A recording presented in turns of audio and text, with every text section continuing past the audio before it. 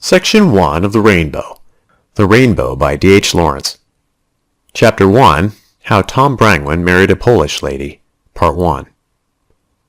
The Brangwens had lived for generations on the Marsh farm, in the meadows where the air-wash twisted sluggishly through alder trees, separating Derbyshire from Nottinghamshire. 2 miles away, a church tower stood on a hill, the houses of the little country town climbing assiduously up to it. Whenever one of the Brangwens in the fields lifted his head from his work, he saw the church tower at Ilkeston and the empty sky, so that as he turned again to the horizontal land, he was aware of something standing above him and beyond him in the distance. There was a look in the eyes of the Brangwens, as if they were expecting something unknown, about which they were eager. They had that air of readiness for what would come to them, a kind of surety, an expectancy, the look of an inheritor. They were fresh, blond, slow-speaking people, revealing themselves plainly, but slowly, so that one could watch the change in their eyes from laughter to anger, blue, lit-up laughter, to a hard, blue-staring anger, through all the irresolute stages of the sky when the weather is changing. Living on rich land, on their own land, near to a growing town, they had forgotten what it was to be in straitened circumstances. They had never become rich, because there were always children, and the patrimony was divided every time. But always, at the Marsh, there was ample. So the Brangwens came and went without fear of necessity, working hard because of the life that was in them, not for want of the money. Neither were they thriftless. They were aware of the last halfpenny, and instinct made them not waste the peeling of their apple, for it would help to feed the cattle. But heaven and earth was teeming around them, and how should this cease? They felt the rush of the sap in spring. They knew the wave which cannot halt, but every year throws forward the seed to begetting, and, falling back, leaves the young born on the earth. They knew the intercourse between heaven and earth, sunshine drawn into the breast and bowels, the rain sucked up in the daytime, nakedness that comes under the wind in autumn, showing the birds' nests no longer worth hiding. Their life and irrelations were such, feeling the pulse and body of the soil that opened to their furrow for the grain, and became smooth and supple after their ploughing, and clung to their feet with a weight that pulled like desire, lying hard and unresponsive when the crops were to be shorn away. The young corn waved and was soaken, and the lustre slid along the limbs of the men who saw it. They took the udder of the cows yielded milk and pulse against the hands of the men. Yet the pulse of the blood of the teats of the cows beat into the pulse of the hands of the men. They mounted their horses, and held life between the grip of their knees. They harnessed their horses at the wagon, and, with hand on the bridle rings, drew the heaving of the horses after their will. In autumn the partridges whirred up, birds in flocks blew like spray across the fallow, rooks appeared on the gray, watery heavens, and flew cawing into the winter. Then the men sat by the fire in the house where the women moved about with surety, and the limbs and the body of the men were impregnated with the day, cattle and earth and vegetation and the sky. The men sat by the fire, and their brains were inert, as their blood flowed heavy with the accumulation from the living day. The women were different. On them, too, was the drowse of blood intimacy, calves sucking and hens running together in droves, and young geese palpitating in the hand while the food was pushed down their throttle. But the women looked out from the heated, blind intercourse of farm life to the spoken world beyond. They were aware of the lips and the mind of the world speaking and giving utterance. They heard the sound in the distance. They strained to listen.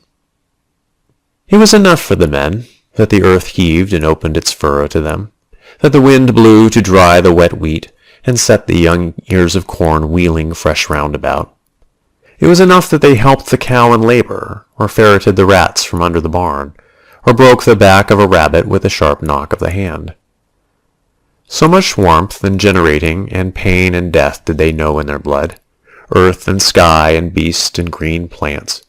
So much exchange and interchange they had with these, that they lived full and surcharged, their senses full fed, their faces always turned to the heat of the blood, staring into the sun, dazed with looking towards the source of generation, unable to turn round.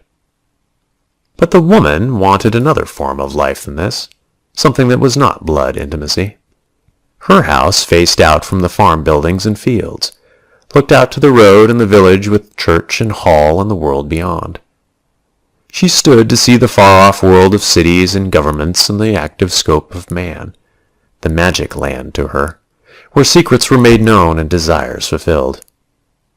She faced outwards to where men moved dominant and creative, having turned their back on the pulsing heat of creation, and with this behind them, were set out to discover what was beyond, to enlarge their own scope and range and freedom, whereas the Brahmin men faced inwards to the teeming life of creation which poured unresolved into their veins. Looking out, as she must, from the front of her house towards the activity of man and the world at large, whilst her husband looked out to the back at sky and harvest and beast and land, she strained her eyes to see what man had done in fighting outwards to knowledge. She strained to hear how he uttered himself in his conquest. Her deepest desire hung on the battle that she heard, far off, being waged on the edge of the unknown. She also wanted to know, and to be of the fighting host. At home, even so near as Kossuth, was the vicar, who spoke the other magic language, and had the other finer bearing, both of which she could perceive, but could never attain to. The vicar moved in worlds beyond where her own menfolk existed. Did she not know her own menfolk? Fresh, slow, full-built men, masterful enough, but easy, native to the earth, lacking outwardness and range of motion.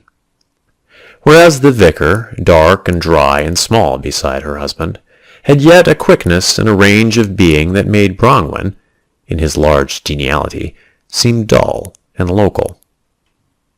She knew her husband, but in the vicar's nature was that which passed beyond her knowledge. As Brangwen had power over the cattle, so the vicar had power over her husband. What was it in the vicar that raised him above the common man is raised above the beast? She craved to know. She craved to achieve this higher being, if not in herself, then in her children. That which makes a man strong, even if he be little and frail in body, just as any man is little and frail beside a bull, and yet stronger than a bull. What was it? It was not money, nor power, nor position. What power had the vicar over Tom Brangwen? None. Yet strip them and set them on a desert island, and the vicar was the master. His soul was master of the other man's. And why? Why? She decided it was a question of knowledge.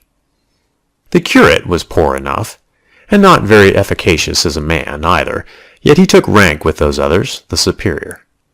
She watched his children being born. She saw them running as tiny things beside their mother. And already they were separate from her own children, distinct. Why were her own children marked below the others? Why should the curate's children inevitably take precedence over her children?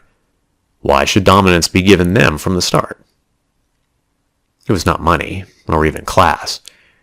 It was education and experience, she decided. It was this education, this higher form of being, that the mother wished to give her children, so that they too could live the supreme life on earth. For her children, at least the children of her heart, had the complete nature that should take place in equality with the living, vital people in the land, not be left behind obscure among the laborers. Why must they remain obscured and stifled all their lives? Why should they suffer from lack of freedom to move? How should they learn the entry into the finer, more vivid circle of life? Her imagination was fired by the squire's lady at Shelley Hall, who came to church at Kossuth with her little children, girls in tidy capes of beaver fur, and smart little hats, herself like a winter rose, so fair and delicate. So fair, so fine in mold, so luminous. What was it that Mrs. Hardy felt which she, Mrs. Brangwen, did not feel? How was Mrs. Hardy's nature different from that of the common women of Kossuth? And what was it beyond them? All the women of Kossuth talked eagerly about Mrs. Hardy, of her husband, her children, her guests, her dress, of her servants, and her housekeeping. The lady of the hall was the living dream of their lives. Her life was the epic that inspired their lives. In her they lived imaginatively, and in gossiping of her husband who drank, of her scandalous brother, of Lord William Bentley her friend, member of Parliament for the division, they had their own Odyssey enacting itself, Penelope and Ulysses before them, and Circe and the swine and the endless web. So the women of the village were fortunate. They saw themselves in the lady of the manor. Each of them lived her own fulfillment of the life of Mrs. Hardy, and the Brangwen wife of the marsh aspired beyond herself, towards the further life of the finer woman, towards the extended being she revealed, as a traveler in his self-contained manner reveals far-off countries present in himself. But why should a knowledge of far-off countries make a man's life a different thing, finer, bigger? And why is a man more than the beast and the cattle that serve him? It is the same thing. The male part of the poem was filled in by such men as the vicar and Lord William, lean, eager men, with strange movements, men who had command of the further fields, whose lives ranged over a great extent. It was something very desirable to know, this touch of the wonderful men who had the power of thought and comprehension. The women of the village might be much fonder of Tom Brangwen, and more at their ease with him. Yet if their lives had been robbed of the vicar and of Lord William, the leading shoot would have been cut away from them. They would have been heavy and uninspired and inclined to hate. So long as the wonder of the beyond was before them, they could get along, whatever their lot. And Mrs. Hardy, and the vicar, and Lord William, these moved in the wonder of the beyond, and were visible to the eyes of Kossuth in their motion. Part 2. About 1840, a canal was constructed across the meadows of the Marsh Farm, connecting the newly opened collieries of the Irwash Valley. A high embankment traveled along the fields to carry the canal, which passed close to the homestead, and reaching the road went over in a heavy bridge. So the marsh was shut off from Ilkeston, and enclosed in the small valley bed, which ended in a bushy hill and the village spire of Kossuth. The Brangwens received a fair sum of money from this trespass across their land. Then, a short time afterwards, a colliery was sunk on the other side of the canal, and in a while the Midland Railway came down the valley at the foot of the Ilkeston Hill, and the invasion was complete. The town grew rapidly. The Brangwens were kept busy producing supplies. They became richer. They were almost tradesmen.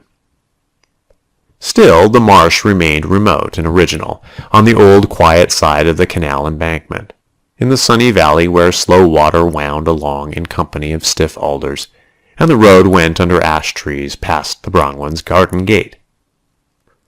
But, looking from the garden gate down the road to the right, there, through the dark archway of the canal's square aqueduct, was a colliery spinning away in the near distance, and further, red, crude houses plastered on the valley in masses, and beyond all, the dim, smoking hill of the town. The homestead was just on the safe side of civilization, outside the gate. The house stood bare from the road, approached by a straight garden path, along which at spring the daffodils were thick in green and yellow. At the sides of the house were bushes of lilac and guelder rose and privet, entirely hiding the farm buildings behind. At the back, a confusion of sheds spread into the home close from out of 2 or 3 indistinct yards. The duck pond lay beyond the furthest wall, littering its white feathers on the padded earthen banks, blowing its stray soiled feathers into the grass and the gorse bushes below the canal embankment, which rose like a high rampart near at hand, so that occasionally a man's figure passed in silhouette, or a man and a towing horse traversed the sky. At first, the Brangwens were astonished by all this commotion around them. The building of a canal across their land made them strangers in their own place. This raw bank of earth shutting them off disconcerted them. As they worked in the fields, from beyond the now familiar embankment came the rhythmic run of the winding engines, startling at first, but afterwards a narcotic to the brain. Then the shrill whistle of the trains re-echoed through the heart, with fearsome pleasure, announcing the far-off come near and imminent. As they pulled the turnips in November, the sharp clink, clink, clink, clink, clink of empty trucks shunting on the line vibrated in their hearts with the fact of other activity going on beyond them. The Alfred Brangwen of this period had married a woman from Henor, a daughter of the Black Horse. She was a slim, pretty, dark woman, quaint in her speech, whimsical, so that the sharp things she said did not hurt. She was oddly a thing to herself, rather querulous in her manner, but intrinsically separate and indifferent, so that her long lamentable complaints, when she raised her voice against her husband in particular, and against everybody else after him, only made those who heard her wonder and feel affectionately towards her, even while they were irritated and impatient with her. She railed long and loud about her husband, but always with a balanced, easy-flying voice and a quaint manner of speech that warmed his belly with pride and male triumph, while he scowled with mortification at the things she said. Consequently, Brangwen himself had a humorous puckering at the eyes, a sort of fat laugh, very quiet and full, and he was spoilt like a lord of creation.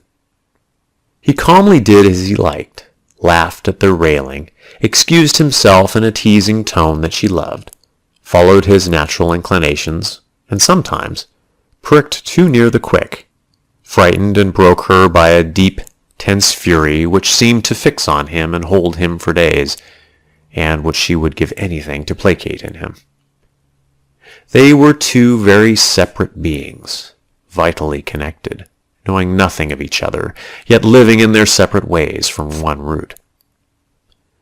There were 4 sons and 2 daughters. The eldest boy ran away early to sea and did not come back. After this, the mother was more the node and center of attraction in the home.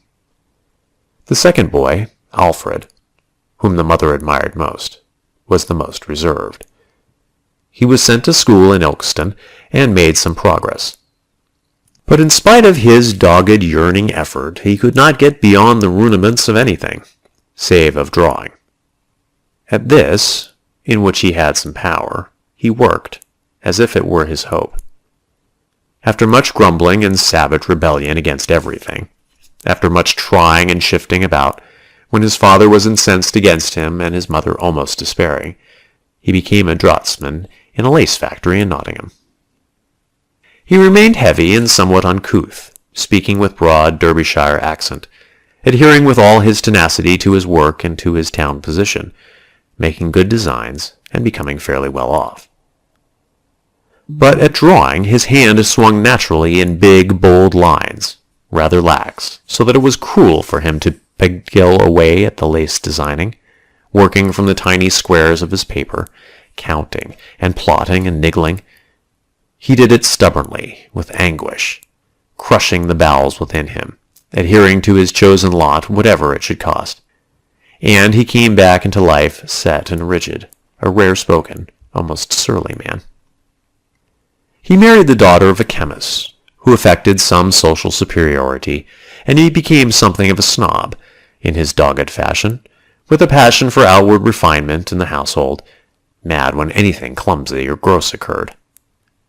Later, when his 3 children were growing up and he seemed a staid, almost middle-aged man, he turned after strange women, and became a silent, inscrutable follower of forbidden pleasure, neglecting his indignant bourgeois wife without a qualm.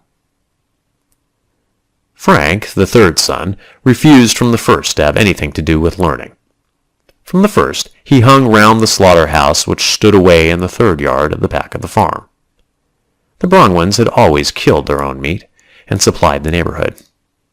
Out of this grew a regular butcher's business in connection with the farm.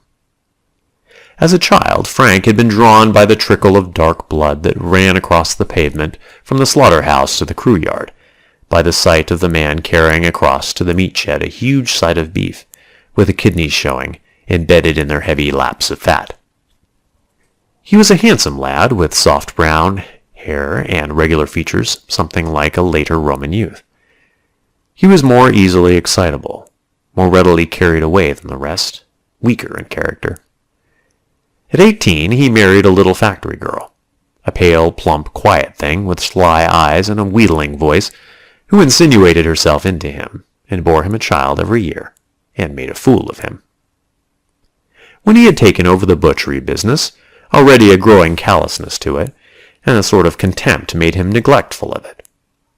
He drank, and was often to be found in his public house blathering away as if he knew everything, when in reality he was a noisy fool. Of the daughters, Alice, the elder, married a collier and lived for a time stormily in Ilkeston, before moving away to Yorkshire with her numerous young family. Effie, the younger, remained at home. The last child, Tom, was considerably younger than his brothers, so had belonged rather to the company of his sisters. He was his mother's favorite. She roused herself to determination, and sent him forcibly away to a grammar school in Derby when he was 12 years old. He did not want to go, and his father would have given away, but Mrs. Brangwen had set her heart on it. Her slender, pretty, tightly covered body, with full skirts, was now the center of resolution in the house, and when she had once set upon anything, which was not often, the family failed before her. So Tom went to school, an unwilling failure from the first. He believed his mother was right in decreeing school for him, but he knew she was only right because she would not acknowledge his constitution. He knew, with a child's deep, instinctive foreknowledge of what is going to happen to him, that he would cut a sorry figure at school. But he took the infliction as inevitable, as if he were guilty of his own nature, as if his being were wrong, and his mother's conception right. If he could have been what he liked, he would have been that which his mother fondly but deludedly hoped he was. He would have been clever, and capable of becoming a gentleman. It was her aspiration for him, therefore he knew it as the true aspiration for any boy. But you can't make a silk purse out of a sow's ear, as he told his mother very early, with regard to himself, much to her mortification and chagrin.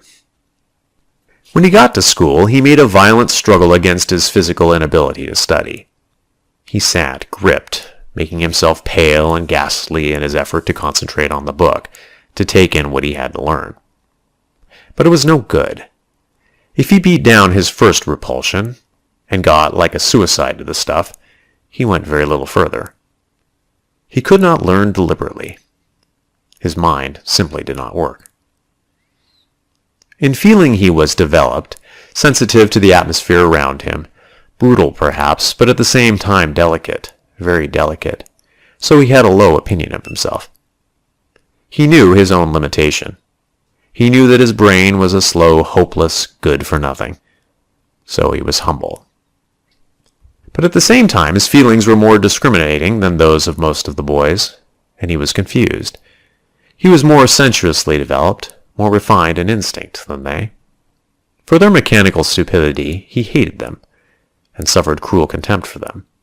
But when it came to mental things, then he was at a disadvantage. He was at their mercy. He was a fool. He had not the power to controvert even the most stupid argument, so that he was forced to admit things he did not in the least believe. And having admitted them, he did not know whether he believed them or not. He rather thought he did. But he loved anyone who could convey enlightenment to him through feeling. He sat betrayed with emotion when the teacher of literature read, in a moving fashion, Tennyson's Ulysses, or Shelley's Ode to the West Wind. His lips parted, his eyes filled with a strained, almost suffering light, and the teacher read on, fired by his power over the boy. Tom Brangwen was moved by this experience beyond all calculation. He almost dreaded it. It was so deep. But when, almost secretly and shamefully, he came to take the book himself, and began the words, "O wild west wind, thou breath of autumn's being," the very fact of the print caused a prickly sensation of repulsion to go over his skin. The blood came to his face. His heart filled with a bursting passion of rage and incompetence. He threw the book down and walked over it and went out to the cricket field. And he hated books as if they were his enemies. He hated them worse than ever he hated any person. He could not voluntarily control his attention. His mind had no fixed habits to go by. He had nothing to get hold of, nowhere to start from. For him there was nothing palpable, nothing known in himself that he could apply to learning. He did not know how to begin. Therefore he was helpless when it came to deliberate understanding or deliberate learning. He had an instinct for mathematics, but if this failed him, he was helpless as an idiot. So that he felt that the ground was never sure under his feet. He was nowhere. His final downfall was his complete inability to attend to a question put without suggestion. If he had to write a formal composition on the army, he did at last learn to repeat the few facts he knew. You can join the army at 18, you have to be over 5'8". But he had all the time a living conviction that this was a dodge and that his commonplaces were beneath contempt. Then he reddened furiously, felt his bowels sink with shame, scratched out what he had written, made an agonized effort to think of something in the real composition style, failed, became sullen with rage and humiliation, put the pen down, and would have been torn to pieces rather than attempt to write another word. End of section 1.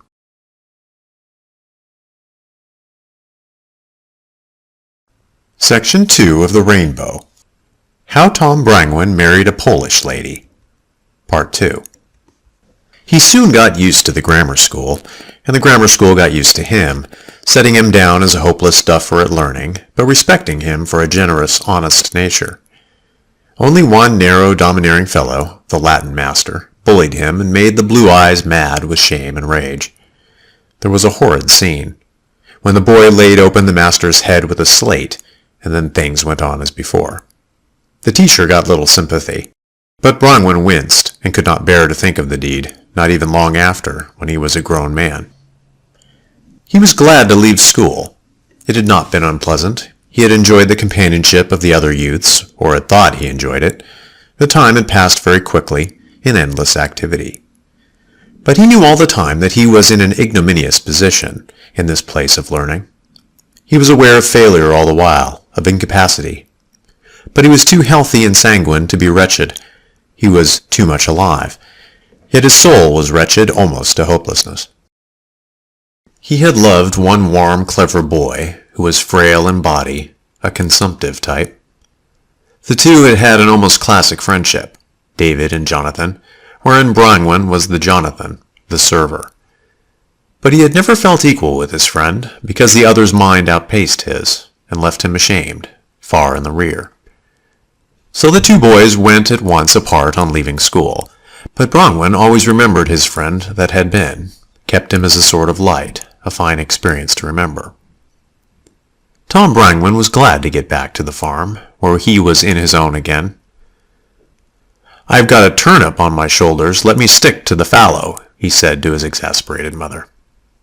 He had too low an opinion of himself, but he went about at his work on the farm gladly enough, glad of the active labor and the smell of the land again, having youth and vigor and humor, and a comic wit, having the will and the power to forget his own shortcomings, finding himself violent with occasional rages, but usually on good terms with everybody and everything.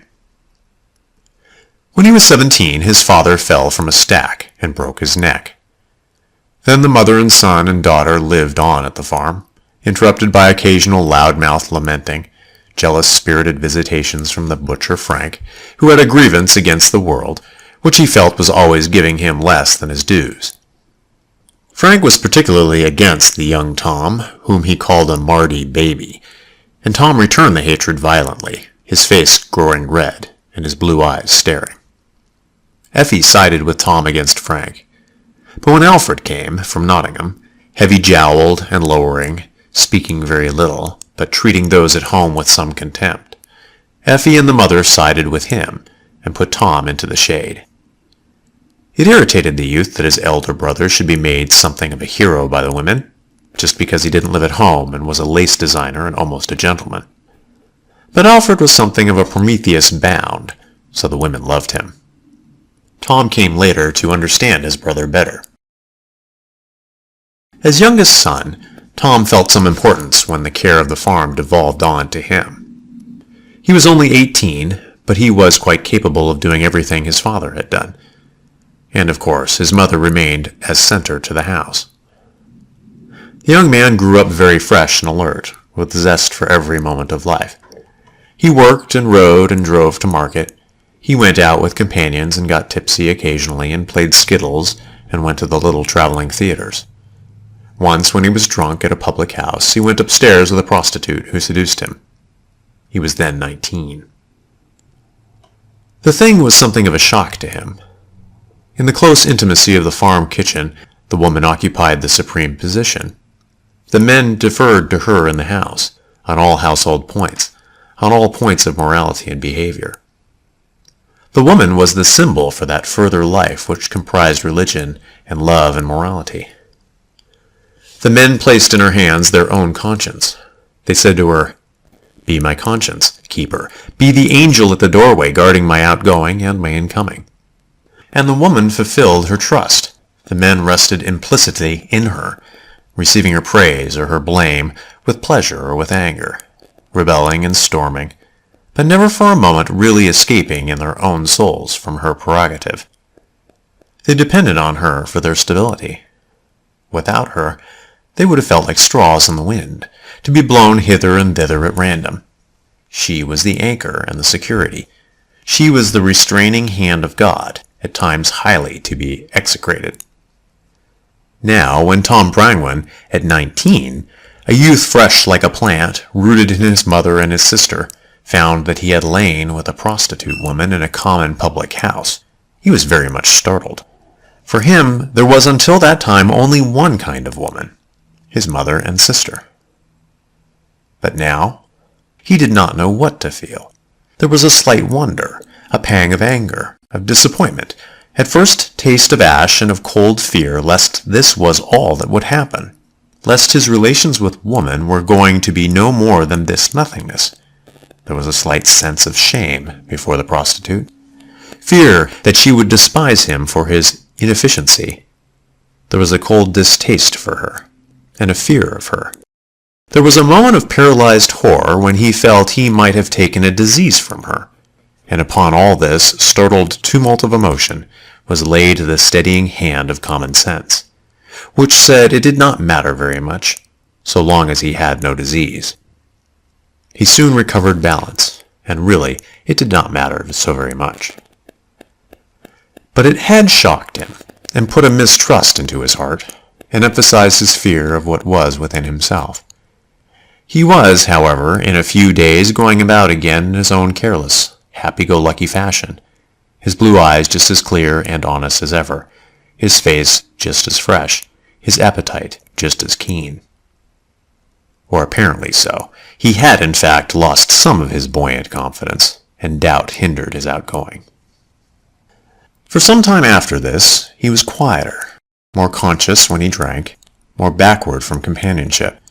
The disillusion of his first carnal contact with woman, strengthened by his innate desire to find in a woman the embodiment of all his inarticulate, powerful religious impulses, put a bit in his mouth.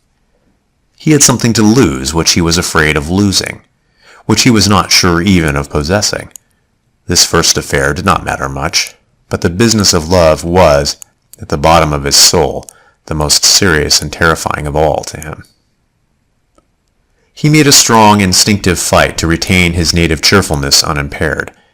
He had naturally a plentiful stream of life and humor, a sense of sufficiency and exuberance, giving ease. But now it tended to cause tension. A strained light came into his eyes. He had a slight knitting of the brows. His boisterous humor gave place to lowering silences, and days passed by in a sort of suspense. He did not know there was any difference in him, exactly. For the most part he was filled with slow anger and resentment. But he knew he was always thinking of women, or a woman, day in, day out, and that infuriated him. He could not get free, and he was ashamed. He had one or two sweethearts, starting with them in the hopes of speedy development. But when he had a nice girl, he found he was incapable of pushing the desired development.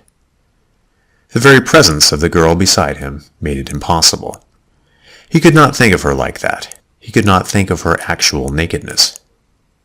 She was a girl, and he liked her, and dreaded violently even the thought of uncovering her. He knew that, in these last issues of nakedness, he did not exist to her, nor she to him. Again, if he had a loose girl, and things began to develop, she offended him so deeply all the time that he never knew whether he was going to get away from her as quickly as possible, or whether he were going to take her out of inflamed necessity. Again he learned his lesson. If he took her, it was a paucity which he was forced to despise. He did not despise himself, nor the girl, but he despised the net result in him of the experience. He despised it deeply and bitterly. Then, when he was 23, his mother died, and he was left at home with Effie. His mother's death was another blow out of the dark. He could not understand it. He knew it was no good his trying. One had to submit to these unforeseen blows that come unawares and leave a bruise that remains and hurts whenever it is touched. He began to be afraid of all that which was up against him. He had loved his mother. After this, Effie and he quarreled fiercely. They meant a very great deal to each other, but they were both under a strange, unnatural tension. He stayed out of the house as much as possible. He got a special corner for himself at the Red Lion at Kossuth, and became a usual figure by the fire, a fresh, fair young fellow with heavy limbs and head held back, mostly silent, though alert and attentive, very hearty in his greeting of everybody he knew, shy of strangers. He teased all the women, who liked him extremely, and he was very attentive to the talk of the men, very respectful. To drink made him quickly flush very red in the face, and brought out the look of self-consciousness and unsureness, almost bewilderment, in his blue eyes. When he came home in this state of tipsy confusion, his sister hated him and abused him, and he went off his head, like a mad bull with rage.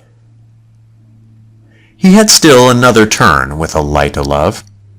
One Whitsuntide he went a jaunt with 2 other young fellows, on horseback, to Matlock, and thence to Bakewell. Matlock was at that time just becoming a famous beauty spot, visited from Manchester and from the Staffordshire towns. In the hotel where the young men took lunch were 2 girls, and the party struck up a friendship. The miss who made up to Tom Brangwen, then 24 years old, was a handsome, reckless girl, neglected for an afternoon by the man who had brought her out. She saw Brangwen and liked him, as all women did, for his warmth and his generous nature, and for the innate delicacy in him. But she saw he was one who would have to be brought to the scratch. However, she was roused and unsatisfied and made mischievous, so she dared anything. It would be an easy interlude, restoring her pride. She was a handsome girl with a bosom, and dark hair and blue eyes, a girl full of easy laughter, flushed from the sun, inclined to wipe her laughing face in a very natural and taking manner. Brangwen was in a state of wonder. He treated her with his chafing deference, roused, but very unsure of himself, afraid to death of being too forward, ashamed lest he might be thought backward, mad with desire, yet restrained by instinctive regard for women from making any definite approach, feeling all the while that his attitude was ridiculous, and flushing deep with confusion. She, however, became hard and daring as he became confused. It amused her to see him come on. "When must you go back?" she asked. "I'm not particular," he said. There the conversation again broke down. Brangwen's companions were ready to go on. "Art comin', Tom?" they called. "Or art for stoppin'?" "Aye, I'm comin'," he replied, rising reluctantly, an angry sense of futility and disappointment spreading over him.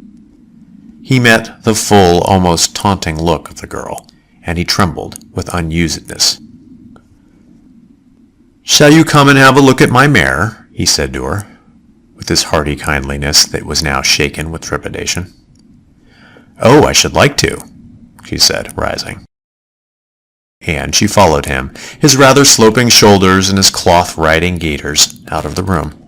The young men got their own horses out of the stable. "Can you ride?" Bronwyn asked her. "I should like to if I could. I have never tried," she said.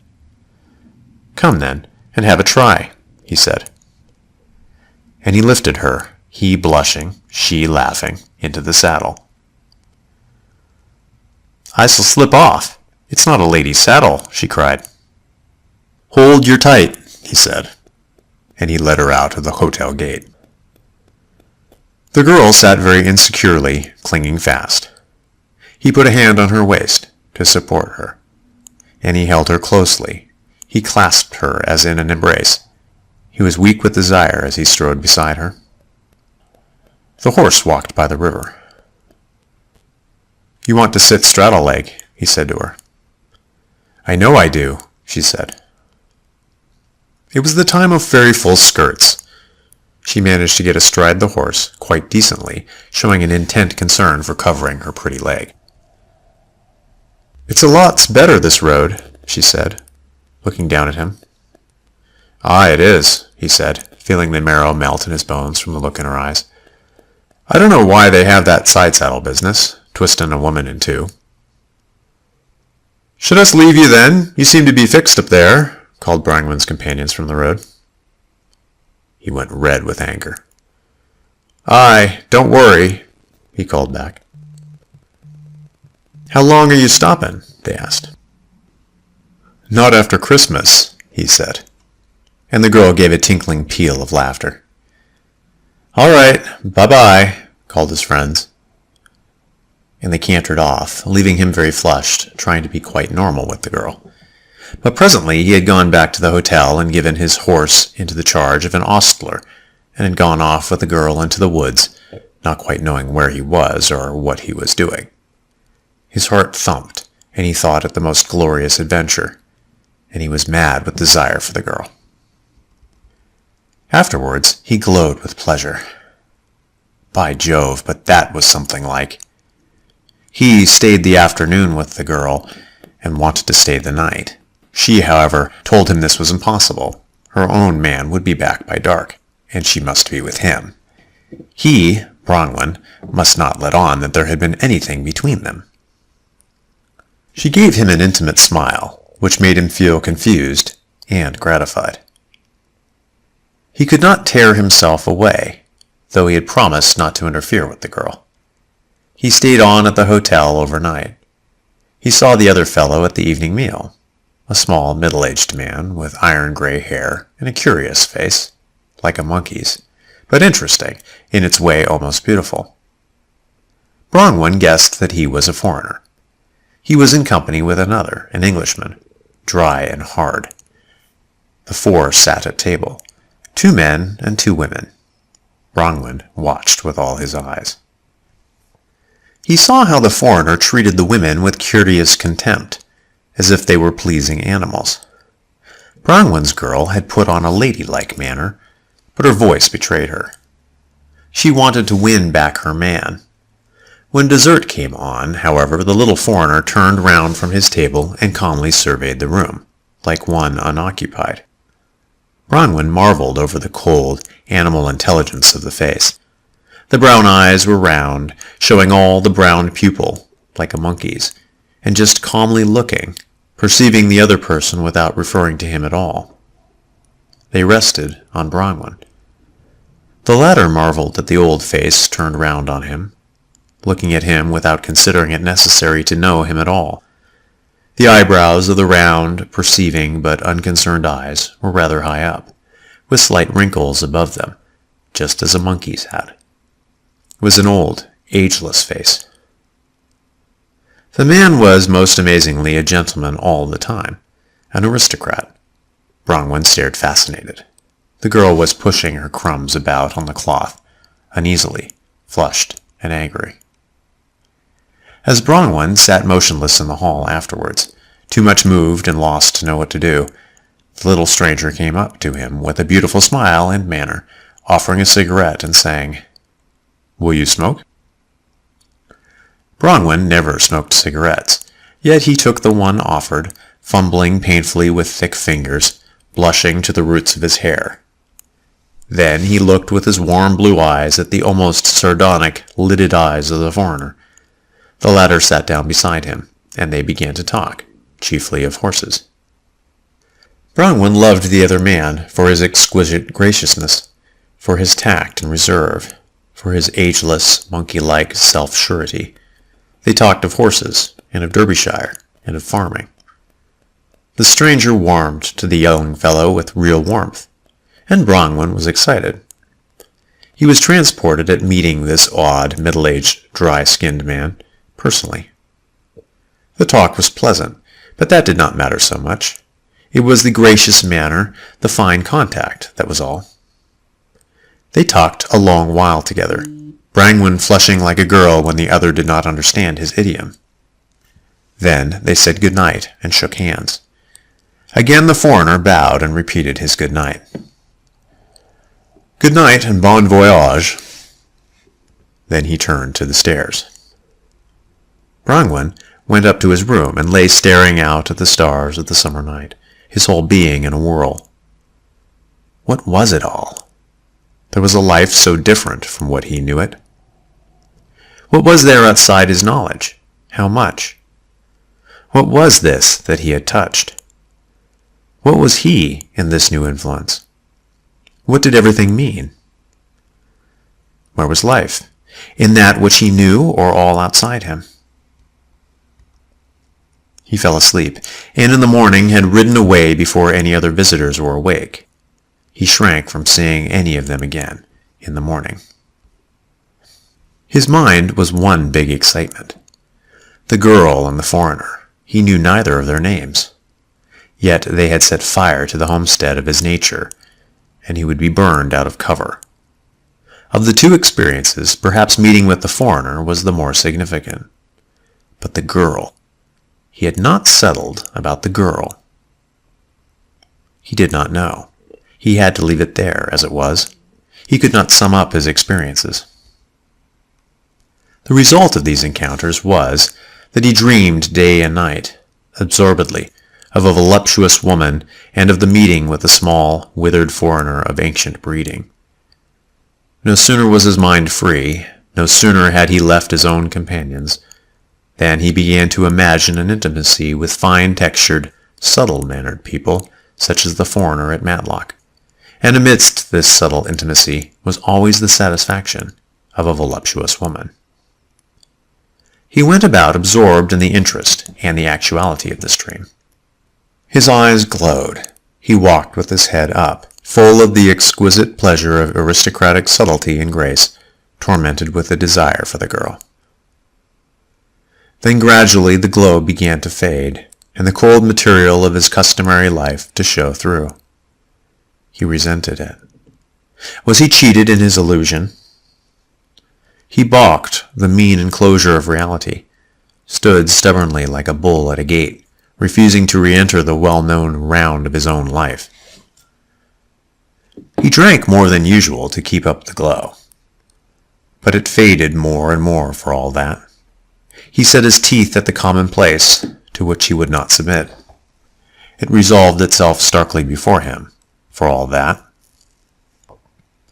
He wanted to marry, to get settled somehow, to get out of the quandary he found himself in. But how? He felt unable to move his limbs. He had seen a little creature caught in birdlime, and the sight was a nightmare to him. He began to feel mad with the rage of impotency. He wanted something to get hold of, to pull himself out, but there was nothing. Steadfastly he looked at the young women, to find a one he could marry. But not one of them did he want. And he knew that the idea of a life among such people as the foreigner was ridiculous. Yet he dreamed of it, and stuck to his dreams. It would not have the reality of Kossuth in Ilkeston. There he sat stubbornly in his corner at the Red Lion, smoking and musing and occasionally lifting his beer pot, and saying nothing, for all the world like a gawping farm laborer, as he said himself. Then a fever of restless anger came upon him. He wanted to go away, right away. He dreamed of foreign parts, but somehow he had no contact with them. And it was a very strong root which held him to the marsh, to his own house and land. Then Effie got married, and he was left in the house with only Tilly, the cross-eyed woman-servant who had been with them for 15 years. He felt things coming to a close. All the time, he had held himself stubbornly resistant to the action of the commonplace unreality which wanted to absorb him. But now he had to do something. He was by nature temperate. Being sensitive and emotional, his nausea prevented him from drinking too much. But, in futile anger, with the greatest of determination and apparent good humor, he began to drink in order to get drunk. "Damn it," he said to himself, "you must have it one road or another. You can't hitch your horse to the shadow of a gatepost.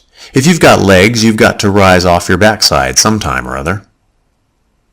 So he rose, and went down to Ilkeston, rather awkwardly took his place among a gang of young bloods, stood drinks to the company, and discovered he could carry it off quite well.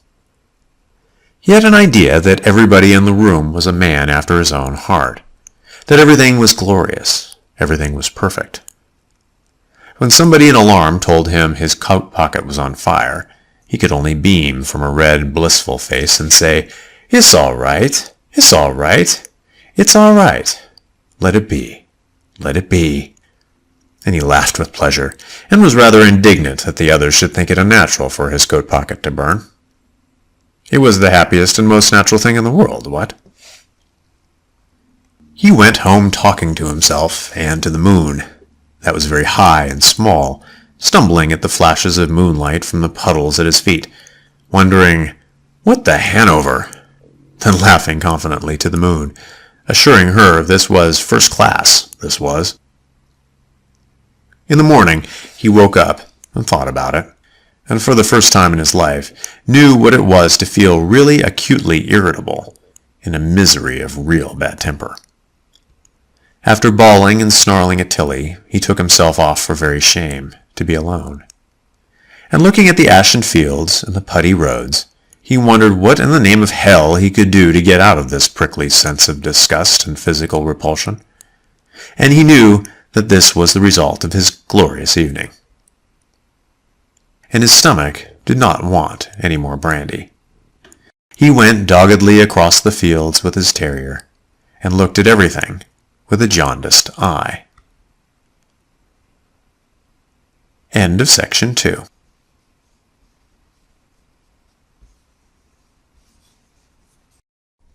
Section 3 of The Rainbow, Part 3.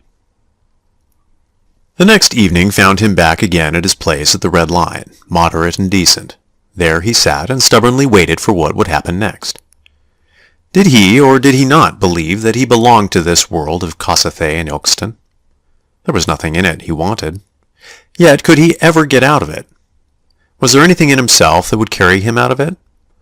Or was he a dunder-headed baby, not man enough to be like the other young fellows who drank a good deal and wrenched a little without any question, and were satisfied?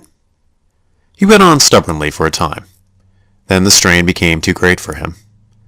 A hot, accumulated consciousness was always awake in his chest. His wrists felt swelled and quivering. His mind became full of lustful images. His eyes seemed blood-flushed. He fought with himself furiously to remain normal. He did not seek any woman. He went on as if he were normal, till he must either take some action or beat his head against the wall. Then he went deliberately to Ilkeston, in silence, intent and beaten. He drank to get drunk. He gulped down the brandy, and more brandy, till his face became pale, his eyes burning. And still he could not get free. He went to sleep in drunken unconsciousness, woke up at 4 o'clock in the morning and continued drinking. He would get free. Gradually the tension in him began to relax. He began to feel happy. His riveted silence was unfastened. He began to talk and babble. He was happy and at one with all the world. He was united with all flesh in a hot blood relationship.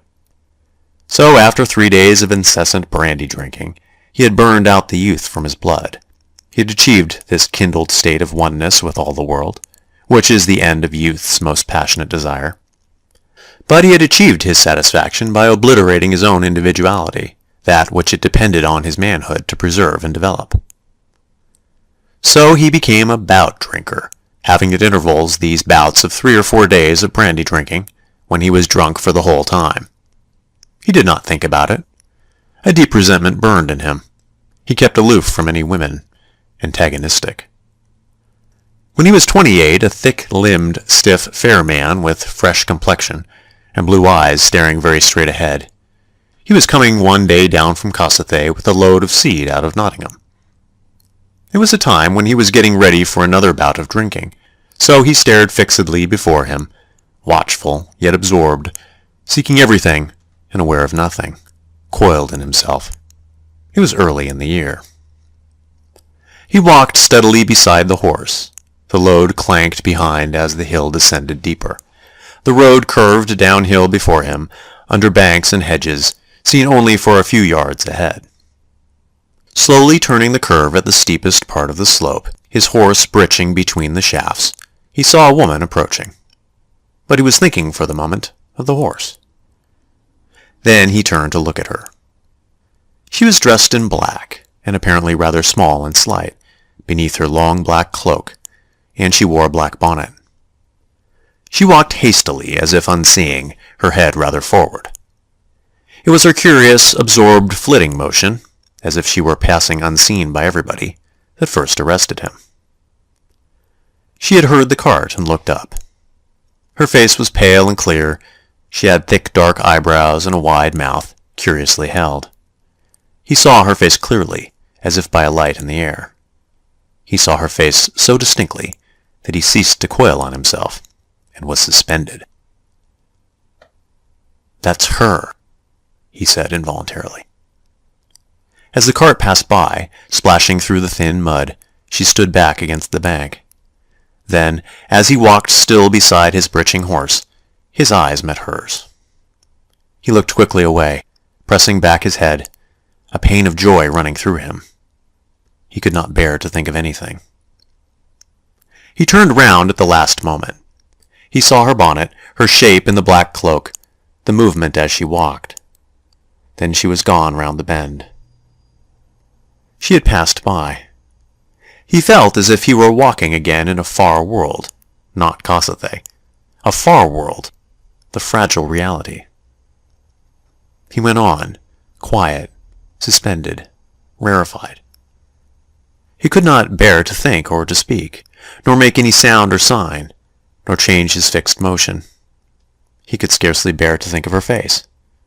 He moved within the knowledge of her, in the world that was beyond reality.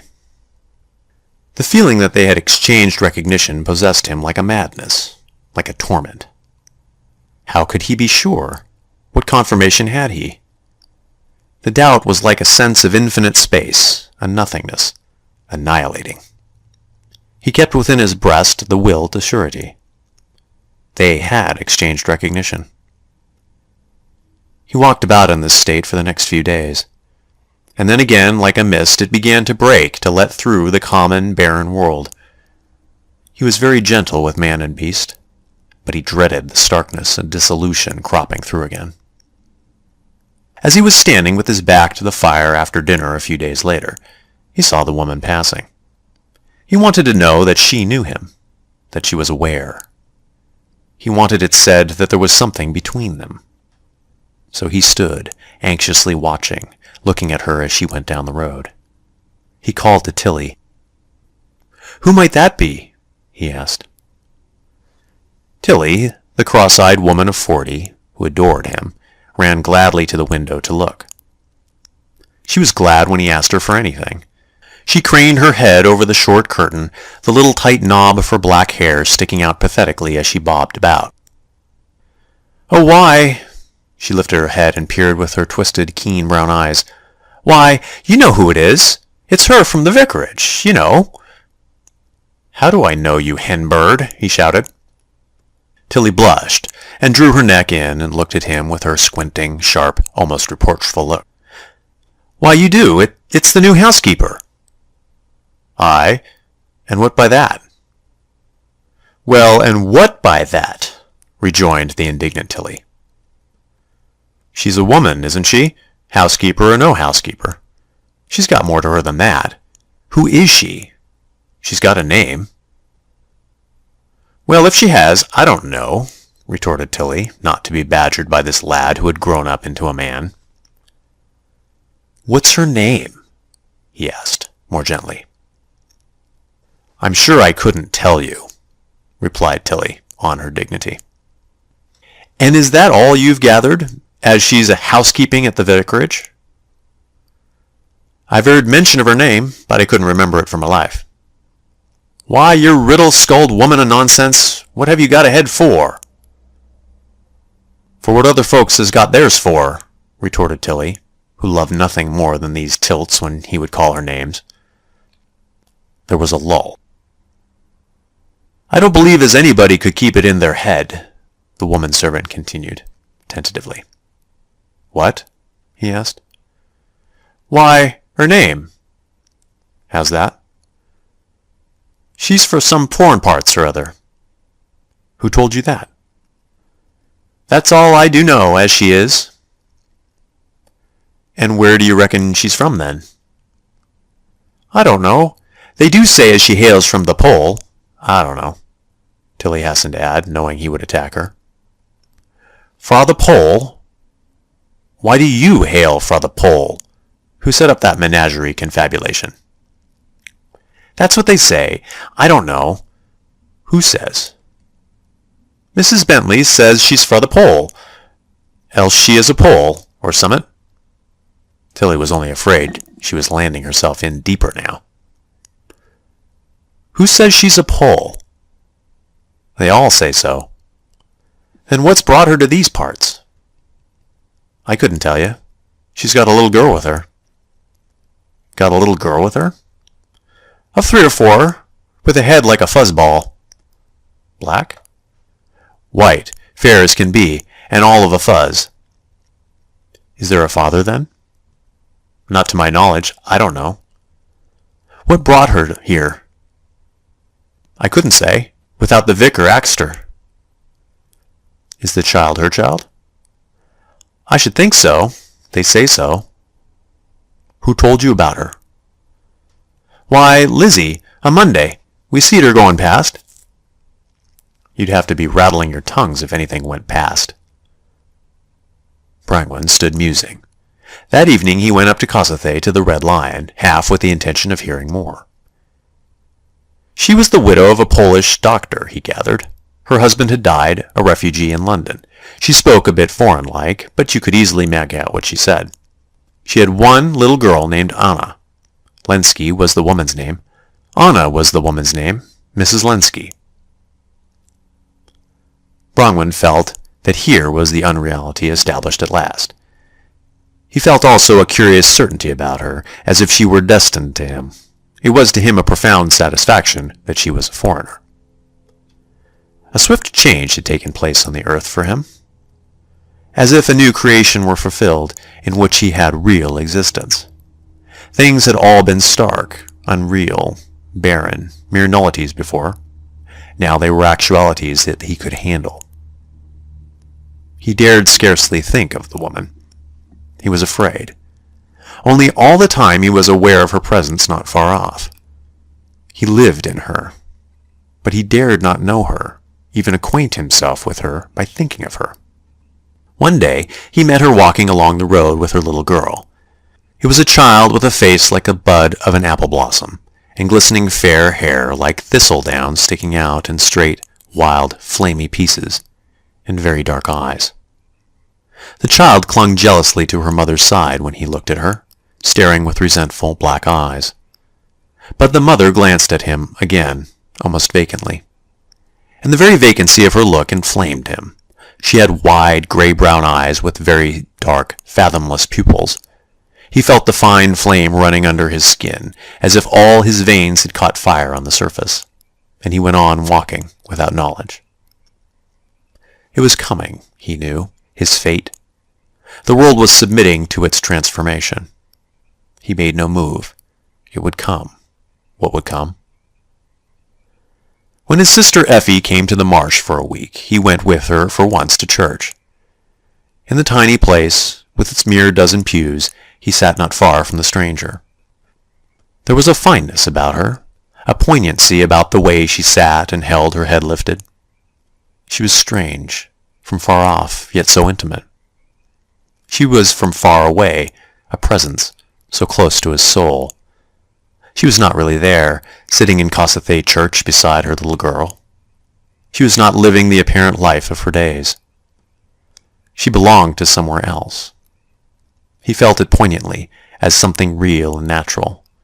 But a pang of fear for his own concrete life, that was only Kossuth, hurt him, and give him misgiving. Her thick dark brows almost met above her regular nose. She had a wide, rather thick mouth. But her face was lifted to another world of life, not to heaven or death, but to some place where she still lived, in spite of her body's absence. The child beside her watched everything with wide black eyes. She had an odd little defiant look. Her little red mouth was pinched shut. She seemed to be jealously guarding something, to be always on the alert for defense. She met Brongwen's near, vacant, intimate gaze, and a palpitating hostility, almost like a flame of pain, came into the wide, overconscious dark eyes. The old clergyman droned on. Kossuth sat unmoved as usual. And there was the foreign woman with a foreign air about her, inviolate, and the strange child, also foreign, jealously guarding something. When the service was over, he walked in the way of another existence out of the church. As he went down the church path with his sister, behind the woman and child, the little girl suddenly broke from her mother's hand, and slipped back with quick, almost invisible movement, and was picking at something almost under Brangwen's feet. Her tiny fingers were fine and quick, but they missed the red button. "Have you found something?" said Brangwen to her. And he also stooped for the button. But she had got it, and she stood back with it pressed against her little coat, her black eyes flaring at him, as if to forbid him to notice her. Then, having silenced him, she turned with a swift, "Mother," and was gone down the path. The mother had stood watching impassive, looking not at the child but at Brongwen. He became aware of the woman looking at him, standing there isolated yet for him dominant in her foreign existence. He did not know what to do, and turned to his sister, but the wide gray eyes, almost vacant yet so moving, held him beyond himself. "Mother, I may have, mayn't I?" came the child's proud silvery tones. Mother? She seemed always to be calling herself mother to remember her. Mother, and she had nothing to continue now her mother had replied, "Yes, my child." But with ready invention the child stumbled and ran on. "What are those people's names?" Brongwen heard the abstract. "I don't know, dear." He went on down the road as if he were not living inside himself, but somewhere outside. "Who was that person?" his sister Effie asked. "I couldn't tell you," he answered, unknowing. "She's somebody very funny," said Effie, almost in condemnation. "That child's like one bewitched." "Bewitched? How bewitched?" he repeated. "You can see for yourself. The mother's plain, I must say, but the child is like a changeling. She'd be about 35. But he took no notice. His sister talked on. "There's your woman for you," she continued. "You'd better marry her." But still, he took no notice. Things were as they were. Another day, at tea-time, as he sat alone at table, there came a knock at the front door. It startled him like a portent. No one ever knocked at the front door. He rose and began slotting back the bolts, turning the big key. When he had opened the door, the strange woman stood on the threshold. "Can you give me a pound of butter?" she asked, in a curious detached way of one speaking a foreign language. He tried to attend to her question. She was looking at him questioningly. But underneath the question, what was there, in her very standing motionless, which affected him? He stepped aside, and she at once entered the house, as if the door had been opened to admit her. That startled him. It was the custom for everybody to wait on the doorstep till asked inside. He went into the kitchen, and she followed. His tea things were spread on the scrubbed deal table. A big fire was burning. A dog rose from the hearth and went to her. She stood motionless just inside the kitchen. "Tilly," he called loudly, "have we got any butter?" The stranger stood there like a silence in her black cloak.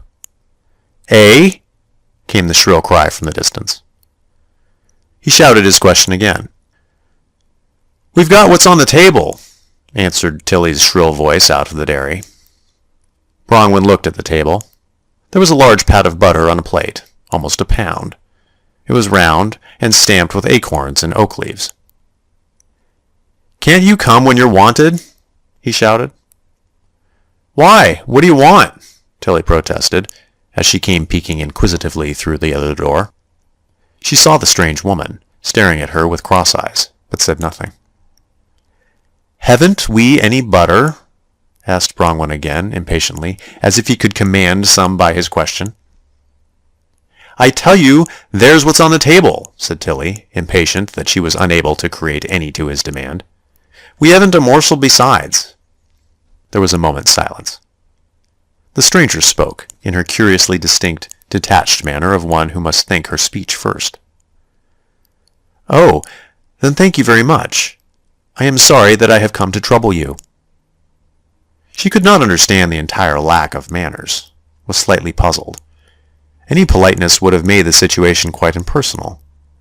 But here it was a case of wills and confusion. Bronwyn flushed at her polite speech. Still, he did not let her go.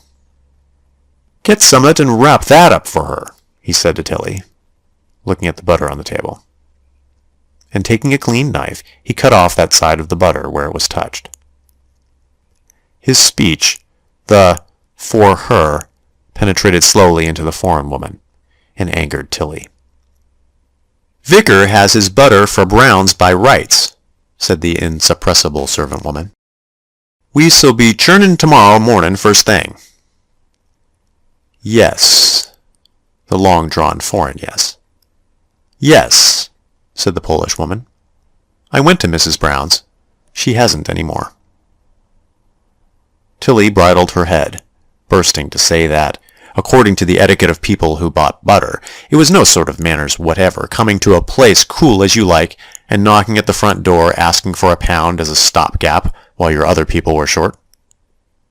"If you go to Brown's, you go to Brown's, and my butter isn't just going to make shift when Brown's has got none." Bronwyn understood perfectly this unspoken speech of Tilly's.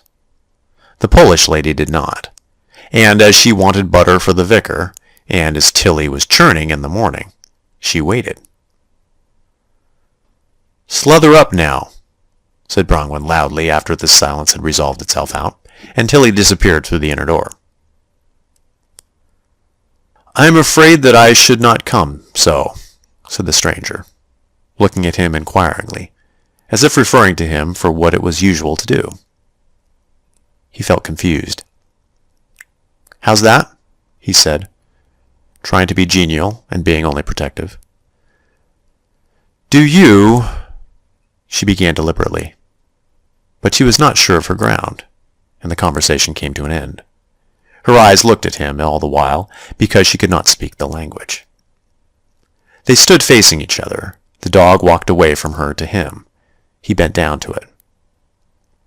"And how's your little girl?" he asked.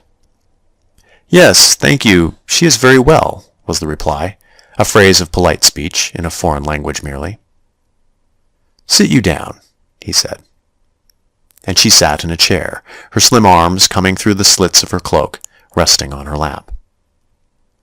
"You're not used to these parts," he said, still standing on the hearthrug with his back to the fire, coatless, looking with curious directness at the woman. Her self-possession pleased him and inspired him, set him curiously free. It seemed to him almost brutal to feel so master of himself and of the situation. Her eyes rested on him for a moment, questioning, as she thought of the meaning of his speech. "No," she said, understanding. "And it middlin' rough?" he said. Her eyes waited on him, so that he should say it again. "Our ways are rough to you," he repeated. Yes, I understand. Yes, it is different. It is strange. But I was in Yorkshire." "Oh, well then," he said, "it's no worse here than what they are up there." She did not quite understand. His protective manner, and his sureness, and his intimacy puzzled her. What did he mean? If he was her equal, why did he behave so without formality? "No," she said, vaguely, her eyes resting on him. She saw him fresh and naive, uncouth, almost entirely beyond relationship with her. Yet he was good-looking, with his fair hair and blue eyes full of energy, and with his healthy body that seemed to take equality with her. She watched him steadily. He was difficult for her to understand, warm, uncouth, and confident as he was, sure on his feet as if he did not know what it was to be unsure. What then was it that gave him this curious stability? She did not know. She wondered. She looked round the room he lived in. It had a close intimacy that fascinated and almost frightened her. The furniture was old and familiar as old people. The whole place seemed so kin to him, as if it partook of his being, that she was uneasy. "It is already a long time that you have lived in this house, yes?" she asked. "I've always lived here," he said. "Yes, but your people, your family." "We've been here above 200 years, he said. Her eyes were on him all the time, wide open and trying to grasp him. He felt that he was there for her. "It is your own place, the house, the farm?" "Yes," he said. He looked down at her and met her look. It disturbed her. She did not know him. He was a foreigner. They had nothing to do with each other. Yet his look disturbed her to knowledge of him. He was so strangely confident and direct. "You live quite alone?" "Yes, if you call it alone." She did not understand. It seemed unusual to her.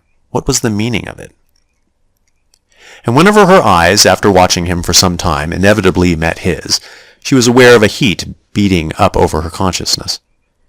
She sat motionless and in conflict. Who was this strange man who was at once so near to her? What was happening to her? Something in his young, warm, twinkling eyes seemed to assume a right to her, to speak to her, to extend her his protection. But how? Why did he speak to her? Why were his eyes so certain, so full of light and confident, waiting for no permission or signal? Tilly returned with a large leaf and found the two silent. At once he felt it incumbent on him to speak, now the servant woman had come back. "How old is your little girl?" he asked. 4 years, she replied. "Her father hasn't been dead long, then?" he asked. "She was 1 year when he died." 3 years? "Yes, 3 years that he is dead, yes." Curiously quiet she was, almost abstracted, answering these questions. She looked at him again, with some maidenhood opening in her eyes. He felt he could not move, neither towards her nor away from her. Something about her presence hurt him, till he was almost rigid before her. He saw the girl's wondering look rise in her eyes. Tilly handed her the butter, and she rose. "Thank you very much," he said. "How much is it?" "We'll make the vicar a present of it," he said. "It'll do for me going to church." "It'd look better of you if you went to church and took the money for your butter," said Tilly, persistent in her claim to him. "You'd have to put in, shouldn't you?" he said.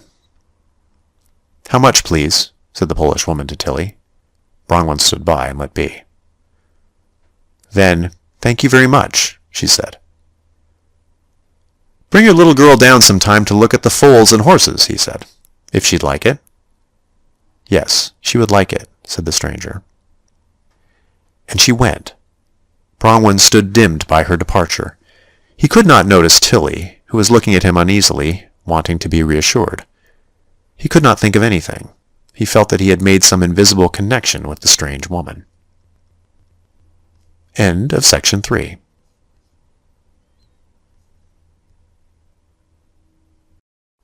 Section 4 of The Rainbow, Part 4. A daze had come over his mind, yet another center of consciousness. In his breast, or in his bowels, somewhere in his body, there had started another activity. It was as if a strong light were burning there, and he was blind within it, unable to know anything except that transfiguration burned between him and her, connecting them like a secret power. Since she had come to the house, he went about in a daze, scarcely seeing even the things he handled, drifting, quiescent, in a state of metamorphosis. He had submitted to that which was happening to him, letting go his will, suffering the loss of himself, dormant always on the brink of ecstasy, like a creature evolving to a new birth. She came twice with her child to the farm, but there was this lull between them, an intense calm and passivity like a torpor upon them, so that there was no active change took place. He was almost unaware of the child, yet by his native good humor he gained her confidence, even her affection, setting her on a horse to ride, giving her corn for the fowls. Once he drove the mother and child from Ilkeston, picking them up on the road. The child huddled close to him as if for love. The mother sat very still. There was a vagueness, like a soft mist over all of them, and a silence as if their wills were suspended. Only he saw her hands, ungloved, folded in her lap, and he noticed the wedding ring on her finger. It excluded him. It was a closed circle. It bound her life, the wedding ring. It stood for her life in which he could have no part. Nevertheless, beyond all this, there was herself and himself which should meet. As he helped her down from the trap, almost lifting her, he felt he had some right to take her thus between his hands. She belonged as yet to that other, to that which was behind. But he must care for her also. She was too living to be neglected. Sometimes her vagueness, in which he was lost, made him angry, made him rage. But he held himself still as yet. She had no response, no being towards him. It puzzled and enraged him, but he submitted for a long time. Then from the accumulated troubling of her ignoring him, gradually a fury broke out, destructive, and he wanted to go away, to escape her. It happened she came down to the marsh with the child whilst he was in this state. Then he stood over against her, strong and heavy in his revolt. And though he said nothing, still she felt his anger and heavy impatience grip hold of her. She was shaken again, as out of a torpor. Again her heart stirred with a quick, outrunning impulse. She looked at him, at the stranger who was not a gentleman, yet who insisted on coming into her life, and the pain of a new birth in herself strung all her veins to a new form. She would have to begin again, to find a new being, a new form, to respond to that blind and insistent figure standing over against her. A shiver, a sickness of new birth passed over her. The flame leaped up him, under his skin. She wanted it, this new life from him, with him, yet she must defend herself against it, for it was a destruction. As he worked alone on the land, or sat up with his ewes at lambing time, the facts and material of his daily life fell away, leaving the kernel of his purpose clean. And then it all came upon him that he would marry her, and she would be his life. Gradually, even without seeing her, he came to know her. He would have liked to think of her as something given into his protection, like a child without parents. But it was forbidden him. He had to come down from this pleasant view of the case. She might refuse him, and besides, he was afraid of her. But during the long February nights with the ewes in labor, looking out from the shelter into the flashing stars, he knew he did not belong to himself. He must admit that he was only fragmentary, something incomplete and subject. There were the stars in the dark heaven traveling, the whole host passing by on some eternal voyage. So he sat small and submissive to the greater ordering. Unless she would come to him, he must remain as a nothingness. It was a hard experience, but after her repeated obliviousness to him, after he had seen so often that he did not exist for her, after he had raged and tried to escape, and said he was good enough by himself, he was a man, and could stand alone, he must, in the starry multiplicity of the night, humble himself, and admit and know that without her he was nothing. He was nothing, but with her he would be real. If she were now walking across the frosty grass near the sheep shelter, through the fretful bleating of the ewes and lambs, she would bring him completeness and perfection. And if it should be so, that she should come to him. It should be so. It was ordained so. He was a long time resolving definitely to ask her to marry him, and he knew, if he asked her, she must really acquiesce. She must. It could not be otherwise. He had learned a little of her. She was poor, quite alone, and had a hard time in London, both before and after her husband died. But in Poland she was a lady well born, a landowner's daughter. All these things were only words to him, the fact of her superior birth, the fact that her husband had been a brilliant doctor, the fact that he himself was her inferior in almost every way of distinction. There was an inner reality, a logic of the soul which connected her with him. One evening in March, when the wind was roaring outside, came the moment to ask her.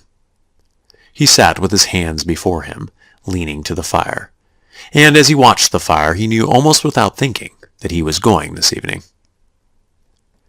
"Have you got a clean shirt?" he asked Tilly. "You know you've got clean shirts," she said. "Aye, bring me a white one." Tilly brought down one of the linen shirts he had inherited from his father, putting it before him to air at the fire. She loved him with a dumb, aching love as he sat leaning with his arms on his knees, still and absorbed, unaware of her. Lately, a quivering inclination to cry had come over her when she did anything for him in his presence. Now, her hands trembled as she spread the shirt. He was never shouting and teasing now. The deep stillness there was in the house made her tremble. He went to wash himself.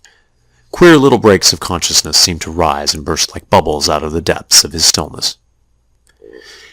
"It's got to be done," he said, as he stooped to take the shirt out of the fender. "It's got to be done, so why balk it?"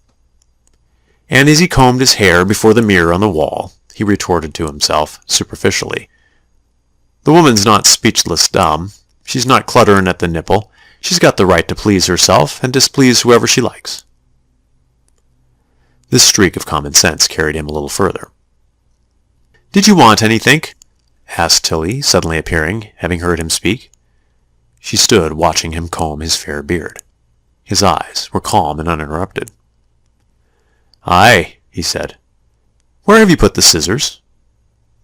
She brought them to him, and stood watching as, chin forward, he trimmed his beard. "Don't go and crop yourself as if you was at a shearing contest," she said, anxiously. He blew the fine curled hair quickly off his lips. He put on all clean clothes, folded his stock carefully, and donned his best coat.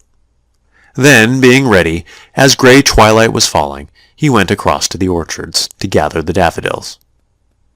The wind was roaring in the apple trees, the yellow flowers swayed violently up and down. He heard even the fine whisper of their spears as he stooped to break the flattened, brittle stems of the flowers. "What's to do?" shouted a friend who met him as he left the garden gate. "Bit of courtin', like," said Bronwyn. And Tilly, in a great state of trepidation and excitement, let the wind whisk her over the field to the big gate, whence she could watch him go. He went up the hill on towards the vicarage, the wind roaring through the hedges, whilst he tried to shelter his bunch of daffodils by his side. He did not think of anything, only knew that the wind was blowing. Night was falling. The bare trees drummed and whistled. The vicar, he knew, would be in his study, the Polish woman in the kitchen, a comfortable room, with her child. In the darkest of twilight he went through the gate and down the path where a few daffodils stooped in the wind, and shattered crocuses made a pale, colourless ravel. There was a light streaming on into the bushes at the back from the kitchen window. He began to hesitate. How could he do this? Looking through the window, he saw her seated in the rocking-chair with the child already in its nightdress, sitting on her knee. The fair head with its wild, fierce hair was drooping towards the fire warmth, which reflected on the bright cheeks and clear skin of the child, who seemed to be musing, almost like a grown-up person. The mother's face was dark and still, and he saw with a pang that she was away back in the life that had been. The child's hair gleamed like spun glass. Her face was illuminated till it seemed like wax lit up from the inside. The wind boomed strongly. Mother and child sat motionless, silent, the child staring with vacant dark eyes into the fire, the mother looking into space. The little girl was almost asleep. It was her will which kept her eyes so wide. Suddenly she looked round, troubled, as the wind shook the house, and Bronwyn saw the small lips move. The mother began to rock. He heard the slight crunch of the rockers of the chair. Then he heard the low, monotonous murmur of a song in a foreign language. Then a great burst of wind. The mother seemed to have drifted away. The child's eyes were black and dilated. Bronwyn looked up at the clouds, which packed in great, alarming haste across the dark sky. Then there came the child's high, complaining, yet imperative voice. "Don't sing that stuff, Mother. I don't want to hear it." The singing died away. "You will go to bed," said the mother. He saw the clinging protest of the child, the unmoved far-awayness of the mother, the clinging, grasping effort of the child. Then suddenly the clear, childish challenge. "I want you to tell me a story." The wind blew. The story began. The child nestled against the mother. Bronwyn waited outside, suspended, looking at the wild waving of the trees and the wind and the gathering darkness. He had his fate to follow. He lingered there at the threshold. The child crouched distinct and motionless, curled in against her mother, the eyes dark and unblinking among the keen wisps of hair, like a curled-up animal asleep but for the eyes. The mother sat as if in shadow. The story went on as if by itself. Bronwyn stood outside seeing the nightfall. He did not notice the passage of time. The hand that held the daffodils was fixed and cold. The story came to an end. The mother rose at last, with the child clinging round her neck. She must be strong to carry so large a child so easily. The little Anna clung round her mother's neck.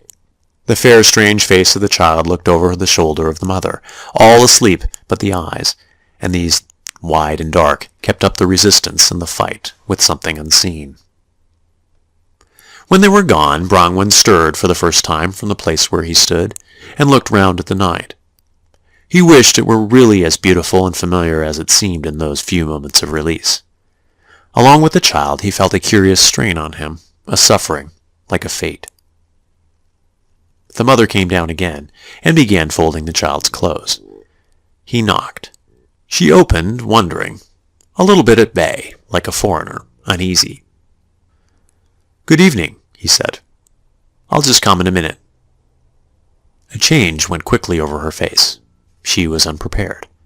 She looked down at him as he stood in the light from the window, holding the daffodils, the darkness behind.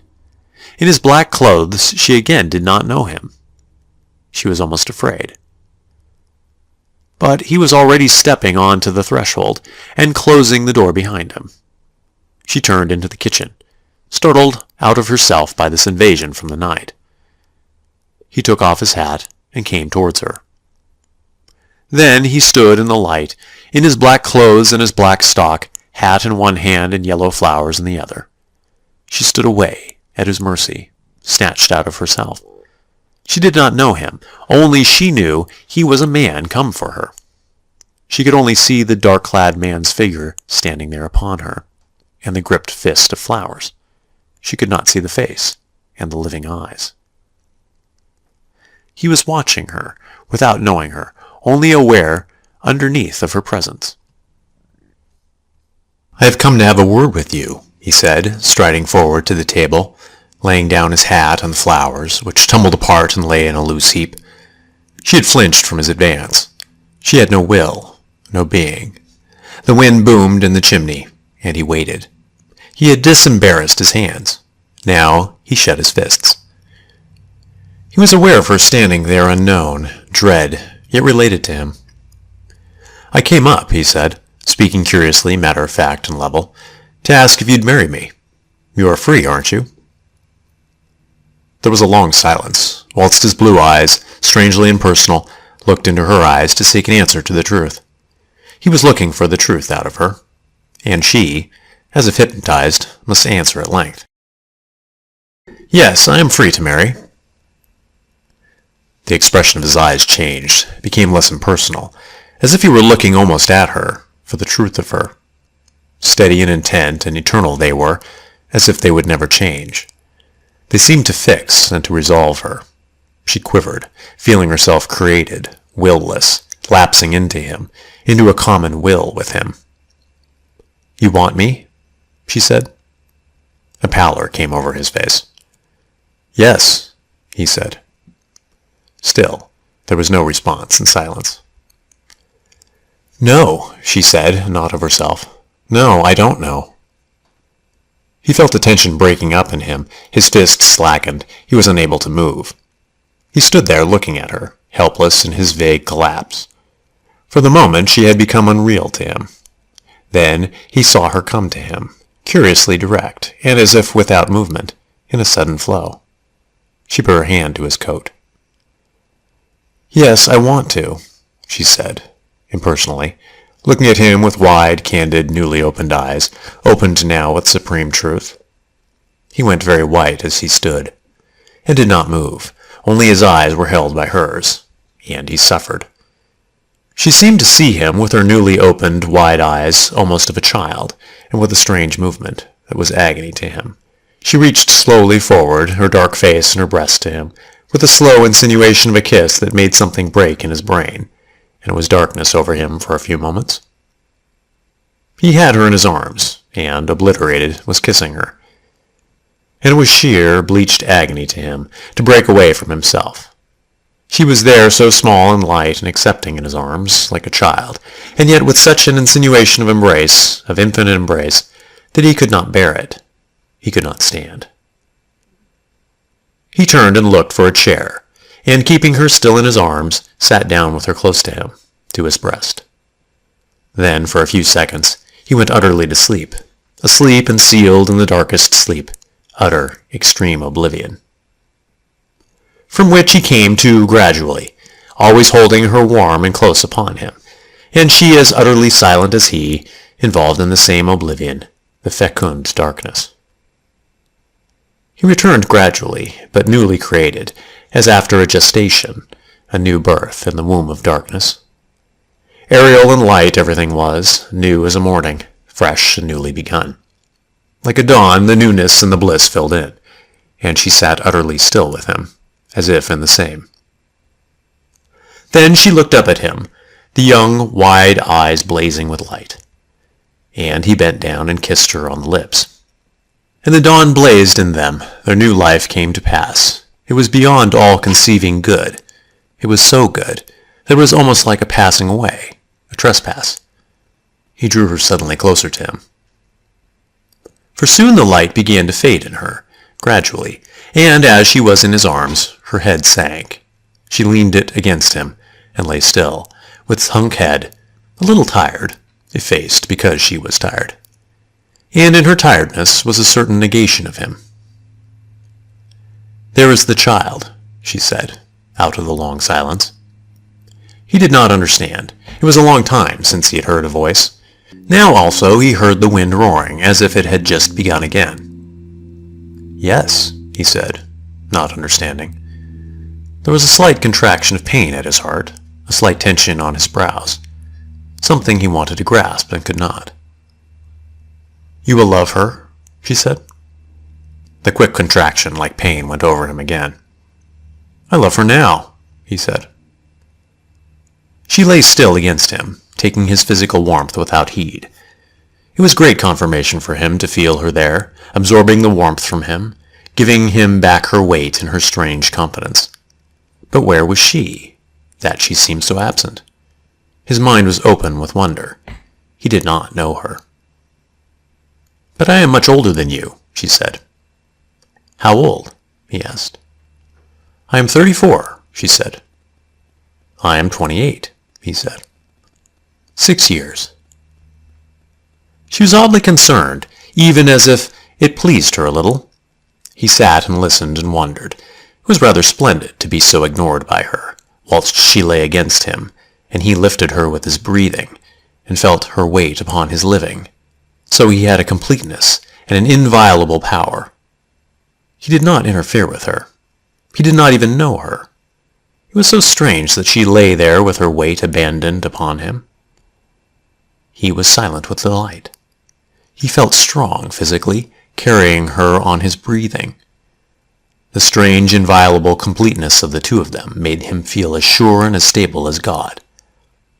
Amused, he wondered what the vicar would say if he knew. "You needn't stop here much longer, housekeeping," he said. "I like it also here," she said, When one has been in many places, it is very nice here." He was silent again at this. So close on him she lay, and yet she answered him from so far away. But he did not mind. "What was your own home like when you were little?" he asked. "My father was a landowner," she replied. "It was near a river." This did not convey much to him. All was as vague as before, but he did not care, whilst she was so close. "I am a landowner, a little one," he said. "Yes," she said. He had not dared to move. He sat there with his arms round her, her lying motionless on his breathing, and for a long time he did not stir. Then, softly, timidly, his hand settled on the roundness of her arm, on the unknown. She seemed to lie a little closer. A hot flame licked up from his belly to his chest. But it was too soon. She rose and went across the room to a drawer, taking out a little tray cloth. There was something quiet and professional about her. She had been a nurse beside her husband, both in Warsaw and in the rebellion afterwards. She proceeded to set a tray. It was as if she ignored Brangwen. He sat up, unable to bear contradiction in her. She moved about inscrutably. Then, as he sat there, all mused and wondering, she came near to him, looking at him with wide gray eyes that almost smiled with low light. But her ugly, beautiful mouth was still unmoved and sad. He was afraid. His eyes, strained and roused with unusedness, quailed a little before her. He felt himself quailing, and yet he rose, as if obedient to her. He bent and kissed her heavy, sad, wide mouth that was kissed and did not alter. Fear was too strong in him. Again, he had not got her. She turned away. The vicarage kitchen was untidy, and yet to him beautiful with the untidiness of her and her child. Such a wonderful remoteness there was about her, and then something in touch with him that made his heart knock in his chest. He stood there and waited, suspended. Again she came to him, as he stood in his black clothes, with blue eyes very bright and puzzled for her, his face tensely alive, his hair disheveled. She came close up to him, to his intent, black-clothed body, and laid her hand on his arm. He remained unmoved. Her eyes, with a blackness of memory struggling with passion, primitive and electric away at the back of them, rejected him and absorbed him at once. But he remained himself. He breathed with difficulty, and sweat came out of the roots of his hair on his forehead. "Do you want to marry me?" she asked slowly, always uncertain. He was afraid lest he could not speak. He drew breath hard, saying, "I do." Then again, what was agony to him, with one hand lightly resting on his arm, she leaned forward a little, and with a strange primeval suggestion of embrace, held him, her mouth. It was ugly beautiful, and he could not bear it. He put his mouth on hers, and slowly, slowly the response came, gathering force and passion, till it seemed to him she was thundering at him till he could bear no more. He drew away, white, unbreathing. Only in his blue eyes was something of himself concentrated, and in her eyes was a little smile upon a black void. She was drifting away from him again, and he wanted to go away. It was intolerable. He could bear no more. He must go. Yet he was irresolute. But she turned away from him. With a little pang of anguish, of denial, it was decided. "I'll come and speak to the vicar tomorrow," he said, taking his hat. She looked at him, her eyes expressionless and full of darkness. He could see no answer. "That'll do, won't it?" he said. "Yes," she answered, a mere echo without body or meaning. "Good night," he said. "Good night."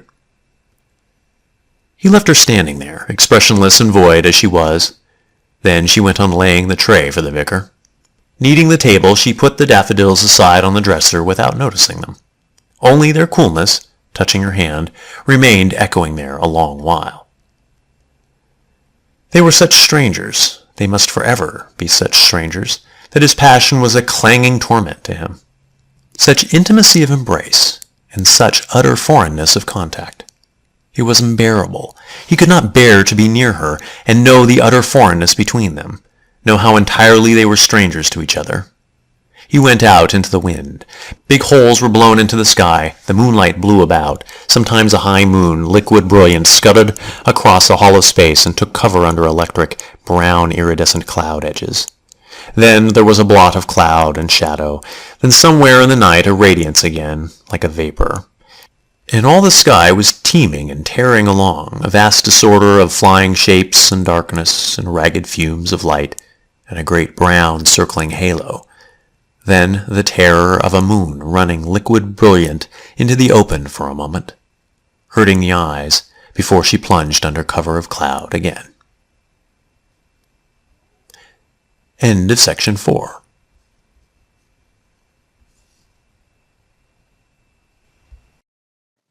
Section 5 of The Rainbow.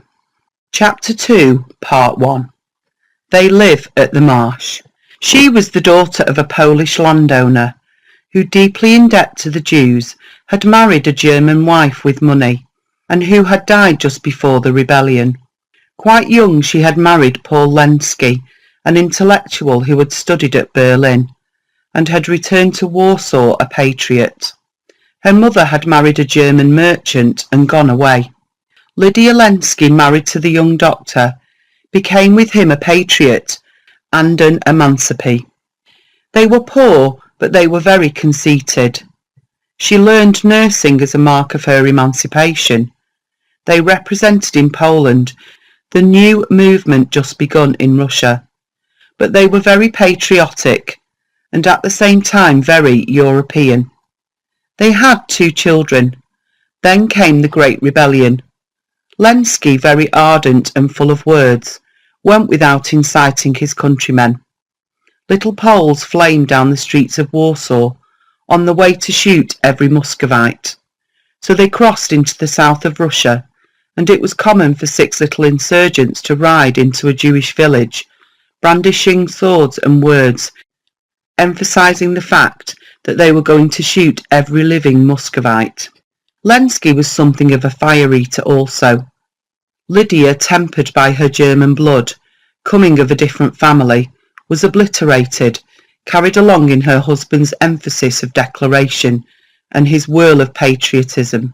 He was indeed a brave man, but no bravery could quite have equalled the vividness of his talk.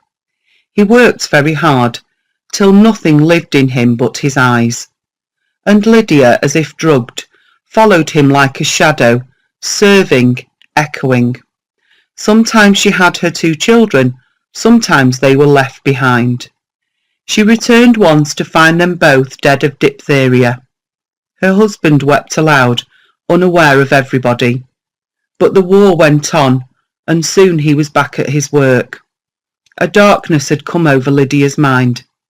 She walked always in a shadow, silenced with a strange deep terror having hold of her. Her desire was to seek satisfaction in dread, to enter a nunnery, to satisfy the instincts of dread in her, through service of a dark religion, but she could not. Then came the flight to London. Lenski, the little thin man, had got, all his life, locked into a resistance and could not relax again. He lived in a sort of insane irritability, touchy, haughty to the last degree, fractious, so that, as assistant doctor in one of the hospitals, he soon became impossible. They were almost beggars, but he kept still his great ideas of himself. He seemed to live in a complete hallucination, where he himself figured vivid and lordly. He guarded his wife jealously against the ignominy of her position, rushed around her like a brandished weapon, an amazing sight to the English eye, had her in his power as if he hypnotized her. She was passive, dark, always in shadow. He was wasting away. Already when the child was born, he seemed nothing but skin and bone and fixed idea.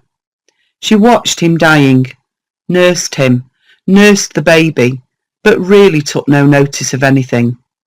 A darkness was on her, like remorse, or like a remembering of the dark, savage, mystic ride of dread, of death, of the shadow of revenge. When her husband died, she was relieved. He would no longer dart about her. England fitted her mood, its aloofness and foreignness. She had known a little of the language before coming, and a sort of parrot mind made her pick it up fairly easily. But she knew nothing of the English, nor of English life. Indeed, these did not exist for her. She was like one walking in the underworld, where the shades throng intelligibly, but have no connection with one. She felt the English people as a potent, cold, slightly hostile host, amongst whom she walked isolated. The English people themselves were almost deferential to her. The church saw that she did not want. She walked without passion, like a shade, tormented into moments of love by the child. Her dying husband, with his tortured eyes, and the skin drawn tight over his face, he was as a vision to her, not a reality. In a vision he was buried and put away. Then the vision ceased. She was untroubled. Time went on, grey, uncoloured, like a long journey, where she sat unconscious as the landscape unrolled beside her. When she rocked her baby at evening, maybe she fell into a Polish slumber song, or she talked sometimes to herself in Polish. Otherwise she did not think of Poland, nor of that life to which she had belonged. It was a great blot looming blank in its darkness. In the superficial activity of her life, she was all English. She even thought in English, but her long blanks and darknesses of abstraction were Polish. So she lived for some time. Then, with slight uneasiness, she used half to awake to the streets of London. She realised that there was something around her, very foreign. She realised she was in a strange place. And then she was sent away into the country. There came into her mind now the memory of her home when she had been a child, the big house among the land, the peasants of the village. She was sent to Yorkshire to nurse an old rector in his rectory by the sea. This was the first shake of the kaleidoscope that brought in front of her eyes something she must see. It hurt her brain, the open country and the moors. It hurt her and hurt her. Yet it forced itself upon her as something living. It roused some potency of her childhood in her. It had some relation to her. There was green and silver and blue in the air about her now, and there was a strange insistence of light from the sea, to which she must attend. Primroses glimmered around, many of them, and she stooped to the disturbing influence near her feet. She even picked one or two flowers, faintly remembering in the new colour of life what had been.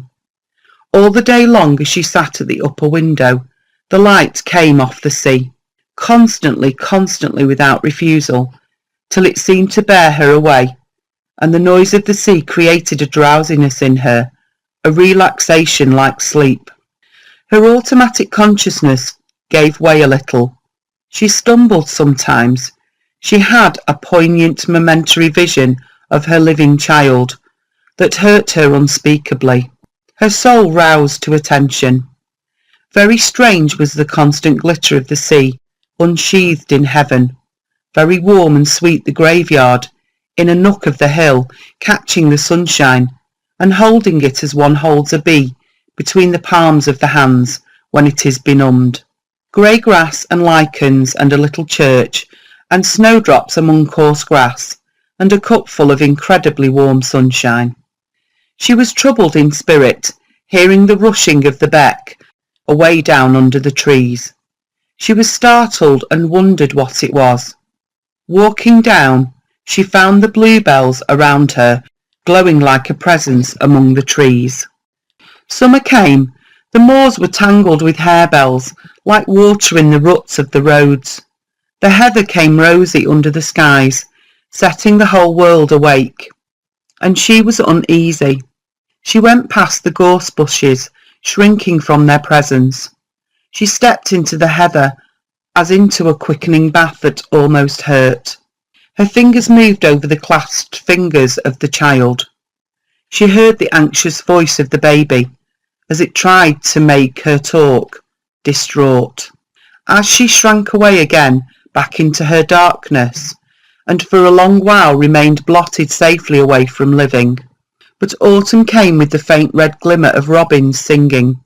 Winter darkened the moors, and almost savagely she turned again to life, demanding her life back again, demanding that it should be as it had been when she was a girl, on the land at home, under the sky. Snow lay in great expanses. The telegraph post strode over the white earth, away under the gloom of the sky, and savagely her desire rose in her again, demanding that this was Poland, her youth, that all was her own again. But there were no sledges nor bells.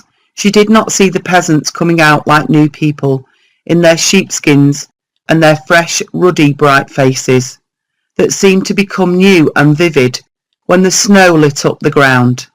It did not come to her, the life of her youth, it did not come back. There was a little agony of struggle, then a relapse into the darkness of the convent, where Satan and the devils raged round the walls, and Christ was white on the cross of victory. She watched from the sick room the snow whirl past, like flocks of shadows in haste, flying out on some final mission, out to a leaden inalterable sea, beyond the final whiteness of the curving shore, and the snow-speckled blackness of the rocks half submerged. But near at hand on the trees, the snow was soft in bloom. Only the voice of the dying vicar spoke grey and querulous from behind. By the time the snowdrops were out, however, he was dead. He was dead.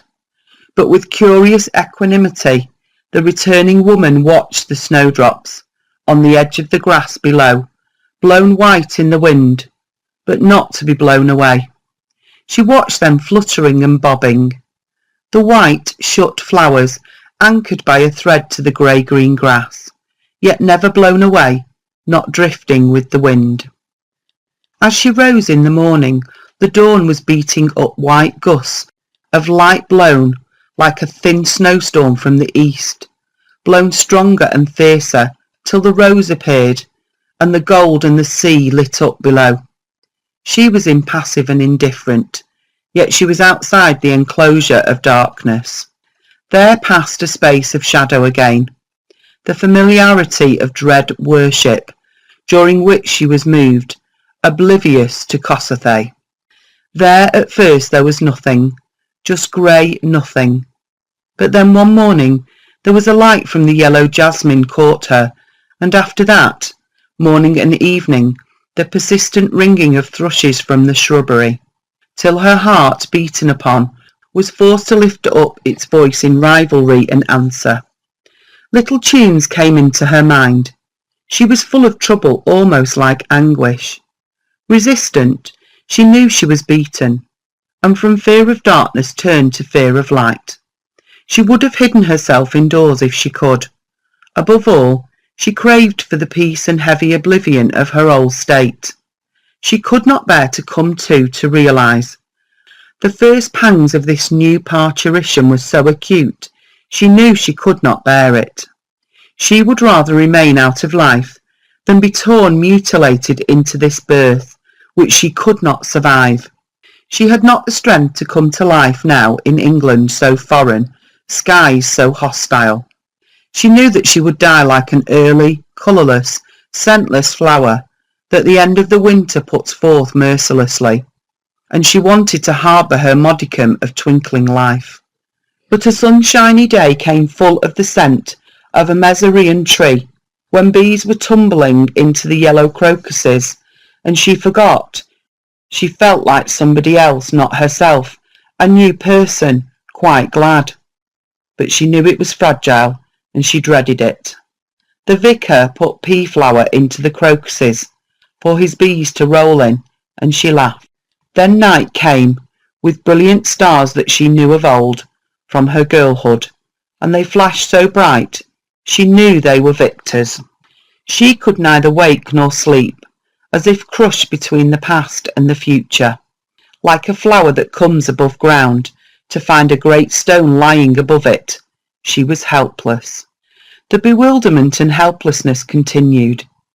She was surrounded by great moving masses that must crush her, and there was no escape, save in the old obliviousness, the cold darkness she strove to retain. But the vicar showed her eggs in the thrush's nest near the back door. She saw herself the mother thrush upon the nest, and the way her wings were spread, so eager down upon her secret. The tense, eager nesting wings moved her beyond endurance. She thought of them in the morning, when she heard the thrush whistling as he got up, and she thought, why didn't I die out there? Why am I brought here? She was aware of people who passed around her, not as persons, but as looming presences. It was very difficult for her to adjust herself. In Poland, the peasantry, the people, had been cattle to her. They had been her cattle that she owned and used. What were these people? Now she was coming awake. She was lost. But she had felt Brangwyn go by, almost as if he had brushed her. She had tingled in body as she had gone up the road. After she had been with him in the marsh kitchen, the voice of her body had risen strong and insistent. Soon she wanted him. He was the man who had come nearest to her for her awakening. Always, however, between whiles, she lapsed into the old unconsciousness, indifference, and there was a will in her to save herself from living any more. But she would wake in the morning one day and feel her blood running, feel herself lying open, like a flower unsheathed in the sun, insistent and potent with demand. She got to know him better, and her instinct fixed on him, just on him. Her impulse was strong against him, because he was not of her own sort. But one blind instinct led her to take him, to leave him, and then to relinquish herself to him. It would be safety. She felt the rooted safety of him, and the life in him. Also he was young and very fresh. The blue, steady livingness of his eyes she enjoyed like morning. He was very young. Then she lapsed again to stupor and indifference. This, however, was bound to pass. The warmth flowed through her. She felt herself opening, unfolding, asking, as a flower opens in full request under the sun, as the beaks of tiny birds open flat, to receive, to receive.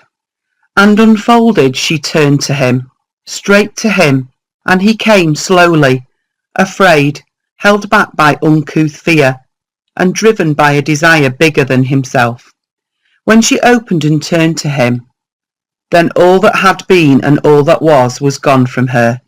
She was as new as a flower that unsheathes itself and stands always ready, waiting, receptive. He could not understand this. He forced himself through lack of understanding to the adherence to the line of honourable courtship and sanctioned licensed marriage. Therefore, after he had gone to the vicarage and asked for her, she remained for some days held in this one spell, open, receptive to him, before him. He was roused to chaos. He spoke to the vicar and gave in the banns. Then he stood to wait. She remained attentive and instinctively expectant before him, unfolded, ready to receive him. He could not act because of self-fear and because of his conception of honour towards her, so he remained in a state of chaos. And after a few days, gradually, she closed again, away from him, was sheathed over, impervious to him, oblivious. Then a black, bottomless despair became real to him. He knew what he had lost. He felt he had lost it for good. He knew what it was to have been in communication with her and to be cast off again. In misery, his heart like a heavy stone, he went about unliving, till gradually he became desperate, lost his understanding, was plunged in a revolt that knew no bounds. Inarticulate, he moved with her at the marsh in violent, gloomy, worldless passion, almost in hatred of her, till gradually she became aware of him, aware of herself with regard to him. Her blood stirred to life. She began to open towards him, to flow towards him again. He waited till the spell was between them again, till they were together within one rushing, hastening flame. And then again he was bewildered. He was tied up as with cords and could not move to her. So she came to him and unfastened the breast of his waistcoat and his shirt and put her hand on him, needing to know him. For it was cruel to her to be opened and offered to him, yet not to know what he was, not even that he was there. She gave herself to the hour, but he could not, and he bungled in taking her. So that he lived in suspense, as if only half his faculties worked, until the wedding. She did not understand, but the vagueness came over her again, and the days lapsed by. He could not get definitely into touch with her. For the time being, she let him go again. He suffered very much from the thought of actual marriage, intimacy and nakedness of marriage. He knew her so little. They were so foreign to each other. They were such strangers. And they could not talk to each other. When she talked of Poland or of what had been, it was all so foreign. She scarcely communicated anything to him, and when he looked at her, an overmuch reverence and fear of the unknown changed the nature of his desire into a sort of worship, holding her aloof from his physical desire, self-thwarting. She did not know this. She did not understand. They had looked at each other and had accepted each other. It was so. Then there was nothing to balk at. It was complete between them. At the wedding, his face was stiff and expressionless. He wanted to drink, to get rid of his forethought and afterthought, to set the moment free, but he could not. The suspense only tightened at his heart. The jesting and joviality and jolly, broad insinuation of the guests only coiled him more. He could not hear. That which was impending obsessed him. He could not get free. She sat quiet with a strange, still smile. She was not afraid. Having accepted him, she wanted to take him. She belonged altogether to the hour now. No future, no past, only this. Her hour. She did not even notice him as she sat beside him at the head of the table. He was very near. Their coming together was close at hand. What more? As the time came for all the guests to go, her dark face was softly lighted. The bend of her head was proud, her grey eyes clear and dilated, so that the men could not look at her, and the women were elated by her. They served her. Very wonderful she was as she bade farewell, her ugly wide mouth smiling with pride and recognition, her voice speaking softly and richly in the foreign accent, her dilated eyes ignoring one and all the departing guests. Her manner was gracious and fascinating, but she ignored the being of him or her to whom she gave her hand. And Brangwen stood beside her, giving his hearty handshake to his friends, receiving their regard gratefully, glad of their attention. His heart was tormented within him. He did not try to smile. The time of his trial and his admittance, his Gethsemane and his triumphal entry in one, had come now. Behind her there was so much unknown to him. When he approached her, he came to such a terrible, painful unknown. How could he embrace it and fathom it? How could he close his arms round all this darkness and hold it to his breast and give himself to it? What might not happen to him? If he stretched and strained forever, he would never be able to grasp it all. And to yield himself naked out of his own hands into the unknown power. How could a man be strong enough to take her, put his arms round her and have her, and be sure he could conquer this awful unknown next his heart? What was it then that she was, to which he must also deliver himself up, and which at the same time he must embrace, contain? He was to be her husband. It was established so, and he wanted it more than he wanted life or anything. She stood beside him in her silk dress, looking at him strangely, so that a certain horror took possession of him, because she was strange and impending, and he had no choice. He could not bear to meet her look from under her strange thick brows. "Is it late?" she said. He looked at his watch. "No, 11:30, he said, and he made an excuse to go into the kitchen, leaving her standing in the room among the disorder and the drinking glasses. Tilly was seated beside the fire in the kitchen, her head in her hands.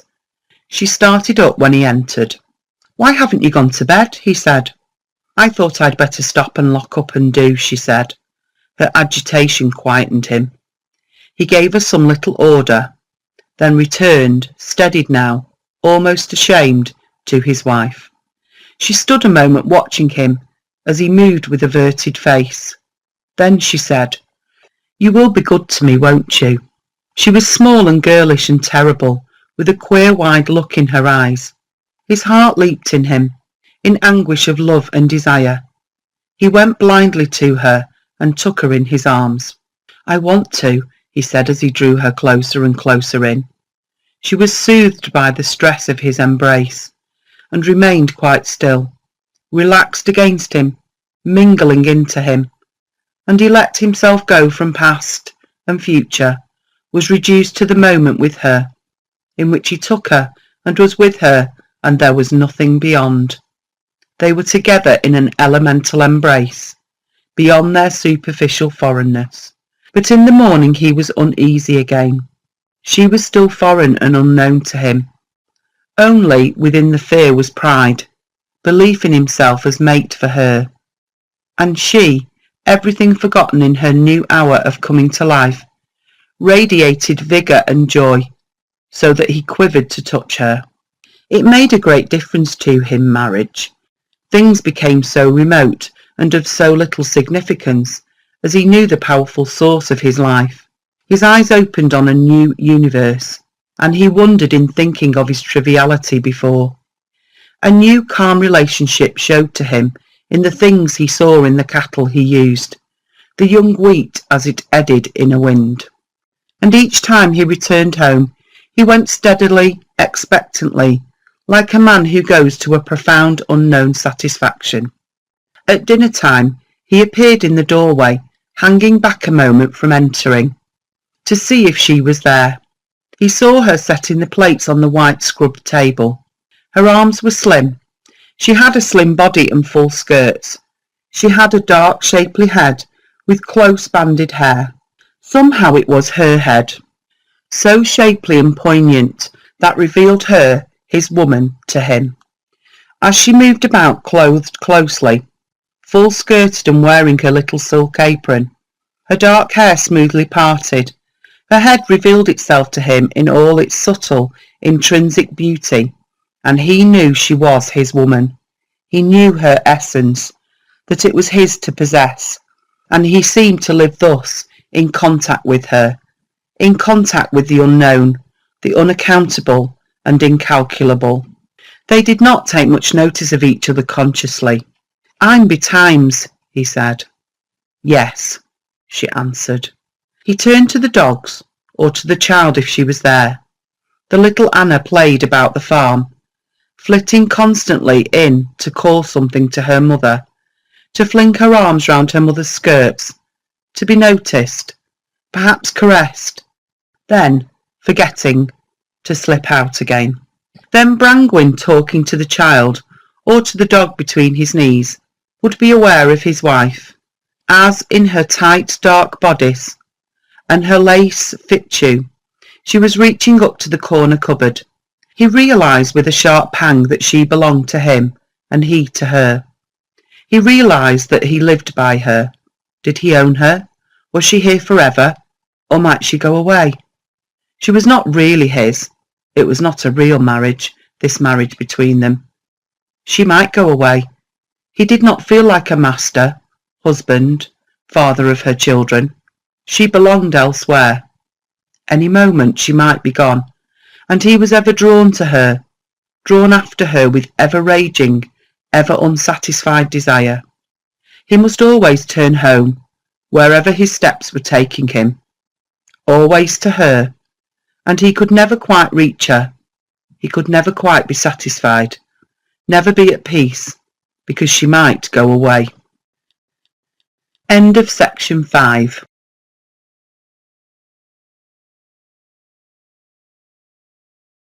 Section 6 of The Rainbow, Chapter 2, Part 2. At evening he was glad.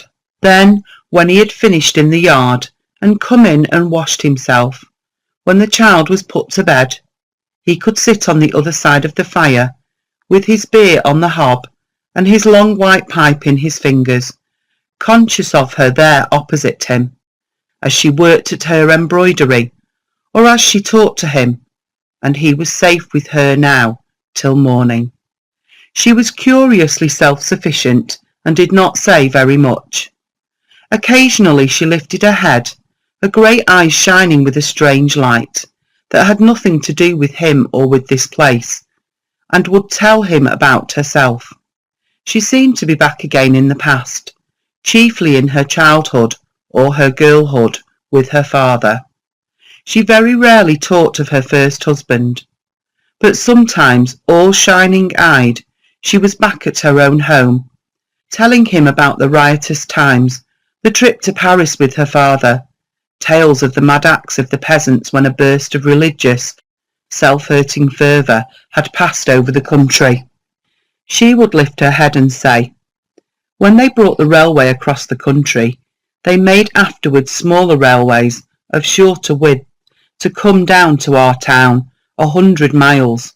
When I was a girl, Gisela, my German gouvernante, was very shocked, and she would not tell me. But I heard the servants talking. I remember it was Pierre the coachman, and my father and some of his friends, landowners. They had taken a wagon, a whole railway wagon, that you travel in. A railway carriage, said Brangwen. She laughed to herself. I know it was a great scandal. Yes, a whole wagon, and they had girls, you know, filets, naked, all the wagon full, and so they came down to our village. They came through villages of the Jews, and it was a great scandal. Can you imagine? All the countryside, and my mother, she did not like it. Gisela said to me, Madam, she must not know that you have heard such things. My mother, she used to cry, and she wished to beat my father, plainly beat him. He would say when she cried because he sold the forest, the wood, to jingle money in his pocket, and go to Warsaw or Paris or Kyiv, when she said he must take back his word, he must not sell the forest. He would stand and say, I know, I have heard it all, I have heard it all before. Tell me something new. I know. Oh, but can you understand, I loved him when he stood there under the door, saying only, I know it already. She could not change him. No, not if she killed herself for it. And she could change everybody else but him. She could not change him. Brangwen could not understand. He had pictures of a cattle truck full of naked girls, riding from nowhere to nowhere, of Lydia laughing because her father made great debts and said, I know, of Jews running down the street shouting in Yiddish, don't do it, and being cut down by demented peasants. She called them cattle, while she looked on interested and even amused, of tutors and governesses, and Paris and a convent. It was too much for him, and there she sat telling the tales to the open space, not to him, arrogating a curious superiority to him, a distance between them, something strange and foreign and outside his life, talking, rattling, without rhyme or reason, laughing when he was shocked or astounded, condemning nothing, confounding his mind, and making the whole world a chaos, without order or stability of any kind.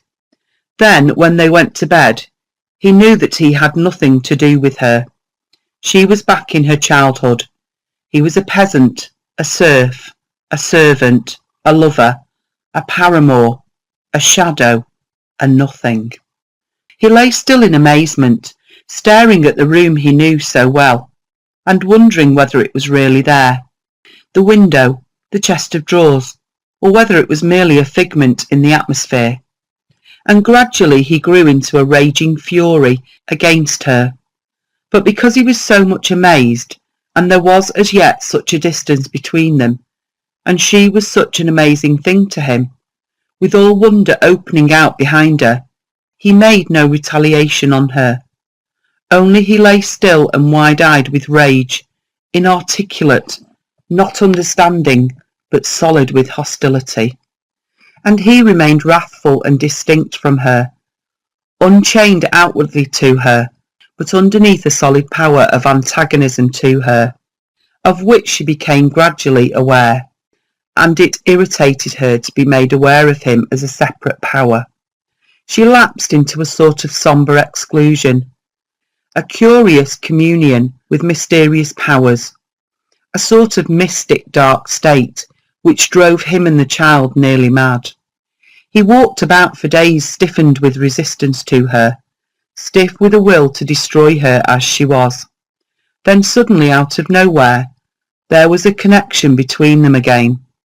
It came on him as he was working in the fields.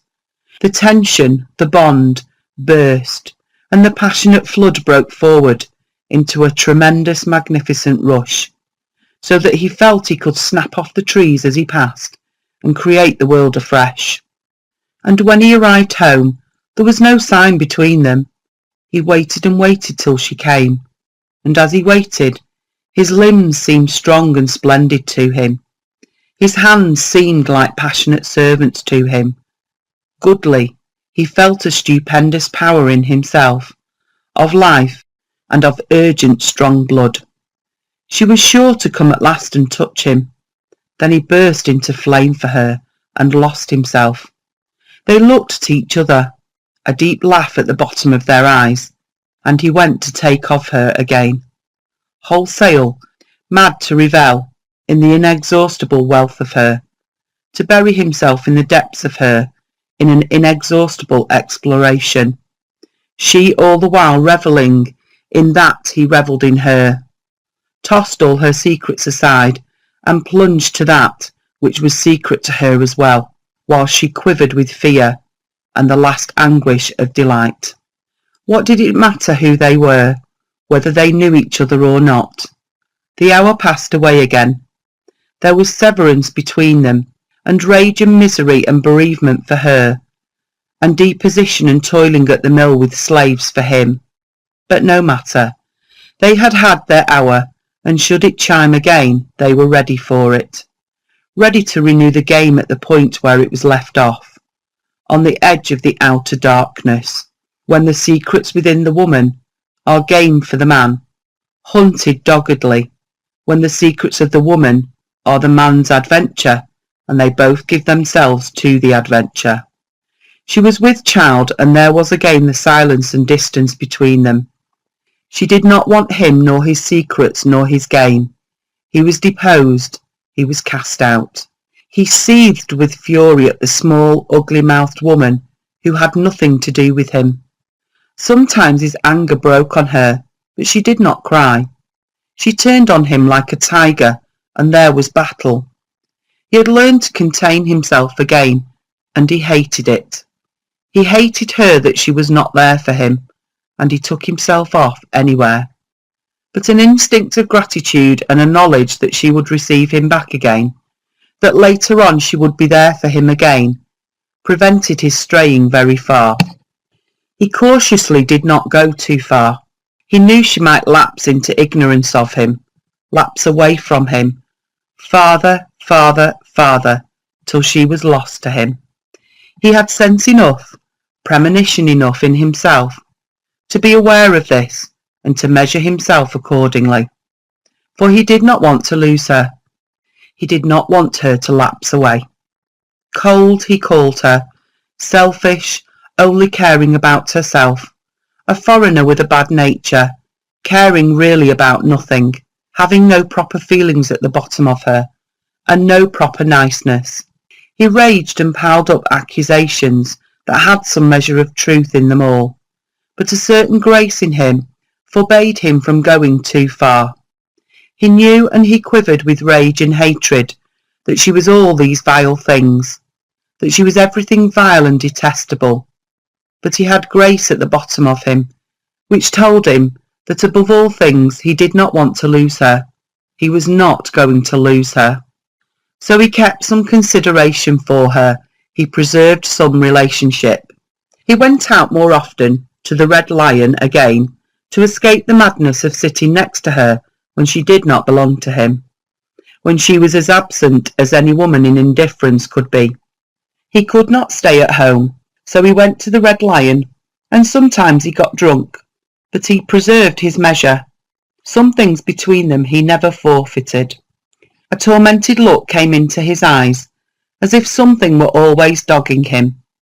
He glanced sharp and quick. He could not bear to sit still doing nothing. He had to go out, to find company, to give himself away there. For he had no other outlet. He could not work to give himself out. He had not the knowledge. As the months of her pregnancy went on, she left him more and more alone. She was more and more unaware of him. His existence was annulled.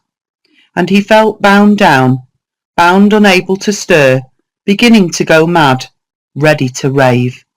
For she was quiet and polite, as if he did not exist, as one is quiet and polite to a servant.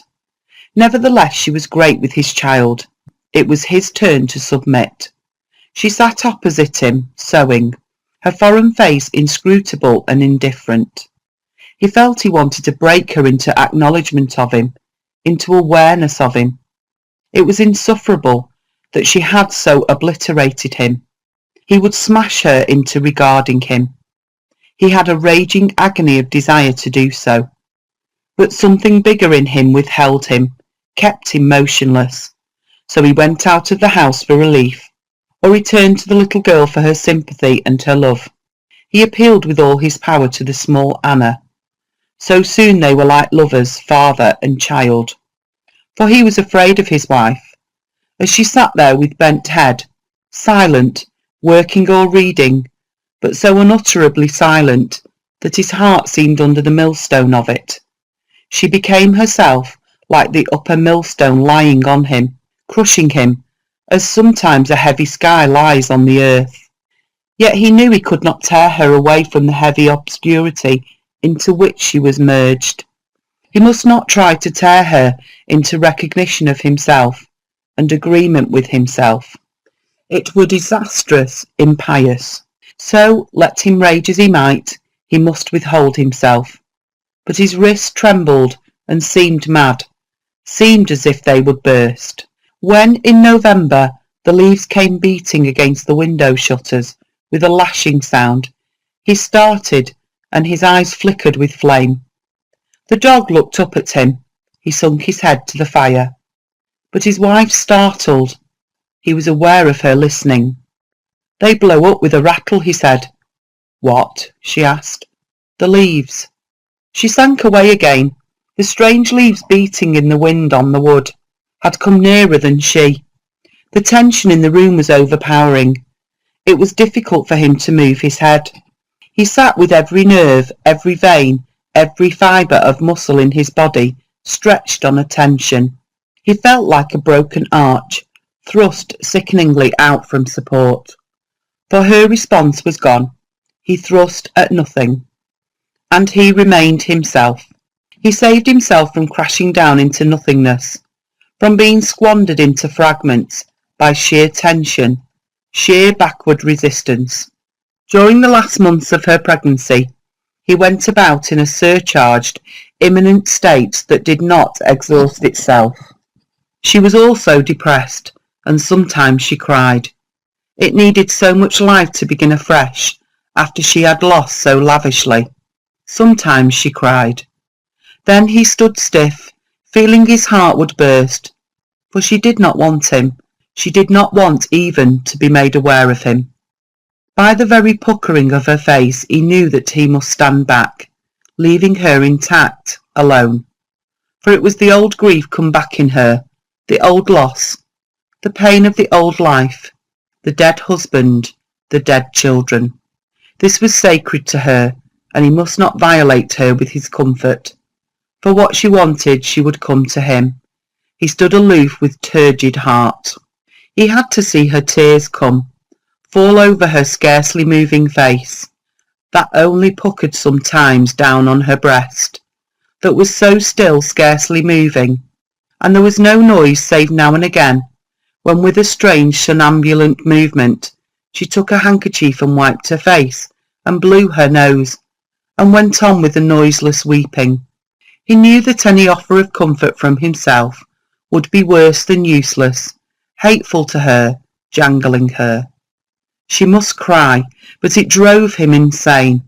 His heart was scalded, his brain hurt in his head.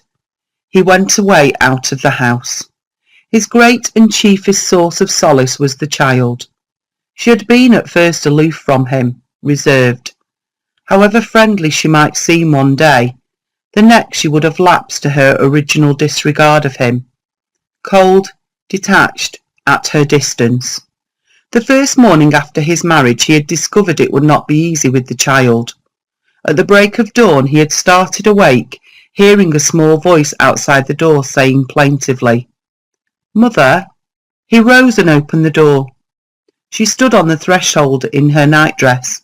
As she had climbed out of bed, black eyes staring round and hostile, her fair hair sticking out in a wild fleece, the man and child confronted each other. "I want my mother," she said, jealously accenting the "my." "Come on then," he said gently. "Where's my mother?" "She's here, come on."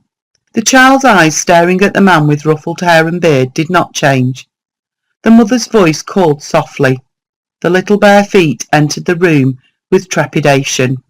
"Mother?" "Come, my dear." The small bare feet approached swiftly. "I wondered where you were," came the plaintive voice. The mother stretched out her arms. The child stood beside the high bed. Brangwyn lightly lifted the tiny girl, with an up-a-daisy, then took his own place in the bed again. "Mother," cried the child, as in anguish. "What, my pet?" Anna wriggled close into her mother's arms, clinging tight, hiding from the fact of the man. Brangwyn lay still and waited. There was a long silence. Then suddenly Anna looked round, as if she thought he would be gone. She saw the face of the man lying upturned to the ceiling.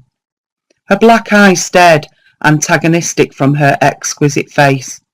Her arms clung tightly to her mother, afraid. He did not move for some time, not knowing what to say. His face was smooth and soft-skinned with love, his eyes full of soft light.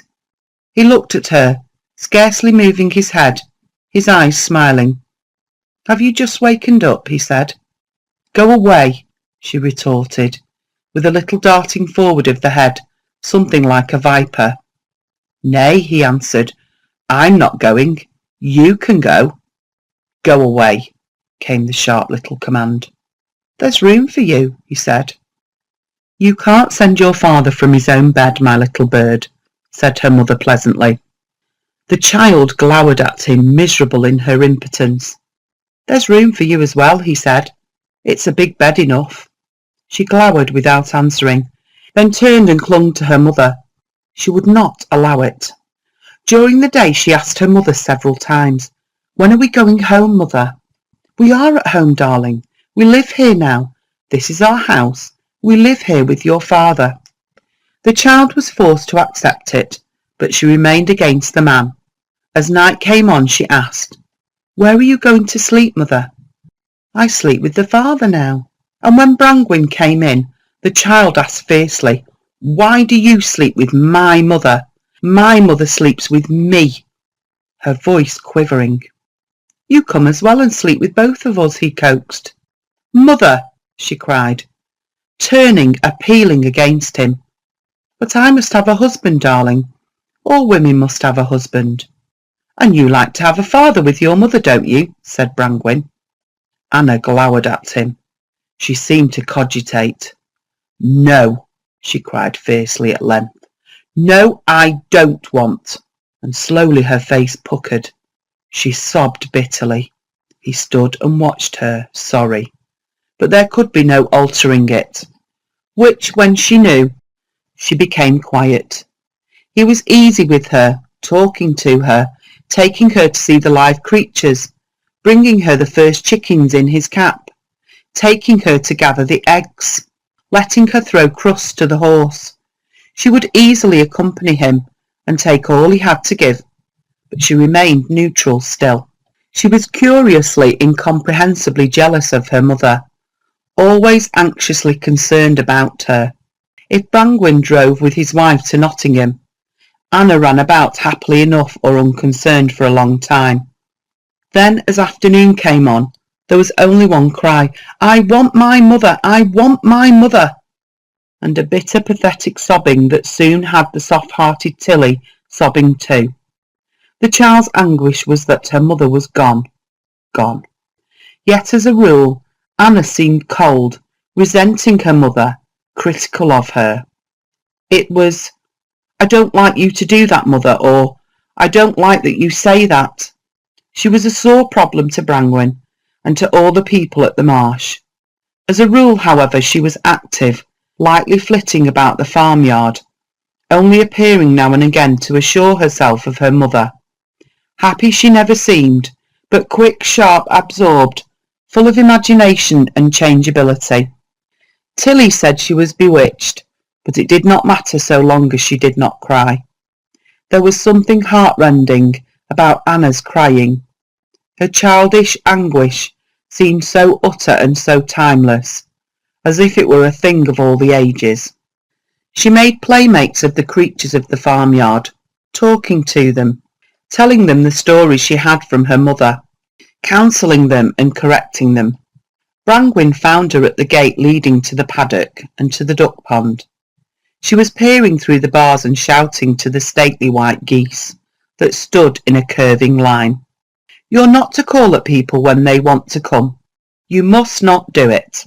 The heavy balanced birds looked at the fierce little face and the fleece of keen hair thrust between the bars, and they raised their heads and swayed off, producing the long, can-canking, protesting noise of geese, rocking their ship-like, beautiful white bodies in a line beyond the gate.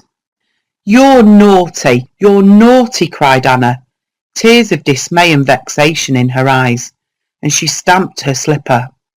"Why, what are they doing?" said Brangwen. "They won't let me come in," she said, turning her flushed little face to him. "Yah, they will. You can go in if you want to," and he pushed open the gate for her. She stood irresolute, looking at the group of bluey-white geese, standing monumental under the grey, cold day. "Go on," he said. She marched valiantly a few steps in. Her little body started convulsively at the sudden, derisive cank-cank-cank of the geese. A blankness spread over her. The geese trailed away with uplifted heads under the low grey sky. "They don't know you," said Brangwen. "You should tell 'em what your name is." "They're naughty to shout at me," she flashed. "They think you don't live here," he said. Later he found her at the gate, calling shrilly and imperiously. "My name is Anna Lenski, and I live here because Mr. Brangwen's my father now. He is, yes he is, and I live here." This pleased Brangwen very much, and gradually, without knowing it herself, she clung to him in her lost, childish, desolate moments, when it was good to creep up to something big and warm, and bury her little self in his big, unlimited being. Instinctively he was careful of her, careful to recognise her and to give himself to her disposal. She was difficult of her affections. For Tilly she had a childish, essential contempt, almost dislike, because the poor woman was such a servant. The child would not let the serving woman attend to her, do intimate things for her, not for a long time. She treated her as one of the inferior race. Brangwen did not like it. "Why aren't you fond of Tilly?" he asked. "Because because she looked at me with her eyes bent. Then gradually she accepted Tilly as belonging to the household, never as a person. For the first weeks the black eyes of the child were forever on the watch. Brangwyn, good-humoured but impatient, spoiled by Tilly, was an easy blusterer. If for a few minutes he upset the household with his noisy impatience, he found at the end the child glowering at him with intense black eyes, and she was sure to dart forward her little head, like a serpent with her biting. "Go away." "I am not going away," he shouted, irritated at last. "Go yourself, hustle. Stir Thyssen, hop," and he pointed to the door. The child backed away from him, pale with fear. Then she gathered up courage, seeing him become patient. "We don't live with you," she said, thrusting forward her little head at him. You're a bomacle." "A what?" he shouted. Her voice wavered, but it came. "A bomacle." "Aye, and you're a comacle." She meditated. Then she hissed forward her head. "I'm not." "Not what?" "A comacle." "No more than I'm a bomacle." He was really cross. Other times she would say, "My mother doesn't live here." "Oh, I want her to go away." "Then want's your portion," he replied laconically. So they drew nearer together. He would take her with him when he went out in the trap. The horse ready at the gate, he came noisily into the house, which seemed quiet and peaceful, till he appeared to set everything awake. "Now then, Topsy, pop into thy bonnet." The child drew herself up, resenting the indignity of the address. "I can't fasten my bonnet myself," she said haughtily. "Not man enough yet," he said, tying the ribbons under her chin with clumsy fingers. She held up her face to him. Her little bright red lips moved as he fumbled under her chin. "You talk nonsense," she said, re-echoing one of his phrases. "That face shouts for the pump," he said, and taking out a big red handkerchief that smelled of strong tobacco, began wiping round her mouth. "Is Kitty waiting for me?" she asked. "Aye," he said. "Let's finish wiping your face. It'll pass with your cat lick." She submitted prettily. Then when he let her go, she began to skip, with a curious flicking up of one leg behind her. "Now, my young buck rabbit," he said, slippy. She came and was shaken into her coat, and the two set off. She sat very close beside him in the gig, tucked tightly, feeling his big body sway against her, very splendid. She loved the rocking of the gig, when his big, live body swayed upon her, against her. She laughed a poignant little shrill laugh, and her black eyes glowed. She was curiously hard, and then passionately tender-hearted. Her mother was ill. The child stole about on tiptoe in the bedroom for hours, being nurse, and doing the thing thoughtfully and diligently. Another day her mother was unhappy. Anna would stand with her legs apart, glowering, balancing on the sides of her slippers. She laughed when the goslings wriggled in Tilly's hands, as the pellets of food were rammed down their throats with a skewer. She laughed nervously. She was hard and imperious with the animals, squandering no love, running about amongst them like a cruel mistress. Summer came, and hay harvest. Anna was a brown elfish mite dancing about. Tilly always marvelled over her more than she loved her. But always in the child was some anxious connection with the mother. So long as Mrs. Brangwyn was all right, the little girl played about and took very little notice of her. But corn harvest went by, the autumn drew on, and the mother, the later months of her pregnancy beginning, was strange and detached. Brangwyn began to knit his brows. The old unhealthy uneasiness, the unskinned susceptibility, came on the child again. If she went to the fields with her father, then instead of playing about carelessly, it was, "I want to go home." "Home? Why, there's no but this minute come." "I want to go home." "What for? What ails thee?" "I want my mother." Thy mother none wants thee. I want to go home. There would be tears in a moment. Can't I find t' road then? And he watched her scudding, silent and intent, along the hedge bottom at a steady, anxious pace, till she turned and was gone through the gateway. Then he saw her 2 fields off, still pressing forward, small and urgent. His face was clouded as he turned to plough up the stubble. End of section 6.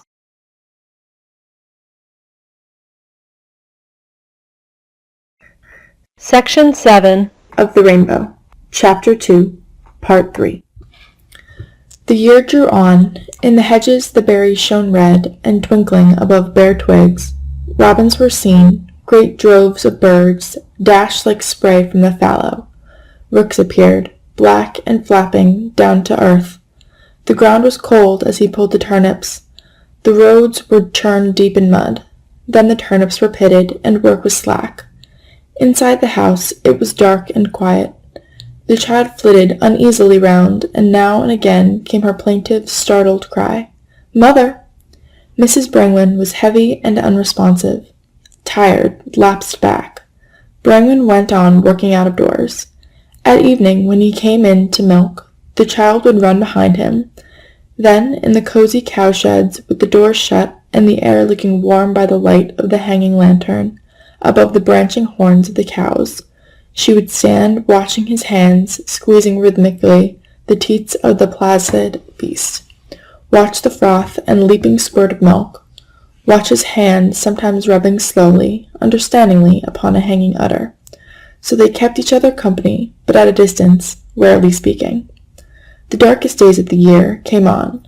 The child was fretful, sighing as if some oppression were on her, running hither and thither without relief, and Brangwen went about his work, heavy, his heart heavy as the sodden earth. The winter nights fell early. The lamp was lighted before tea-time. The shutters were closed. They were all shut into the room with the tension and stress. Mrs. Brangwen went early to bed, Anna playing on the floor beside her. Brangwen sat in the emptiness of the downstairs room, smoking, scarcely conscious even of his own misery, and very often he went out to escape it. Christmas passed. The wet, drenched, cold days of January recurred monotonously, with now and then a brilliance of blue flashing in, when Brangwen went out into a morning like crystal, when every sound rang again, and the birds were many and sudden and brisk in the hedges. Then an elation came over him in spite of everything. Whether his wife were strange or sad, or whether he craved for her to be with him, it did not matter. The air rang with clear noises. The sky was like crystal, like a bell, and the earth was hard. Then he worked and was happy, his eyes shining, his cheeks flushed, and the zest of life was strong in him. The birds pecked busily round him. The horses were fresh and ruddy. The bare branches of the trees flung themselves up like a man yawning, taut with energy. The twigs radiated off into the clear light. He was alive and full of zest for it all. And if his wife were heavy, separated from him, extinguished, then let her be. Let him remain himself. Things would be as they would be. Meanwhile, he heard the ringing crow of a cockerel in the distance. He saw the pale shell of the moon effaced on a blue sky. So he shouted to the horses and was happy. If driving into Ickleston a fresh young woman were going in to do her shopping, he hailed her and reined in his horse and picked her up. Then he was glad to have her near him. His eyes shone, his voice, laughing, teasing in a warm fashion, made the poise of her head more beautiful. Her blood ran quicker. They were both stimulated. The morning was fine. What did it matter that at the bottom of his heart was care and pain? It was at the bottom. Let it stop at the bottom.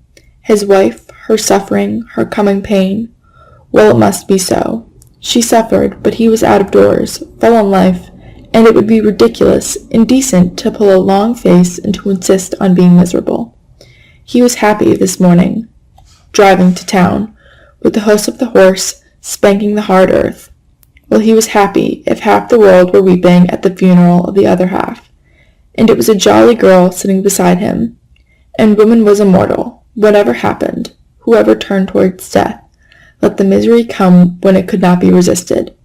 The evening arrived later very beautiful, with a rosy flush hovering above the sunset and passing away into violet and lavender, with turquoise green north and south in the sky, and in the east a great yellow moon hanging heavy and radiant.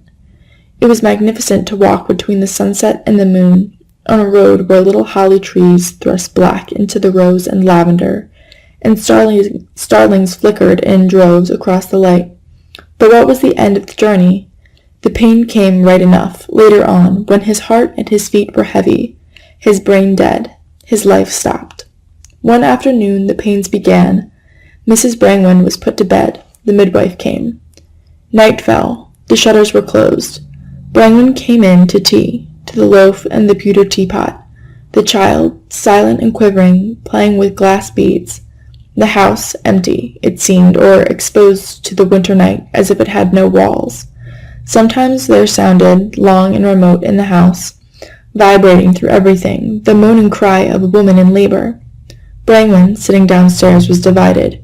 His lower, deeper self was with her, bound to her, suffering, but the big shell of his body remembered the sound of owls that used to fly round the farmstead when he was a boy. He was back in his youth, a boy haunted by the sound of the owls waking up his brother to speak to him. And his mind drifted away to the birds, their solemn, dignified faces, their flight so soft and broad-winged.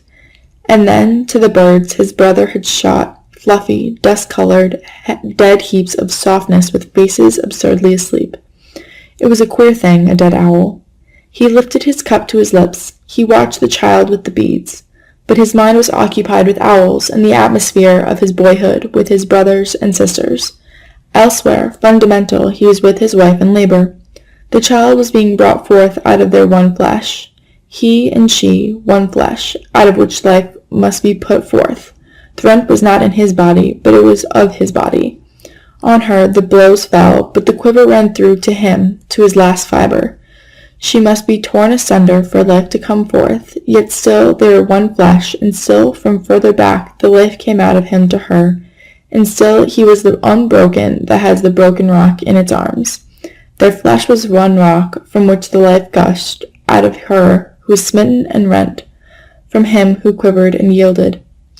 He went upstairs to her. As he came to the bedside she spoke to him in Polish. "Is it very bad?" he asked. She looked at him, and oh, the weariness to her of the effort to understand another language, the weariness of hearing him, attending to him, making out who he was as he stood there, fair-bearded and alien, looking at her. She knew something of him, of his eyes, but she could not grasp him. She closed her eyes. He turned away, white to the gills. "It's not so very bad," said the midwife. He knew he was a strain on his wife. He went downstairs. The child glanced up at him, frightened. "I want my mother," she quivered. But she's badly," he said mildly, unheeding. She looked at him with lost, frightened eyes. "Has she got a headache?" "No, she's going to have a baby." The child looked round. He was unaware of her. She was alone again in terror. "I want my mother," came the cry of panic. "Let Tilly undress you," he said. "You're tired." There was another silence. Again came the cry of labor.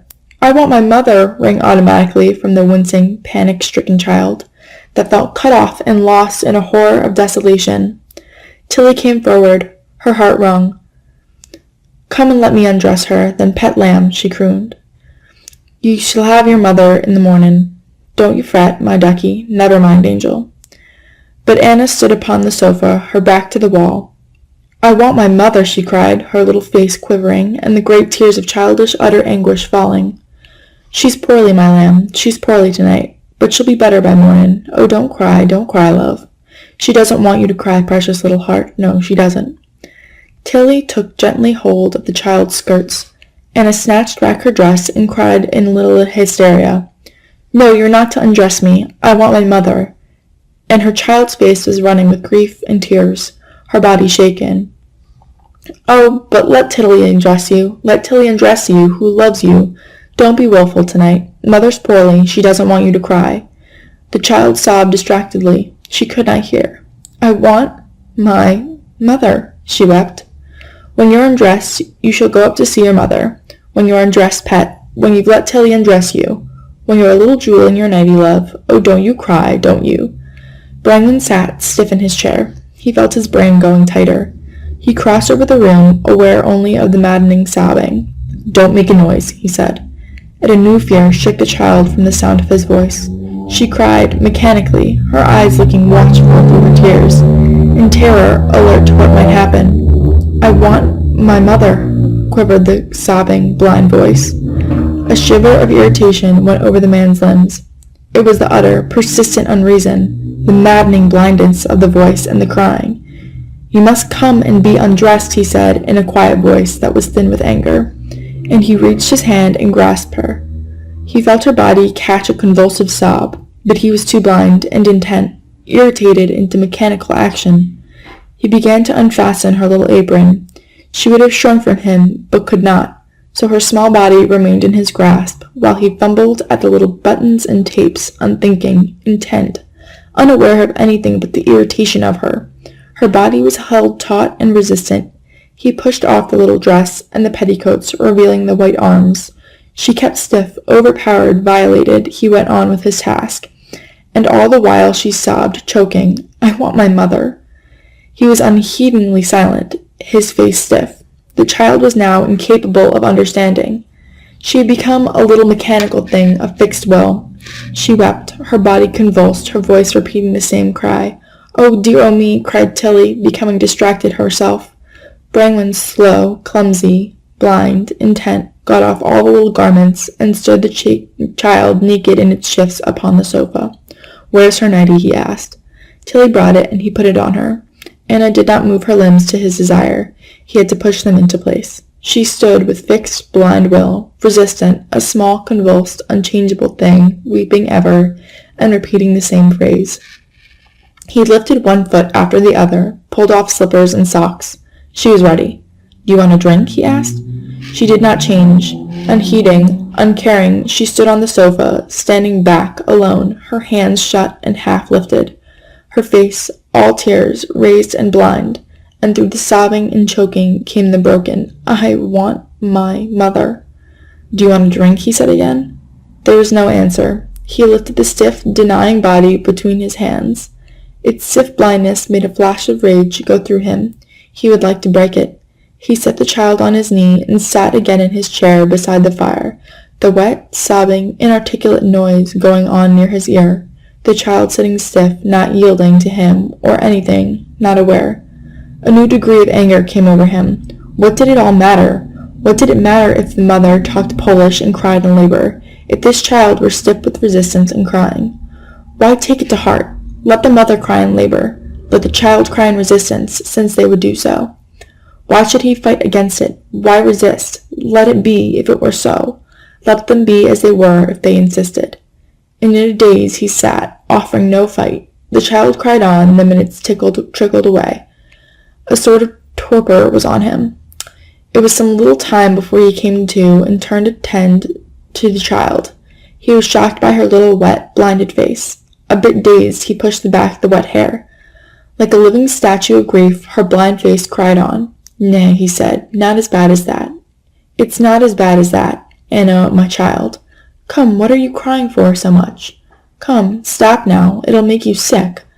I wipe you dry, don't wet your face any more. Don't cry any more wet tears. Don't, it's better not to.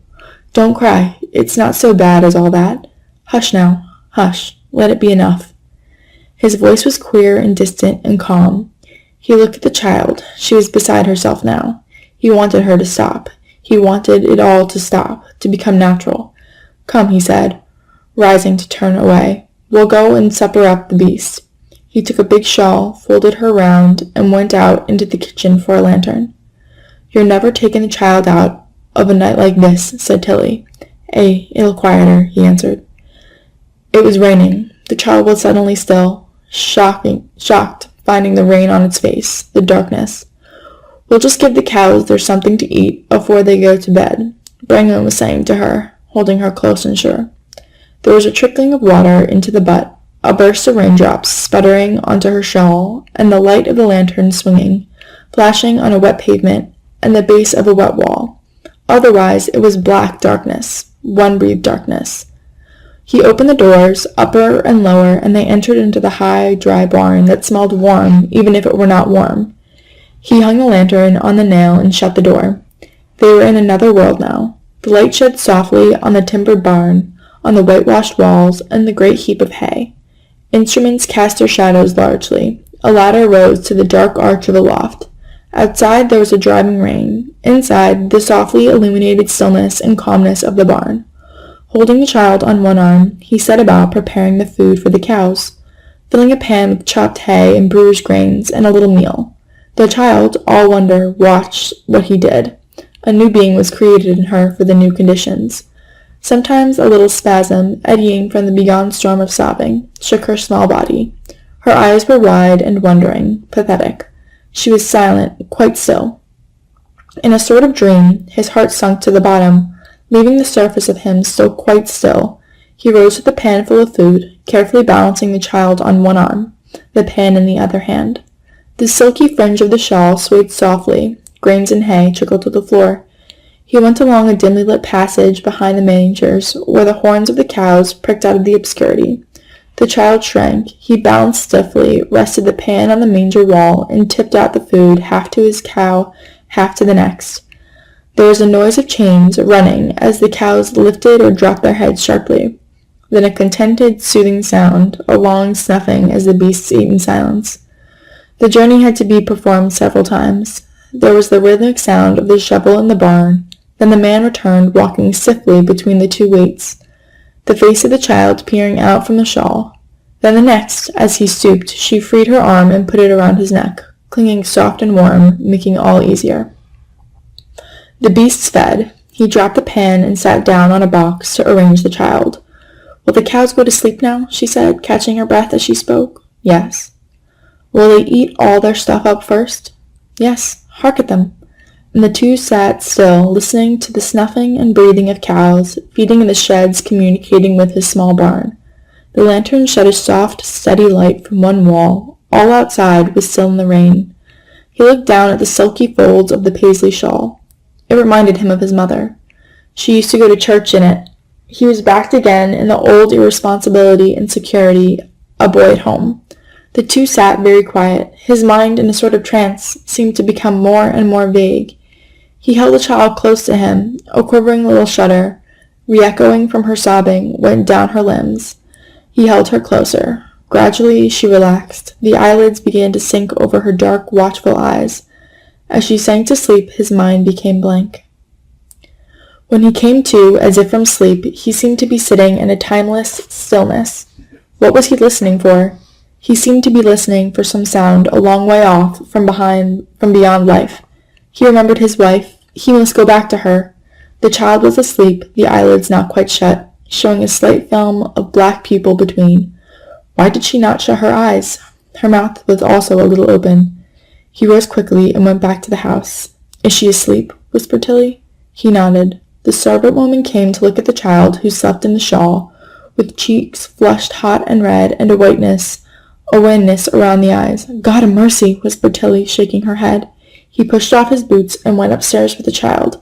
He became aware of the anxiety grasped tight at his heart, because of his wife, but he remained still. The house was silent save for the wind outside and the noisy trickling and splattering of water in the water butts. There was a slit of light under his wife's door. He put the child into bed, wrapped as she was in the shawl, for the sheets would be cold. Then he was afraid she might not be able to move her arms, so he loosened her. The black eyes opened, rested on him vacantly, sank shut again. He covered her up. The last little quiver from the sobbing shook her breathing. This was his room, the room he had had before he married. It was familiar. He remembered what it was to be a young man, untouched. He remained suspended. The child slept, pushing her small fists from the shawl. He could tell the woman her child was asleep. But he must go to the other landing. He started. There was a sound of the owls, the moaning of the woman. What an uncanny sound. It was not human. At least to a man. He went down to her room, entering softly. She was lying still, with eyes shut, pale, tired.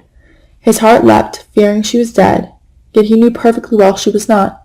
He saw the way her hair went loose over her temples. Her mouth was shut with suffering and a sort of grin. She was beautiful to him, but it was not human. He had a dread of her as she lay there. What had she to do with him? She was other than himself. Something made him go and touch her fingers that were still grasped on the sheet. Her brown-gray eyes opened and looked at him. She did not know him as himself, but she knew him as the man. She looked at him as the woman in childbirth looks at the man who begot the child in her, an impersonal look, in the extreme hour, female to male. Her eyes closed again. A great scalding peace went over him, burning his heart and his entrails, passing off into the infinite. When her pains began afresh, tearing her, he turned aside and could not look. But his heart in torture was at peace. His bowels were glad. He went downstairs and to the door outside, lifted his face to the rain, and felt the darkness striking unseen and steadily upon him. The swift, unseen threshing of the night upon him silenced him, and he was overcome. He turned away indoors, humbly. There was the infinite world, eternal, unchanging, as well as the world of life. End of section 7.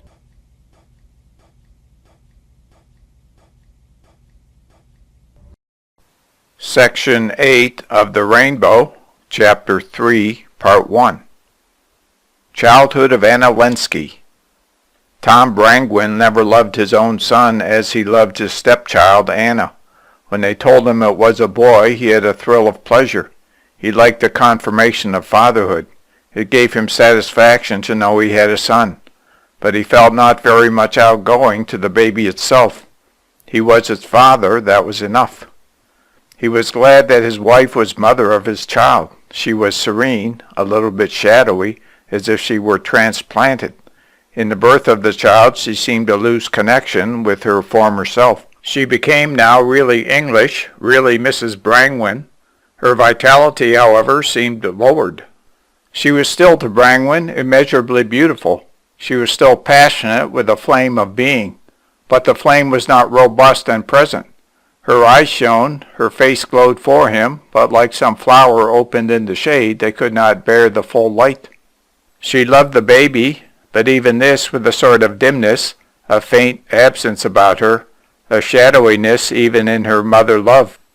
When Brangwyn saw her nursing his child, happy, absorbed in it, a pain went over him like a thin flame, for he perceived how he must subdue himself in his approach to her.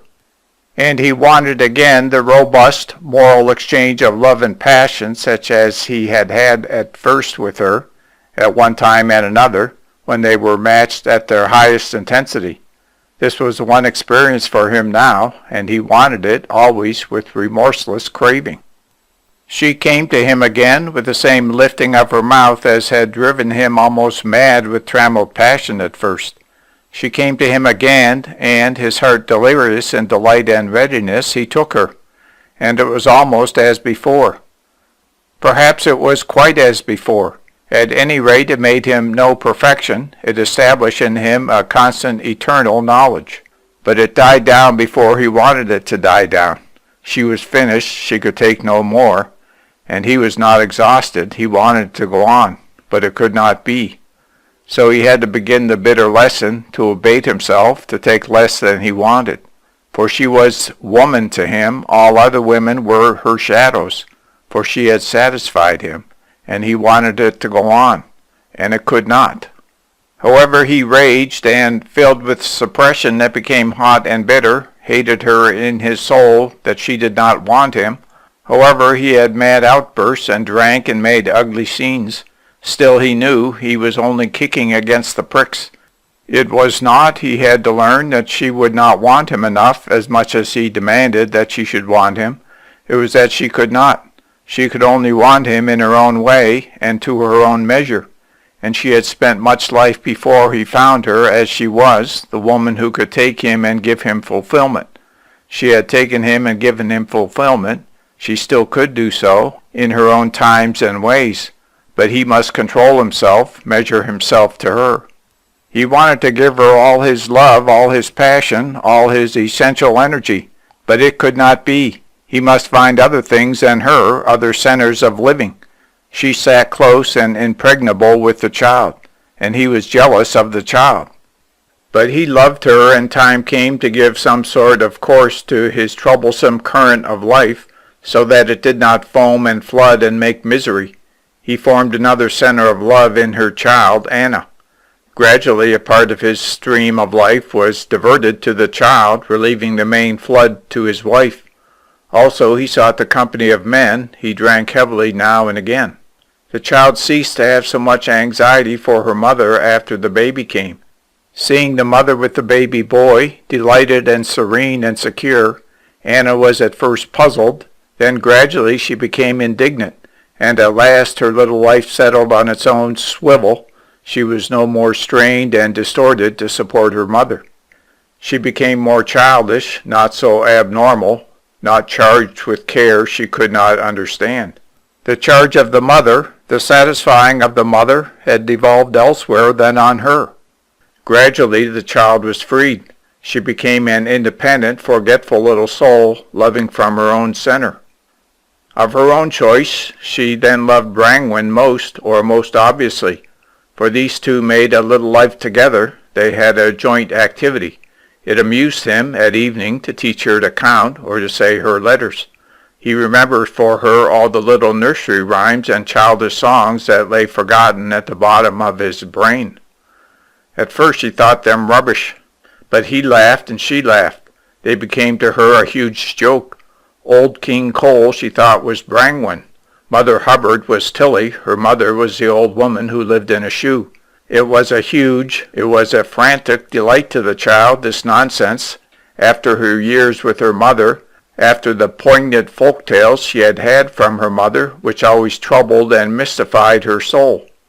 She shared a sort of recklessness with her father, a complete chosen carelessness that had the laugh of ridicule in it. He loved to make her voice go high and shouting and defiant with laughter. The baby was dark-skinned and dark-haired, like the mother, and had hazel eyes. Brangwen called him the blackbird. "Hallo," Brangwen would cry, starting as he heard the wail of the child announcing it wanted to be taken out of the cradle.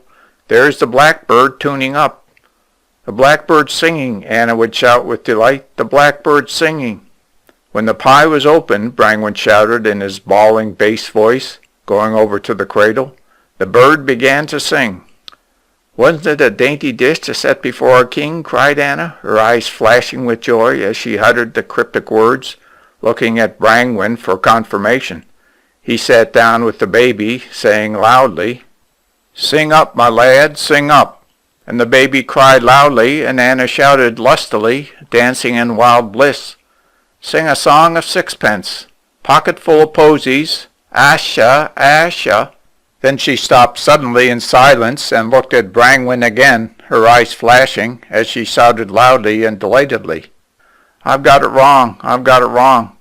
"Oh, my sirs," said Tilly, entering, "what a racket." Brangwen hushed the child, and Anna flipped and danced on. She loved her wild bursts of rowdiness with her father. Tilly hated it. Mrs. Brangwen did not mind.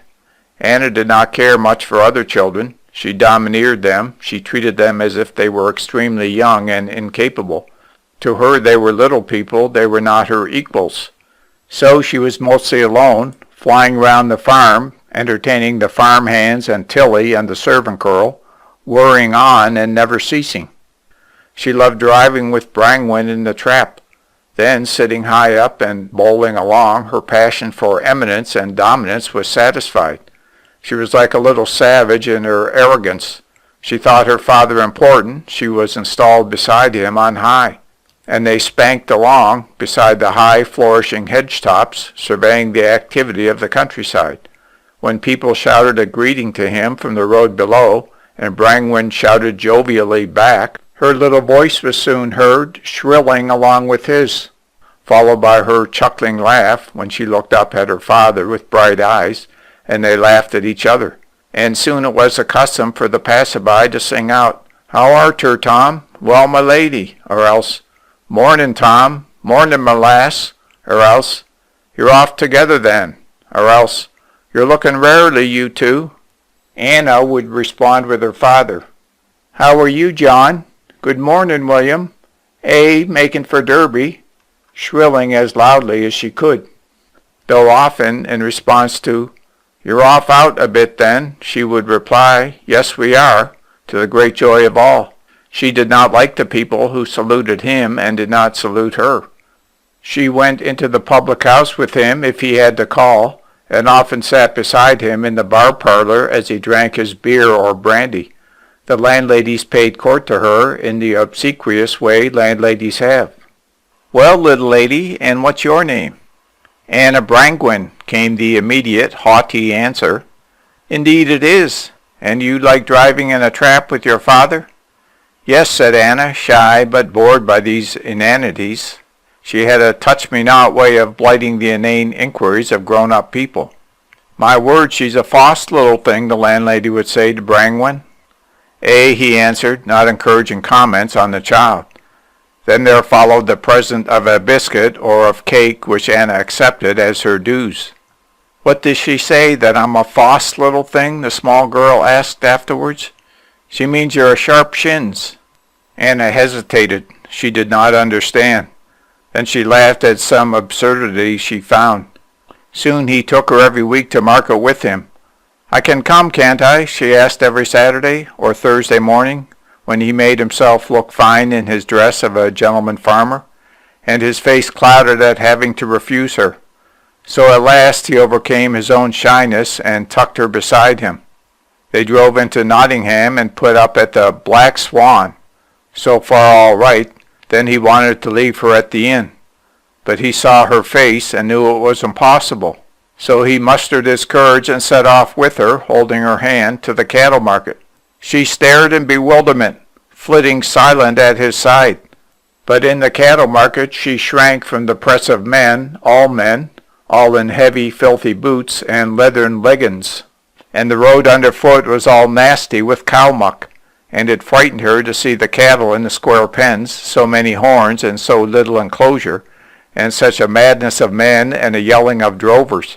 Also she felt her father was embarrassed by her and ill at ease. He brought her a cake at the refreshment booth and set her on a seat. A man hailed him. "Good morning, Tom. That thine, then?" And the bearded farmer jerked his head at Anna. "Eh," said Brangwyn, deprecating. "I didn't know that it won that old." "No, it's my missus's." "Oh, that's it." And the man looked at Anna as if she were some odd little cattle. She glowered with black eyes. Brangwyn left her there in charge of the barmen, whilst he went to see about the selling of some young stirks. Farmers, butchers, drovers, dirty, uncouth men from whom she shrank instinctively, stared down at her as she sat on her seat, then went to get their drink, talking in unabated tones. All was big and violent about her. "Whose child might that be?" they asked of the barman. "It belongs to Tom Brangwyn." The child sat on in neglect, watching the door for her father. He never came. Many men came, but not he, and she sat like a shadow. She knew one did not cry in such a place, and every man looked at her inquisitively. She shut herself away from them. A deep gathering coldness of isolation took hold on her. He was never coming back. She sat on, frozen, unmoving. When she had become blank and timeless, he came, and she slipped off her seat to him, like one come back from the dead. He had sold his beasts as quickly as he could, but all the business was not finished. He took her again through the hurtling welter of the cattle market. Then at last they turned and went out through the gate. He was always hailing one man or another, always stopping to gossip about land and cattle and horses and other things she did not understand, standing in the filth and the smell among the legs and great boots of men. And always she heard the questions. "What lass is that, then? I didn't know that it one o' that age." "It belongs to my missus."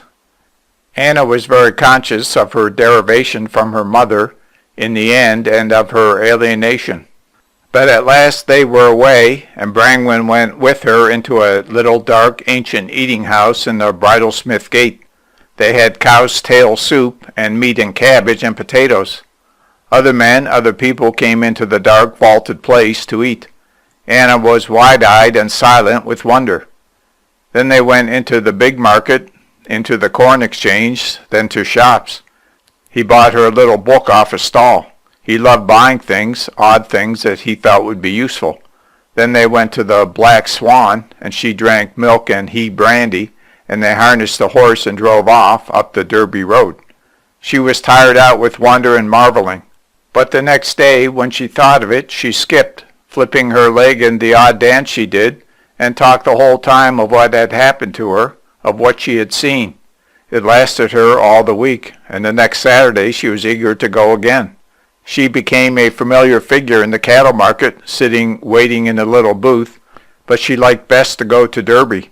There her father had more friends, and she liked the familiarity of the smaller town, the nearness of the river, the strangeness that did not frighten her, it was so much smaller. She liked the covered-in market and the old women. She liked the George Inn where her father put up. The landlord was Brangwen's old friend, and Anna was made much of. She sat many a day in the cozy parlor talking to Mr. Wigington, a fat man with red hair, the landlord. And when the farmers all gathered at 12 o'clock for dinner, she was a little heroine. At first she would only glower or hiss at these strange men with their uncouth accent, but they were good-humored. She was a little oddity with her fierce, fair hair like spun glass sticking out in a flamy halo around the apple-blossom face and the black eyes, and the men liked an oddity. She kindled their attention. She was very angry because Marriott, a gentleman farmer from Ambergate, called her the little polecat. "Why, you're a polecat," he said to her. "I'm not," she flashed. "You are. That's just how a polecat goes."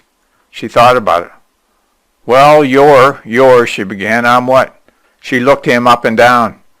"You're a bow-leg man," which he was. There was a roar of laughter. They loved her that she was indomitable. "Ah," said Marriott, "only a polecat says that." "Well, I am a polecat," she flamed. There was another roar of laughter from the men. They loved to tease her. "Well, me little maid," Braithwaite would say to her, "and how's the lamb's wool?" He gave a tug at a glistening, pale piece of her hair. "It's not lamb's wool," said Anna, indignantly, putting back her offended lock. "Why, what's to ca' it, then?" "It's hair." "Hair? Wherever done they rear that sort?" "Wherever done they?" she asked, in dialect, her curiosity overcoming her. Instead of answering, he shouted with joy. It was the triumph to make her speak dialect. She had one enemy, the man they called Nut-Nat, or Nat-Nut, a cretin with inturned feet who came flap-lapping along, shoulder-jerking at every step. This poor creature sold nuts in the public houses where he was known. He had no roof to his mouth, and the men used to mock his speech. The first time he came into the George, when Anna was there, she asked, after he had gone, her eyes very round, "Why does he do that when he walks?" "He cannot help himself, ducky. It's the make o' the fellow." She thought about it, then she laughed nervously, and then she bethought herself, her cheeks flushed, and she cried, "He's a horrid man." "Nay, he's non-horrid. He cannot help it if he were struck that road." But when poor Nat came wambling in again, she slid away, and she would not eat his nuts if the men bought them for her, and when the farmers gambled at dominoes for them, she was angry. "They are dirty man's nuts," she cried. So a revulsion started against Nat, who had not long after to go to the workhouse.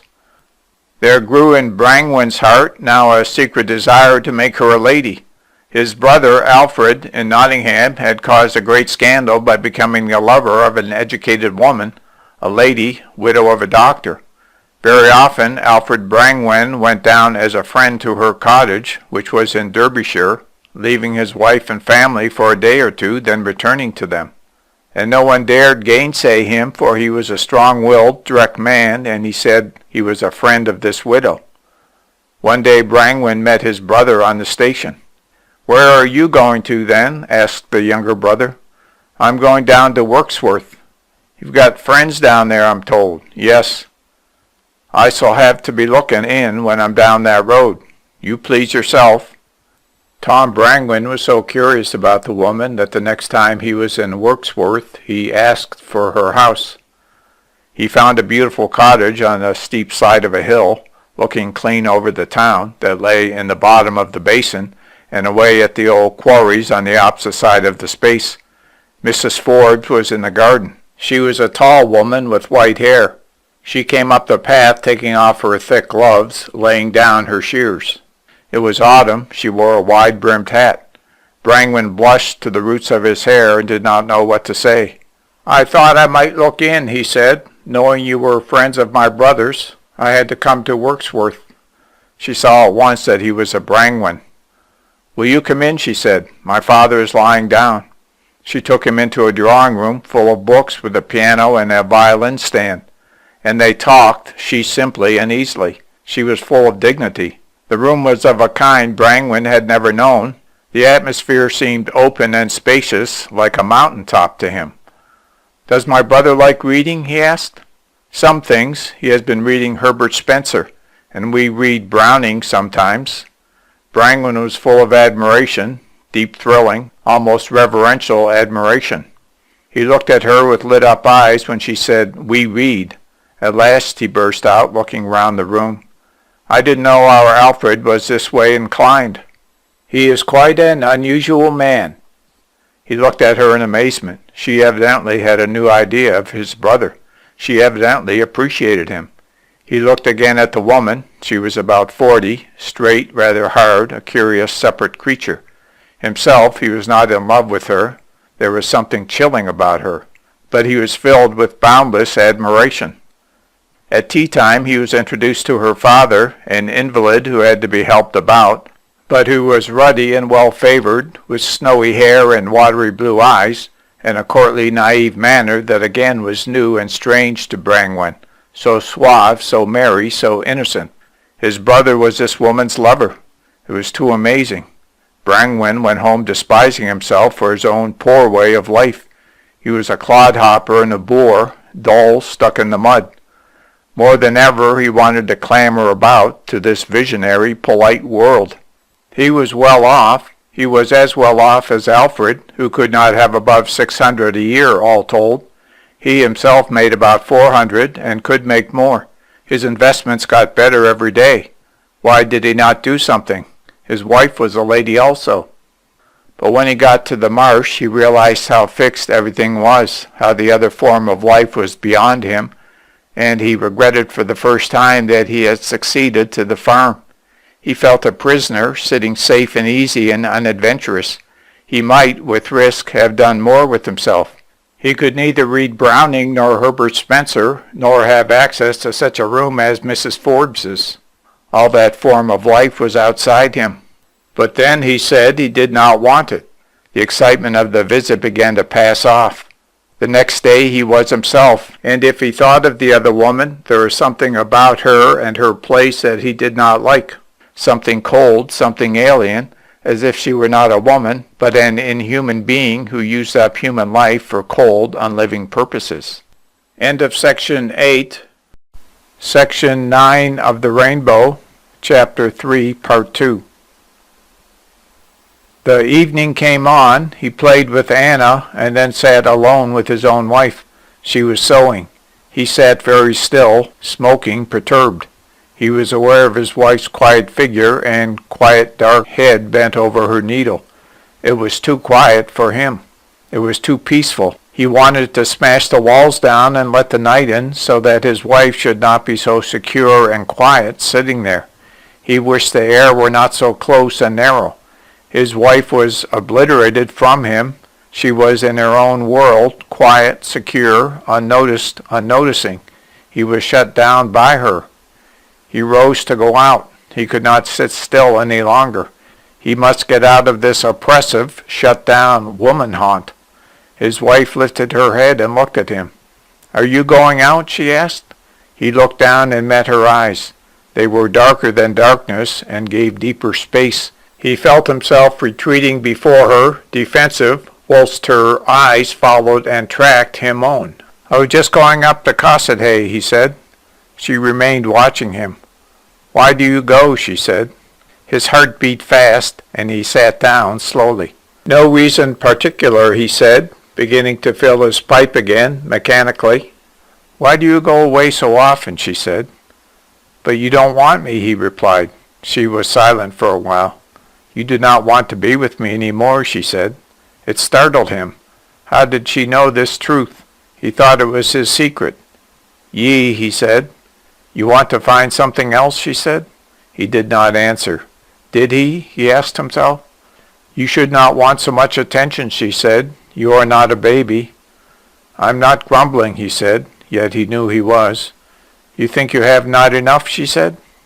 How enough? You think you have not enough in me? But how do you know me? What do you do to make me love you? He was flabbergasted. I never said I hadn't enough in you, he replied. I didn't know you wanted making to love me. What do you want? You don't make it good between us any more. You are not interested. You do not make me want you. And you don't make me want you, do you now? There was a silence. They were such strangers. Would you like to have another woman, she asked. His eyes grew round. He did not know where he was. How could she, his own wife, say such a thing? But she sat there, small and foreign and separate. It dawned upon him she did not consider herself his wife, except in so far as they agreed. She did not feel she had married him. At any rate, she was willing to allow he might want another woman. A gap, a space opened before him. No, he said slowly. What other woman should I want? Like your brother, she said. He was silent for some time, ashamed also. What of her, he said. I didn't like the woman. Yes, you liked her, she said persistently. He stared in wonder at his own wife as she told him his own heart so callously, and he was indignant. What right had she to sit there telling him these things? She was his wife. What right had she to speak to him like this, as if she were a stranger? I didn't, he said. I want no woman. Yes, you would like to be like Alfred. His silence was one of angry frustration. He was astonished. He had told her of his visit to Wirksworth, but briefly, without interest, he thought. As she sat with her strange dark face turned towards him, her eyes watched him, inscrutable, casting him up. He began to oppose her. She was again the active unknown facing him. Must he admit her? He resisted involuntarily. Why should you want to find a woman who is more to you than me, she said. The turbulence raged in his breast. I don't, he said. Why do you, she repeated. Why do you want to deny me? Suddenly, in a flash, he saw she might be lonely, isolated, unsure. She had seemed to him the utterly certain, satisfied, absolute, excluding him. Could she need anything? Why aren't you satisfied with me? I'm not satisfied with you. Paul used to come to me and take me like a man does. You only leave me alone or take me like your cattle, quickly, to forget me again, so that you can forget me again. What am I to remember about you, said Brangwen. I want you to know there is somebody there besides yourself. Well, don't I know it? You come to me as if it was for nothing, as if I was nothing there. When Paul came to me, I was something to him, a woman I was. To you I am nothing. It is like cattle, or nothing. You make me feel as if I was nothing, he said. They were silent. She sat watching him. He could not move. His soul was seething and chaotic. She turned to her sewing again, but the sight of her bent before him held him and would not let him be. She was a strange, hostile, dominant thing, yet not quite hostile. As he sat, he felt his limbs were strong and hard. He sat in strength. She was silent for a long time, stitching. He was aware, poignantly, of the round shape of her head, very intimate, compelling. She lifted her head and sighed. The blood burned in him. Her voice ran to him like fire. Come here, she said, unsure. For some moments he did not move. Then he rose slowly and went across the hearth. It required an almost deathly effort of volition or of acquiescence. He stood before her and looked down at her. Her face was shining again. Her eyes were shining again like terrible laughter. It was to him terrible how she could be transfigured. He could not look at her. It burnt his heart. My love, she said, and she put her arms round him as he stood before her, round his thighs, pressing him against her breast. and her hands on him seemed to reveal to him the mold of his own nakedness. He was passionately lovely to himself. He could not bear to look at her. "My dear," she said. He knew she spoke a foreign language. The fear was like bliss in his heart. He looked down. Her face was shining. Her eyes were full of light. She was awful. He suffered from the compulsion to her. She was the awful unknown. He bent down to her, suffering, unable to let go, unable to let himself go, yet drawn, driven. She was now the transfigured. She was wonderful beyond him. He wanted to go, but he could not as yet kiss her. He was himself apart. Easiest he could kiss her feet. But he was too ashamed for the actual deed, which were like an affront. She waited for him to meet her, not to bow before her and serve her. She wanted his active participation, not his submission. She put her fingers on him, and it was torture to him that he must give himself to her actively, participate in her, that he must meet and embrace and know her, who was other than himself. There was that in him which shrank from yielding to her, resisting the relaxing towards her, opposing the mingling with her, even while he most desired it. He was afraid. He wanted to save himself. There were a few moments of stillness. Then gradually the tension, the withholding relaxed in him, and he began to flow towards her. She was beyond him, the unattainable. But he let go his hold on himself. He relinquished himself, and knew the subterranean force of his desire to come to her, to be with her, to mingle with her, losing himself to find her, to find himself in her. He began to approach her, to draw near. His blood beat up in waves of desire. He wanted to come to her, to meet her. She was there if he could reach her. The reality of her who was just beyond him absorbed him. Blind and destroyed, he pressed forward, nearer, nearer, to receive the consummation of himself. He received within the darkness which should swallow him and yield up to himself. If he could come really within the blazing kernel of darkness, if really he could be destroyed, burnt away till he lit with her in one consummation, that were supreme, supreme. Their coming together now, after 2 years of married life, was much more wonderful to them than it had been before. It was the entry into another circle of existence. It was the baptism to another life. It was a complete confirmation. Their feet trod strange ground of knowledge. Their footsteps were lit up with discovery. Wherever they walked, it was well. The world re-echoed round them in discovery. They went gladly and forgetful. Everything was lost and everything was found. The new world was discovered. It remained only to be explored. They had passed through the doorway into the further space, where movement was so big that it contained bonds and constraints and labors, and still was complete liberty. She was a doorway to him, he to her.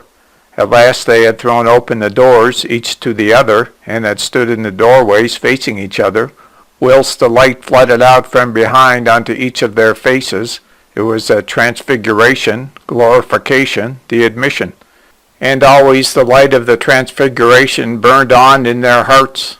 He went his way as before, she went her way. To the rest of the world there seemed no change.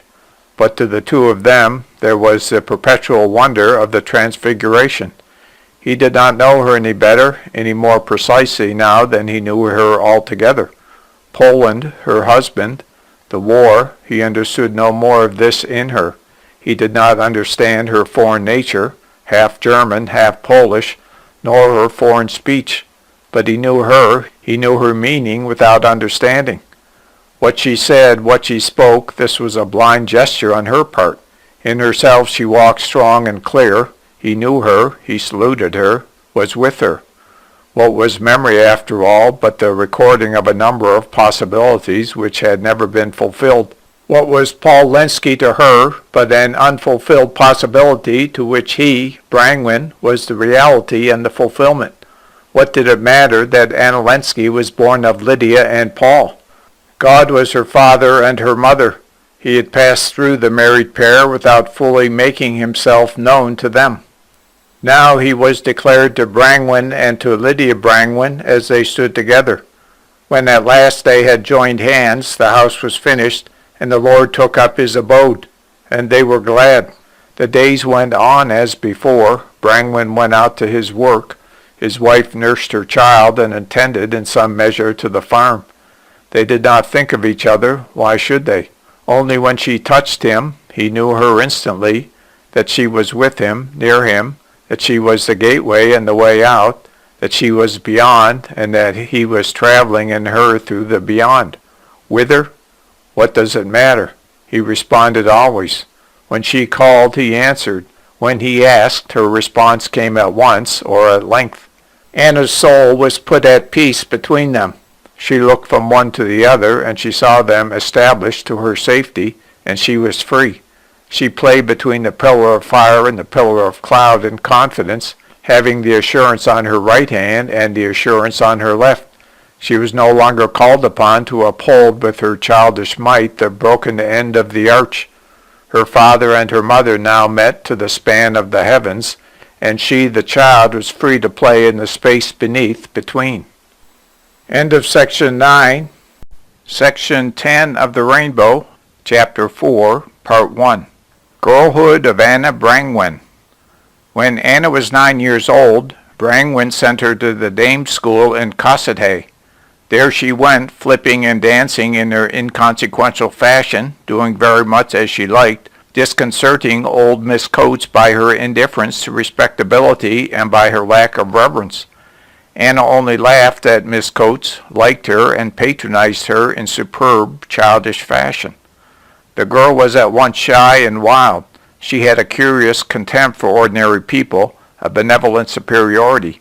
She was very shy and tortured with misery when people did not like her. On the other hand, she cared very little for anybody save her mother, whom she still rather resentfully worshipped, and her father, whom she loved and patronized, but upon whom she depended. These two, her mother and father, held her still in fee, but she was free of other people, towards whom, on the whole, she took the benevolent attitude. She deeply hated ugliness or intrusion or arrogance, however. As a child, she was as proud and shadowy as a tiger and as aloof. She could confer favors, but, save from her mother and father, she could receive none. She hated people who came too near to her. Like a wild thing, she wanted her distance. She mistrusted intimacy. In Kossuth and Ilkeston, she was always an alien. She had plenty of acquaintances, but no friends. Very few people whom she met were significant to her. They seemed part of a herd, undistinguished. She did not take people very seriously.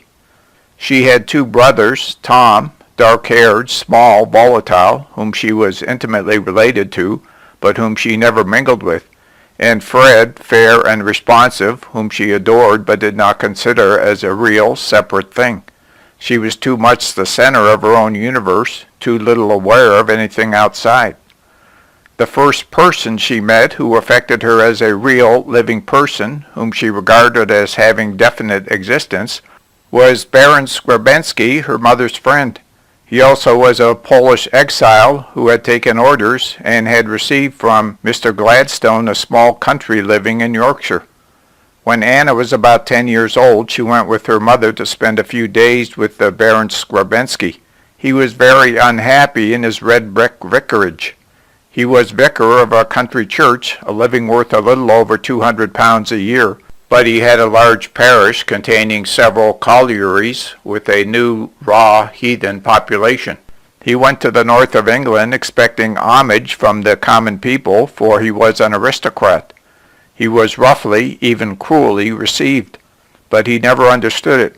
He remained a fiery aristocrat, only he had to learn to avoid his parishioners. Anna was very much impressed by him. He was a smallish man with a rugged, rather crumpled face and blue eyes set very deep and glowing. His wife was a tall, thin woman of noble Polish family, mad with pride. He still spoke broken English, for he had kept very close to his wife, both of them forlorn in this strange, inhospitable country, and they always spoke in Polish together. He was disappointed with Mrs. Brangwen's soft, natural English, very disappointed that her child spoke no Polish. Anna loved to watch him. She liked the big, new, rambling vicarage, desolate and stark on its hill. It was so exposed, so bleak and bold after the marsh. The Baron talked endlessly in Polish to Mrs. Brangwen. He made furious gestures with his hands. His blue eyes were full of fire. And to Anna there was a significance about his sharp, flinging movements. Something in her responded to his extravagance and his exuberant manner. She thought him a very wonderful person. She was shy of him. She liked him to talk to her. She felt a sense of freedom near him. She never could tell how she knew it, but she did know that he was a Knight of Malta. She could never remember whether she had seen his star or cross of his order or not, but it flashed in her mind like a symbol.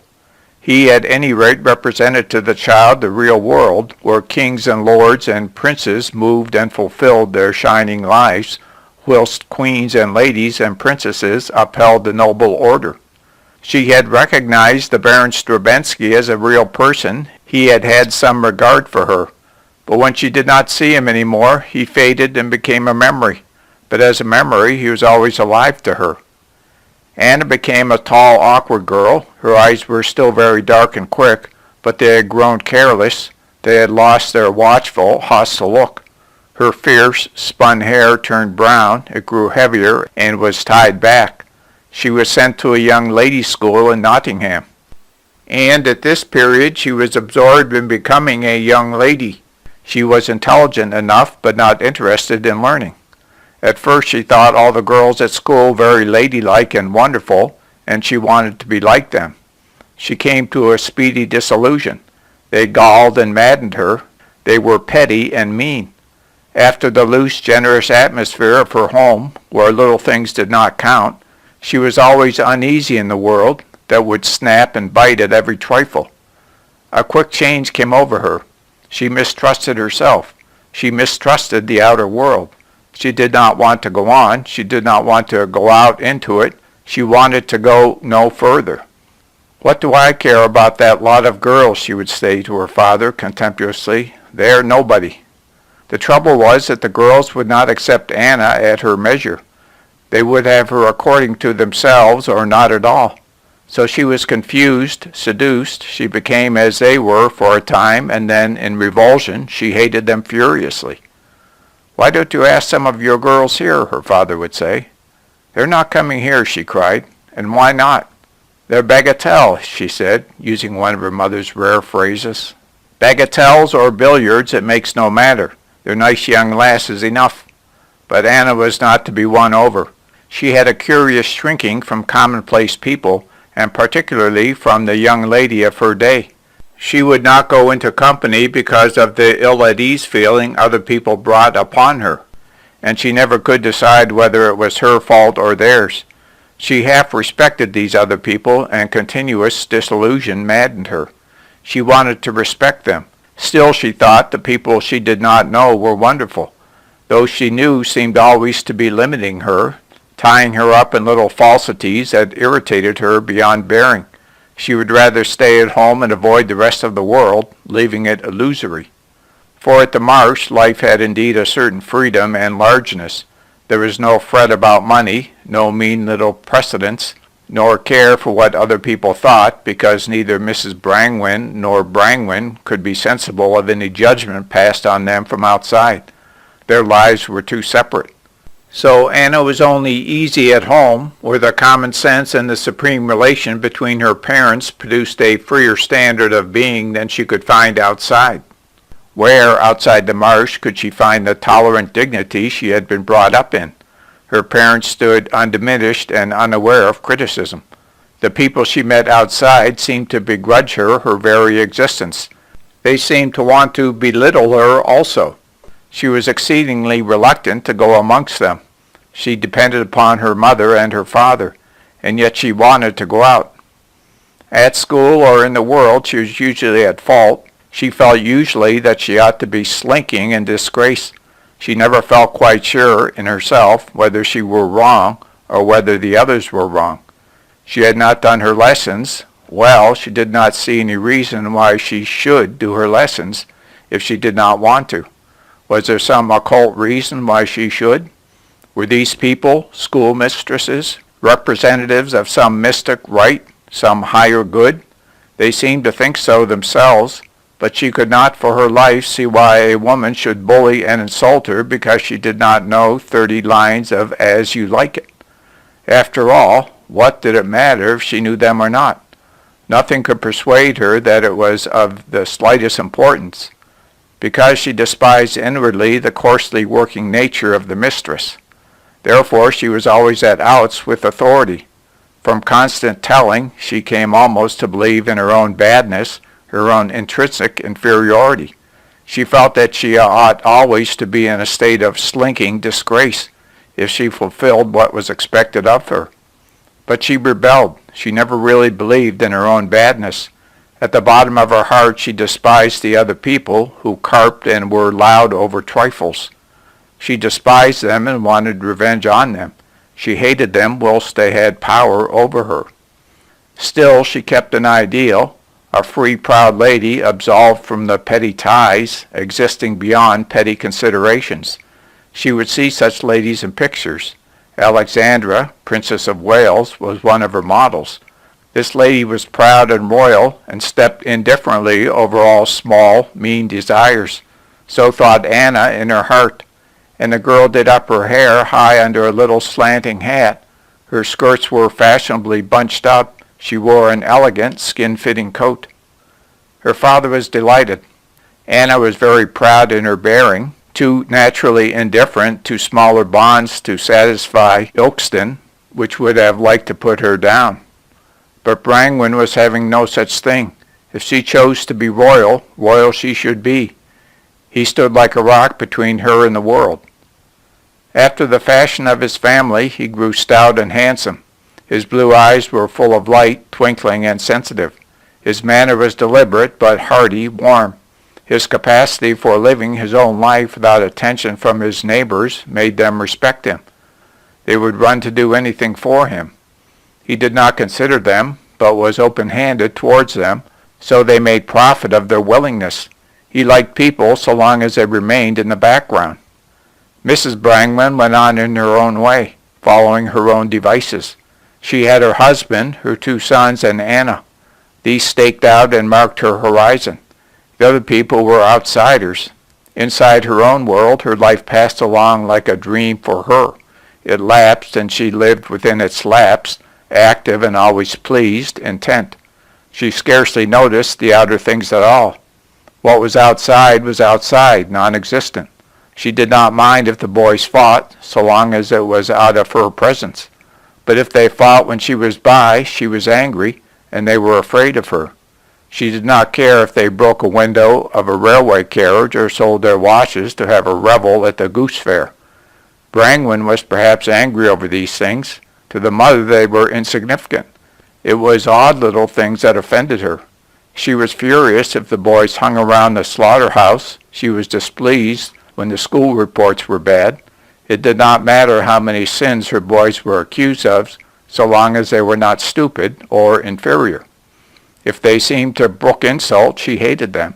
And it was only a certain gaucherie, a gawkiness on Anna's part that irritated her against the girl. Certain forms of clumsiness, grossness, made the mother's eyes glow with curious rage. Otherwise she was pleased, indifferent. Pursuing her splendid lady ideal, Anna became a lofty demoiselle of 16, plagued by family shortcomings. She was very sensitive to her father. She knew if he had been drinking, were he ever so little affected, and she could not bear it. He flushed when he drank, his veins stood out on his temples, there was a twinkling, cavalier boisterousness in his eye, his manner was jovially overbearing and mocking, and it angered her. When she heard his loud, roaring, boisterous mockery, an anger of resentment filled her. She was quick to forestall him the moment he came in. "You look a sight, you do, red in the face," she cried. "I might look worse if I was green," he answered. "Boozing in Ilkston. And what's wrong with Ilson?" She flounced away. He watched her with amused twinkling eyes, yet in spite of himself said that she flouted him.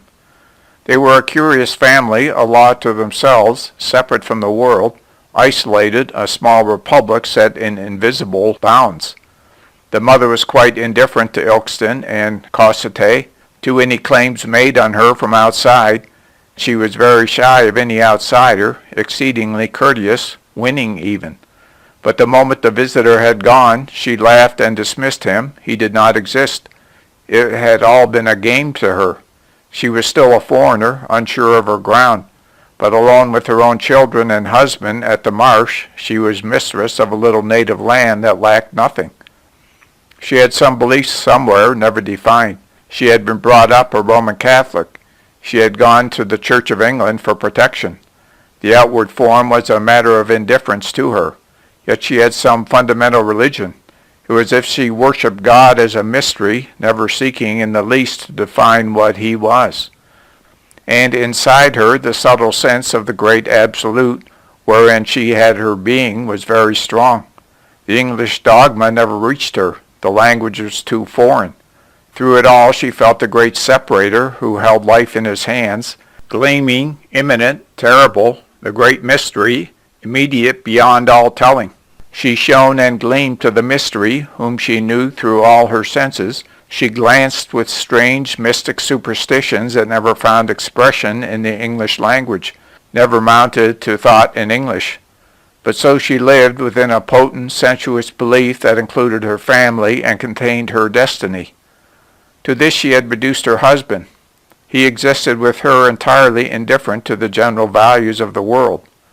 Her very ways, the very mark of her eyebrows, were symbols and indication to him. There on the farm with her, he lived through a mystery of life and death and creation, strange, profound ecstasies and incommunicable satisfactions, of which the rest of the world knew nothing, which made the pair of them apart and respected in the English village, for they were also well-to-do. But Anna was only half safe within her mother's unthinking knowledge. She had a mother-of-pearl rosary that had been her own father's. What it meant to her she could never say. But the string of moonlight and silver, when she had it between her fingers, filled her with strange passion. She learned at school a little Latin. She learned an Ave Maria and a Pater Noster. She learned how to say her rosary. But that was no good. Ave Maria, gratia plena, Dominus tecum, benedicta tu in mulieribus, et benedictus fructus ventris tui, Iesu. Ave Maria, Sancta Maria, ora pro nobis pectoribus, nunc et in hora mortis nostrae. Amen. It was not right somehow. What these words meant when translated was not the same as the pale rosary meant. There was a discrepancy, a falsehood. It irritated her to say Dominus tecum or benedicta tu in mulieribus. She loved the mystic words Ave Maria, Sancta Maria. She was moved by benedictus fructus ventri tui, Iesus, and by nunc et in hora mortis nostrae. But none of it was quite real. It was not satisfactory somehow. She avoided her rosary because, moving with curious passion as it did, it meant only these not very significant things. She put it away. It was her instinct to put all these things away. It was her instinct to avoid thinking, to avoid it, to save herself.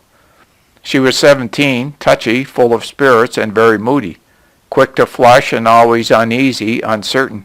For some reason or other, she turned more to her father. She felt almost flashes of hatred for her mother. Her mother's dark muzzle and curiously insidious ways, her mother's utter surety and confidence, her strange satisfaction, even triumph, her mother's ways of laughing at things, and her mother's silent overriding of vexatious propositions, most of all her mother's triumphant power, maddened the girl. She became sudden and incalculable. Often she stood at the window looking out as if she wanted to go. Sometimes she went. She mixed with people. But always she came home in anger, as if she were diminished, belittled, almost degraded. There was over the house a kind of dark silence and intensity in which passion worked its inevitable conclusions. There was in the house a sort of richness, a deep, inarticulate interchange which made other places seem thin and unsatisfying. Brangwen could sit silent, smoking in his chair. The mother could move about in her quiet, insidious way, and the sense of the two presences was powerful, sustaining. The whole intercourse was wordless, intense, and close. But Anna was uneasy. She wanted to get away. Yet wherever she went, there came upon her that feeling of thinness, as if she were made smaller, belittled. She hastened home. There she raged and interrupted the strong, settled interchange. Sometimes her mother turned on her with a fierce, destructive anger, in which was no pity or consideration, and Anna shrank, afraid. She went to her father. He would still listen to the spoken word, which fell sterile on the unheeding mother. Sometimes Anna talked to her father. She tried to discuss people. She wanted to know what was meant. But her father became uneasy. He did not want to have things dragged into consciousness. Only out of consideration for her he listened. And there was a kind of bristling rousedness in the room. The cat got up and stretched itself, went uneasily to the door. Mrs. Brangwyn was silent. She seemed ominous. Anna could not go on with her fault-finding, her criticism, her expression of dissatisfactions. She felt even her father against her. He had a strong, dark bond with her mother, a potent intimacy that existed inarticulate and wild, following its own course, and savage if interrupted, uncovered. Nevertheless, Brangwyn was uneasy about the girl. The whole house continued to be disturbed. She had a pathetic, baffled appeal. She was hostile to her parents, even whilst she lived entirely with them, within their spell. Many ways she tried of escape. She became an assiduous churchgoer. But the language meant nothing to her. It seemed false. She hated to hear things expressed, put into words. Whilst the religious feelings were inside her, they were passionately moving. In the mouth of the clergyman, they were false, indecent. She tried to read, but again the tedium and the sense of the falsity of the spoken word put her off. She went to stay with girlfriends. At first she thought it splendid, but then the inner boredom came on. It seemed to her all nothingness, and she felt always belittled, as if never, never could she stretch her length and stride her stride. Her mind reverted often to the torture cell of a certain bishop of France, in which the victim could neither stand nor lie stretched out, never.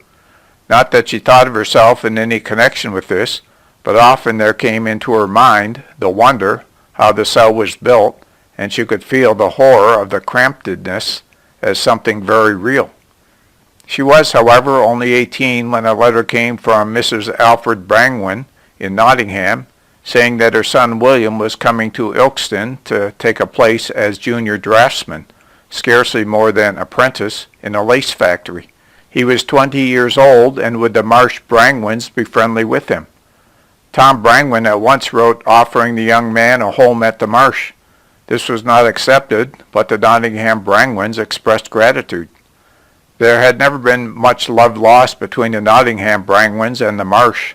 Indeed, Mrs. Alfred, having inherited £3,000 and having occasion to be dissatisfied with her husband, held aloof from all the Brangwyns whatsoever. She affected, however, some esteem of Mrs. Tom, as she called the Polish woman, saying that at any rate she was a lady. End of section 10. Section 11 of The Rainbow, Chapter 4, Part 2.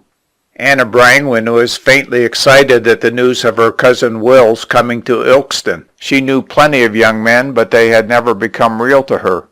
She had seen in this young gallant a nose she liked, in that a pleasant mustache, in the other a nice way of wearing clothes, in one a ridiculous fringe of hair, in another a comical way of talking.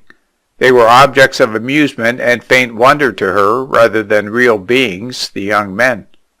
The only man she knew was her father, and, as he was something large, looming, a kind of godhead, he embraced all manhood for her, and other men were just incidental. She remembered her cousin Will. He had town clothes and was thin, with a very curious head, black as jet, with hair like sleek, thin fur. It was a curious head. It reminded her she knew not of what, of some animal, some mysterious animal that lived in the darkness under the leaves and never came out, but which lived vividly, swift and intense. She always thought of him with that black, keen, blind head, and she considered him odd. He appeared at the marsh one Sunday morning, a rather long, thin youth with a bright face and a curious self-possession among his shyness, a native unawareness of what other people might be, since he was himself. When Anna came downstairs in her Sunday clothes, ready for church, he rose and greeted her conventionally, shaking hands. His manners were better than hers. She flushed. She noticed that he now had a thick fledge on his upper lip, a black, finely shaped line marking his wide mouth. It rather repelled her. It reminded her of the thin, fine fur of his hair. She was aware of something strange in him. His voice had rather high upper notes and very resonant middle notes. It was queer. She wondered why he did it. But he sat very naturally in the Marsh living room. He had some uncouthness, some natural self-possession of the Brangwens that made him at home there. Anna was rather troubled by the strangely intimate, affectionate way her father had towards this young man. He seemed gentle towards him. He put himself aside in order to fill out the young man. This irritated Anna. "Father," she said abruptly, "give me some collection." "What collection?" asked Brangwen. "Don't be ridiculous," she cried, flushing. "Nay," he said, "what collection is this?" "You know, it's the first Sunday of the month." Anna stood confused. Why was he doing this? Why was he making her conspicuous before this stranger? "I want some collection," she reasserted. "So they says," he replied indifferently, looking at her, then turning again to this nephew. She went forward and thrust her hand into his breeches pocket. He smoked steadily, making no resistance, talking to his nephew. Her hand groped about in his pocket, and then drew out his leathern purse. Her color was bright in her clear cheeks, her eyes shone. Brangwen's eyes were twinkling. The nephew sat sheepishly. Anna, in her finery, sat down and slid all the money into her lap. There was silver and gold. The youth could not help watching her. She was bent over the heap of money, fingering the different coins. "I've a good mind to take half a sovereign," she said, and she looked up with glowing dark eyes. She met the light brown eyes of her cousin, close and intent upon her. She was startled. She laughed quickly and turned to her father. "I've a good mind to take half a sovereign, our dad," she said. "Yes, Nimblefinger," said her father. "You take what's your own." "Are you coming, our Anna?" asked her brother from the door. She suddenly chilled to normal, forgetting both her father and her cousin. "Yes, I'm ready," she said, taking 6 pence from the heap of money and sliding the rest back into the purse, which she laid on the table. "Give it here," said her father. Hastily she thrust the purse into his pocket and was going out. "You'd better go with him, lad, hadn't you?" said the father to the nephew. Will Brangwen rose uncertainly. He had golden brown, quick, steady eyes, like a bird's, like a hawk's, which cannot look afraid. "Your cousin will come with you," said the father. Anna glanced at the strange youth again. She felt him waiting there for her to notice him. He was hovering on the edge of her consciousness, ready to come in. She did not want to look back at him. She was antagonistic to him. She waited without speaking. Her cousin took his hat and joined her. It was summer outside. Her brother Fred was plucking a sprig of flowery currant to put in his coat from the bush at the angle of the house. She took no notice. Her cousin followed just behind her. They were on the high road. She was aware of a strangeness in her being. It made her uncertain. She caught sight of the flowering currant in her brother's buttonhole. "Oh, our Fred," she cried, "don't wear that stuff to go to church." Fred looked down protectively at the pink adornment on his breast. "Why, I like it," he said. "Then you're the only one who does, I'm sure," she said. And she turned to her cousin. "Do you like the smell of it?" she asked. He was there beside her, tall and uncouth, and yet self-possessed. It excited her. "I can't say whether I do or not," he replied. "Give it here, Fred. Don't have it smelling in church," she said to the little boy, her page. Her fair small brother handed her the flower dutifully. She sniffed it and gave it without a word to her cousin for his judgment. He smelled the dangling flower curiously. "It's a funny smell," he said, and suddenly she laughed, and a quick light came on all their faces. There was a blithe trip in the small boy's walk. The bells were ringing. They were going up the summery hill in their Sunday clothes. Anna was very fine in a silk frock of brown and white stripes, tight along the arms and the body, bunched up very elegantly behind the skirt. There was something of the cavalier about Will Brangwyn, and he was well dressed.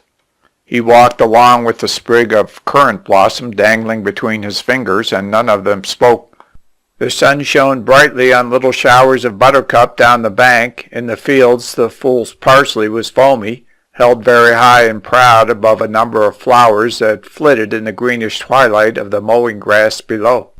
They reached the church. Fred led the way to the pew, followed by the cousin, then Anna. She felt very conspicuous and important.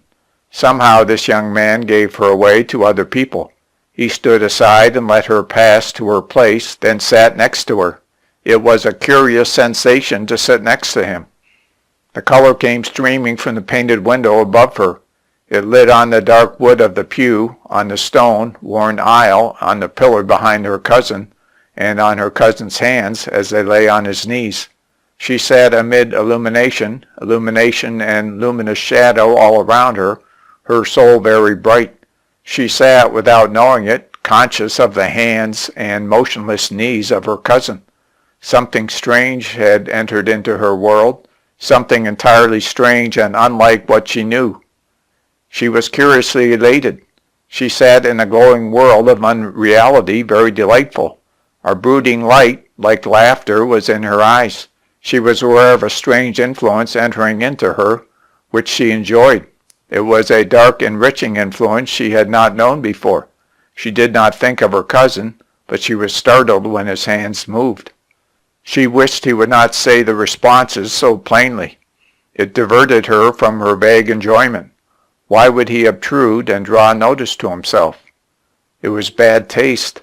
But she went on all right till the hymn came. He stood up beside her to sing, and that pleased her. Then suddenly, at the very first word, his voice came strong and overriding, filling the church. He was singing the tenor. Her soul opened in amazement. His voice filled the church. It rang out like a trumpet, and rang out again. She started to giggle over her hymn book. But he went on, perfectly steady. Up and down rang his voice, going its own way. She was helplessly shocked into laughter. Between moments of dead silence in herself, she shook with laughter. On came the laughter, seized her and shook her till the tears were in her eyes. She was amazed and rather enjoyed it. And still the hymn rolled on, and still she laughed. She bent over her hymn book, crimson with confusion, but still her sides shook with laughter. She pretended to cough. She pretended to have a crumb in her throat. Fred was gazing up at her with clear blue eyes. She was recovering herself, and then a slur in the strong, blind voice at her side brought it all on again in a gust of mad laughter.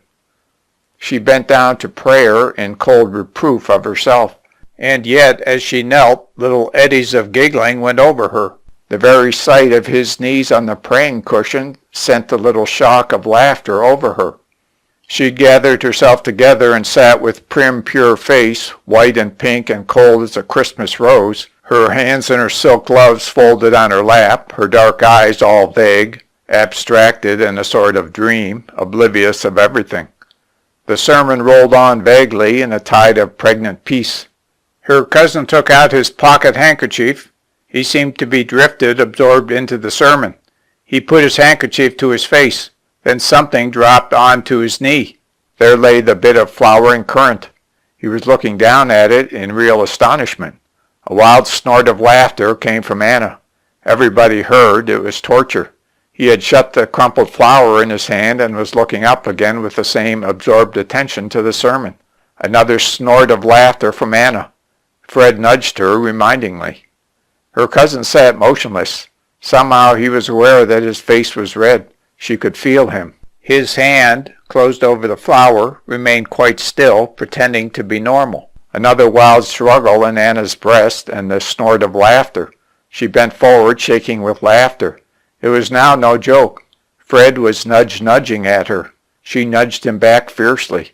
Then another vicious spasm of laughter seized her. She tried to ward it off in a little cough. The cough ended in a suppressed whoop. She wanted to die, and the closed hand crept away to the pocket. Whilst she sat in taut suspense, the laughter rushed back at her, knowing he was fumbling in his pocket to shove the flower away. In the end, she felt weak, exhausted, and thoroughly depressed. A blankness of wincing depression came over her. She hated the presence of the other people. Her face became quite haughty. She was unaware of her cousin any more. When the collection arrived with the last hymn, her cousin was again singing resoundingly, and still it amused her. In spite of the shameful exhibition she had made of herself, it amused her still. She listened to it in a spell of amusement, and the bag was thrust in front of her, and her sixpence was mingled in the folds of her glove. In her haste to get it out, it flipped away and went twinkling in the next pew. She stood and giggled. She could not help it. She laughed outright, a figure of shame. "What were you laughing about, our Anna?" asked Fred, the moment they were out of the church. "Oh, I couldn't help it," she said, in her careless, half-mocking fashion. "I don't know why Cousin Will's singing set me off." "What was there in my singing to make you laugh?" he asked. "It was so loud," she said. They did not look at each other, but they both laughed again, both reddening. "What were you snorting and laughing for, our Anna?" asked Tom, the elder brother, at the dinner table, his hazel eyes bright with joy. Everybody stopped to look at you. Tom was in the choir. She was aware of Will's eyes shining steadily upon her, waiting for her to speak. "It was Cousin Will's singing," she said. At which her cousin burst into a suppressed, chuckling laugh, suddenly showing all his small, regular, rather sharp teeth, and just as quickly closing his mouth again. "Has he got such a remarkable voice on him, then?" asked Brangwyn. "No, it's not that," said Anna. "Only it tickled me. I couldn't tell you why." And again a ripple of laughter went down the table. Will Brangwyn thrust forward his dark face, his eyes dancing, and said, "I'm in the choir of St. Nicholas." "Oh, you go to church then," said Brangwyn. "Mother does. Father doesn't," replied the youth. It was the little things, his movement, the funny tones of his voice that showed up big to Anna. The matter-of-fact things he said were absurd in contrast. The things her father said seemed meaningless and neutral. During the afternoon they sat in the parlor that smelled of geranium, and they ate cherries and talked. Will Brangwyn was called on to give himself forth, and soon he was drawn out. He was interested in churches, in church architecture. The influence of Ruskin had stimulated him to a pleasure in the medieval forms. His talk was fragmentary. He was only half articulate. But listening to him as he spoke of church after church, of nave and chancel and transept, of rood screen and font, of hatchet carving and molding and tracery, speaking always with close passion of particular things, particular places, there gathered in her heart a pregnant hush of churches, a mystery, a ponderous significance of bowed stone, a dim-colored light through which something took place obscurely, passing into darkness, a high delighted framework of the mystic screen, and beyond, in the furthest beyond, the altar. It was a very real experience. She was carried away, and the land seemed to be covered with a vast, mystic church, reserved in gloom, thrilled with an unknown presence. Almost it hurt her to look out of the window and see the lilacs towering in the vivid sunshine. Or was this the jeweled glass? He talked of Gothic and Renaissance and Perpendicular and Early English and Norman. The words thrilled her. "Have you been to Southwell?" he said. "I was there at 12 o'clock at midday, eating my lunch in the churchyard, and the bells played a hymn." It's a fine minster, Southwell, heavy. It's got heavy, round arches, rather low, on thick pillars.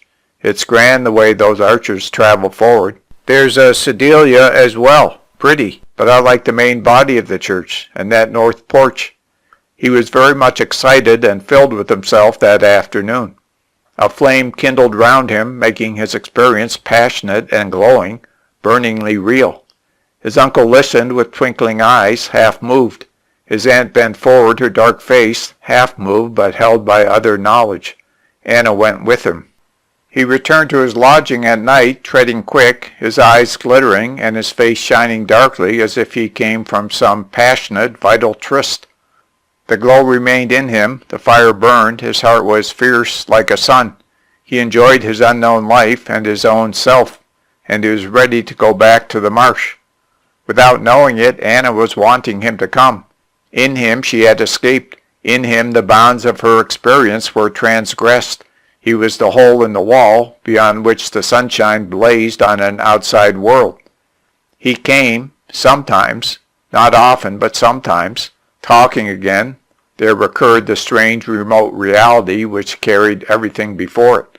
Sometimes he talked of his father, whom he hated with a hatred that was burningly close to love, of his mother, whom he loved, with a love that was keenly close to hatred or to revolt. His sentences were clumsy, he was only half articulate, but he had the wonderful voice that could bring its vibration through the girl's soul, transport her into his feeling. Sometimes his voice was hot and declamatory, sometimes it had a strange twanging, almost cat-like sound, sometimes it hesitated, puzzled, sometimes there was the break of a little laugh. Anna was taken by him. She loved the running flame that coursed through her as she listened to him. And his mother and his father became to her two separate people in her life. For some weeks the youth came frequently and was received gladly by them all. He sat amongst them, his dark face glowing, an eagerness and a touch of derisiveness on his wide mouth, something grinning and twisted, his eyes always shining like a bird's, utterly without depth. There is no getting hold of the fellow, Brangwen irritably thought. He was like a grinning young tomcat that came when he thought he would, and without cognizance of the other person. At first the youth had looked towards Tom Brangwen when he talked, and then he looked towards his aunt for her appreciation, valuing it more than his uncle's. And then he turned to Anna, because from her he got what he wanted, which was not in the elder people. So the two young people, from being always attendant on the elder, began to draw apart and establish a separate kingdom. Sometimes Tom Brangwen was irritated. His nephew irritated him. The lad seemed to him too special, self-contained. His nature was fierce enough, but too much abstracted, like a separate thing, like a cat's nature. A cat could lie perfectly peacefully on the hearthrug whilst its master or mistress writhed in agony a yard away. It had nothing to do with other people's affairs. What did the lad really care about anything save his own instinctive affairs? Brangwen was irritated. Nevertheless, he liked and respected his nephew. Mrs. Brangwen was irritated by Anna, who was suddenly changed under the influence of the youth. The mother liked the boy. He was not quite an outsider, but she did not like her daughter to be so much under the spell. So that gradually the two young people drew apart, escaped from the elders to create a new thing by themselves. He worked in the garden to propitiate his uncle. He talked churches to propitiate his aunt. He followed Anna like a shadow. Like a long, persistent, unswerving black shadow, he went after the girl. It irritated Brangwen exceedingly. It exasperated him beyond bearing to see the lit-up grin, the cat grin as he called it, on his nephew's face. And Anna had a new reserve, a new independence. Suddenly she began to act independently of her parents, to live beyond them. Her mother had flashes of anger. But the courtship went on. Anna would find occasion to go shopping in Ilkeston at evening. She always returned with her cousin, he walking with his head over her shoulder, a little bit behind her, like the devil looking over Lincoln, as Brangwen noted angrily and yet with satisfaction. To his own wonder, Will Brangwen found himself in an electric state of passion. To his wonder, he had stopped her at the gate as they came home from Ilkeston one night, and had kissed her, blocking her way and kissing her whilst he felt as if some blow were struck at him in the dark.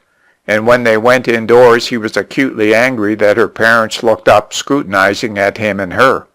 What right had they there? Why should they look up? Let them remove themselves or look elsewhere.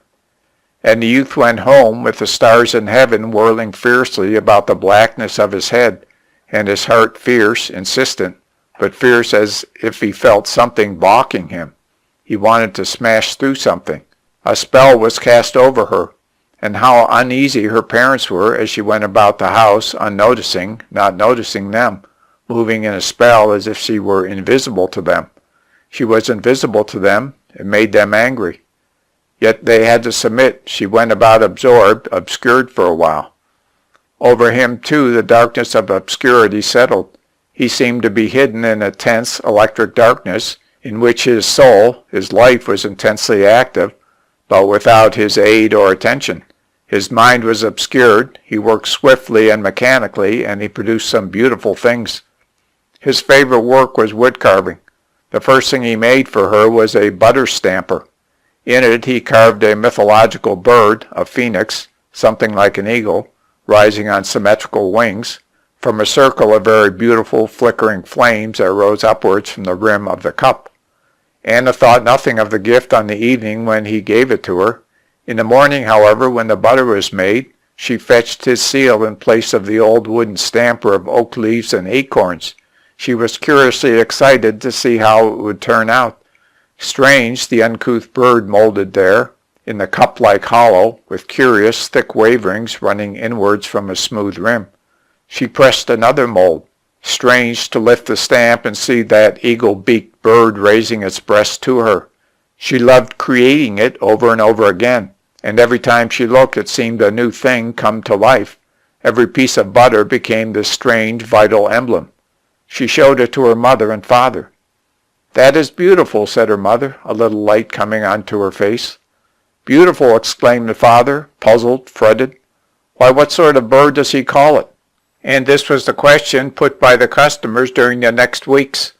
"What sort of bird do you call that, as you've got on the butter?" When he came in the evening, she took him to the dairy to show him. "Do you like it?" he asked, in his loud, vibrating voice that always sounded strange, re-echoing in the dark places of her being. They very rarely touched each other. They liked to be alone together, near to each other, but there was still a distance between them. In the cool dairy, the candlelight lit on the large white surfaces of the cream pans. He turned his head sharply. It was so cool and remote in there, so remote. His mouth was open in a little strained laugh. She stood with her head bent, turned aside. He wanted to go near to her. He had kissed her once. Again his eye rested on the round blocks of butter, where the emblematic bird lifted its breast from the shadow cast by the candle flame. What was restraining him? Her breast was near him, his head lifted like an eagle's. She did not move.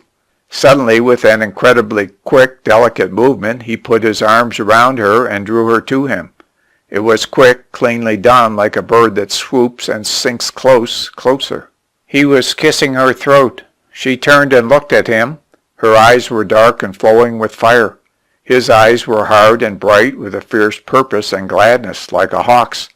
She felt him flying into the dark space of her flames like a brand, like a gleaming hawk. They had looked at each other and seen each other strange, yet near, very near, like a hawk stooping, swooping, dropping into a flame of darkness. So she took the candle and they went back to the kitchen. End of section 11, section 12 of the Rainbow, chapter 4, part 3. They went on in this way for some time, always coming together, but rarely touching. Very seldom did they kiss. And then, often, it was merely a touch of the lips, a sign. But her eyes began to waken with a constant fire. She paused often in the midst of her transit, as if to recollect something or to discover something. And his face became somber, intent. He did not really hear what was said to him. One evening in August he came when it was raining. He came in with his jacket collar turned up, his jacket buttoned close, his face wet. And he looked so slim and definite, coming out of the chill rain, she was suddenly blinded with love for him. Yet he sat and talked with her father and mother, meaninglessly, whilst her blood seethed to anguish in her. She wanted to touch him now, only to touch him. There was a queer, abstract look on her silvery, radiant face that maddened her father. Her dark eyes were hidden, but she raised them to the youth, and they were dark with a flare that made him quail for a moment. She went into the second kitchen and took a lantern. Her father watched her as she returned. "Come with me, Will," she said to her cousin. "I want to see if I put the brick over where that rat comes in." "You've no need to do that," retorted her father. She took no notice. The youth was between the two Wills. The color mounted into the father's face. His blue eyes stared. The girl stood near the door, her head held slightly back, like an indication that the youth must come. He rose in his silent, intent way and was gone with her. The blood swelled in Brangwen's forehead veins. It was raining. The light of the lantern flashed on the cobbled path and the bottom of the wall. She came to a small ladder and climbed up. He reached her the lantern and followed. Up there in the fowl loft, the birds sat in fat bunches on the perches, the red comb shining like fire. Bright, sharp eyes opened. There was a sharp crack of expostulation as one of the hens shifted over. The cock sat watching, his yellow neck feathers bright as glass. Anna went across the dirty floor. Brangwen crouched in the loft watching. The light was soft under the red, naked tiles. The girl crouched in a corner. There was another explosive bustle of a hen springing from her perch. Anna came back, stooping under the perches. He was waiting for her near the door. Suddenly she had her arms round him, was clinging close to him, cleaving her body against his, and crying in a whispering, whimpering sound. "Will, I love you. I love you, Will. I love you." It sounded as if it were tearing her. He was not even very much surprised. He held her in his arms, and his bones melted. He leaned back against the wall. The door of the loft was open. Outside, the rain slanted by in fine, steely, mysterious haste, emerging out of the gulf of darkness. He held her in his arms, and he and she together seemed to be swinging in big, swooping oscillations, the two of them clasped together up in the darkness. Outside the open door of the loft in which they stood, beyond them and below them was darkness, with a traveling veil of rain. "I love you, Will. I love you," she moaned. "I love you, Will." He held her as though they were one, and was silent. In the house, Tom Brangwen waited a while. Then he got up and went out. He went down the yard. He saw the curious misty shaft coming out of the loft door. He scarcely knew it was a light in the rain.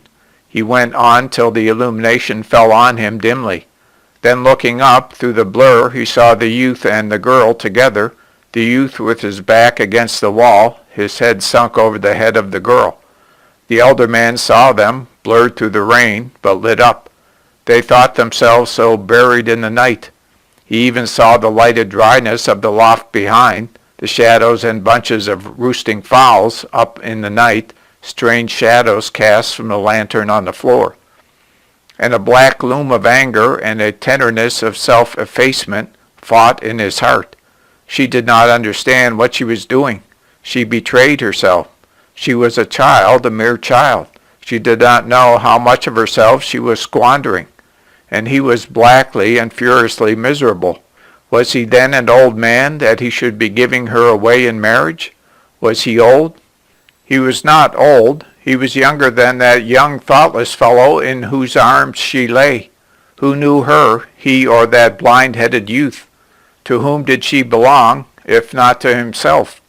He thought again of the child he had carried out at night into the barn, whilst his wife was in labor with the young Tom. He remembered the soft, warm weight of the little girl on his arm round his neck. Now she would say he was finished. She was going away to deny him, to leave an unendurable emptiness in him, a void that he could not bear. Almost he hated her. How dared she say he was old? He walked on in the rain, sweating with pain, with the horror of being old, with the agony of having to relinquish what was life to him. Will Brangwen went home without having seen his uncle. He held his hot face to the rain and walked on in a trance. "I love you, Will, I love you." The words repeated themselves endlessly. The veils had ripped and issued him naked into the endless space, and he shuddered. The walls had thrust him out and given him a vast space to walk in. Whither, through this darkness of infinite space, was he walking blindly? Where, at the end of all the darkness, was God the Almighty, still darkly seated, thrusting him on? "I love you, Will, I love you." He trembled with fear as the words beat in his heart again, and he dared not think of her face, of her eyes which shone, and of her strange, transfigured face. The hand of the hidden Almighty, burning bright, had thrust out of the darkness and gripped him. He went on subject and in fear, his heart gripped and burning from the touch. The days went by, they ran on dark padded feet in silence. He went to see Anna, but again there had come a reserve between them. Tom Brangwyn was gloomy, his blue eyes somber. Anna was strange and delivered up. Her face in its delicate coloring was mute, touched dumb and poignant. The mother bowed her head and moved in her own dark world that was pregnant again with fulfillment. Will Brangwyn worked at his wood carving. It was a passion for him to have the chisel under his grip. Verily, the passion of his heart lifted the fine bite of steel. He was carving, as he had always wanted, the creation of Eve. It was a panel in low relief for a church.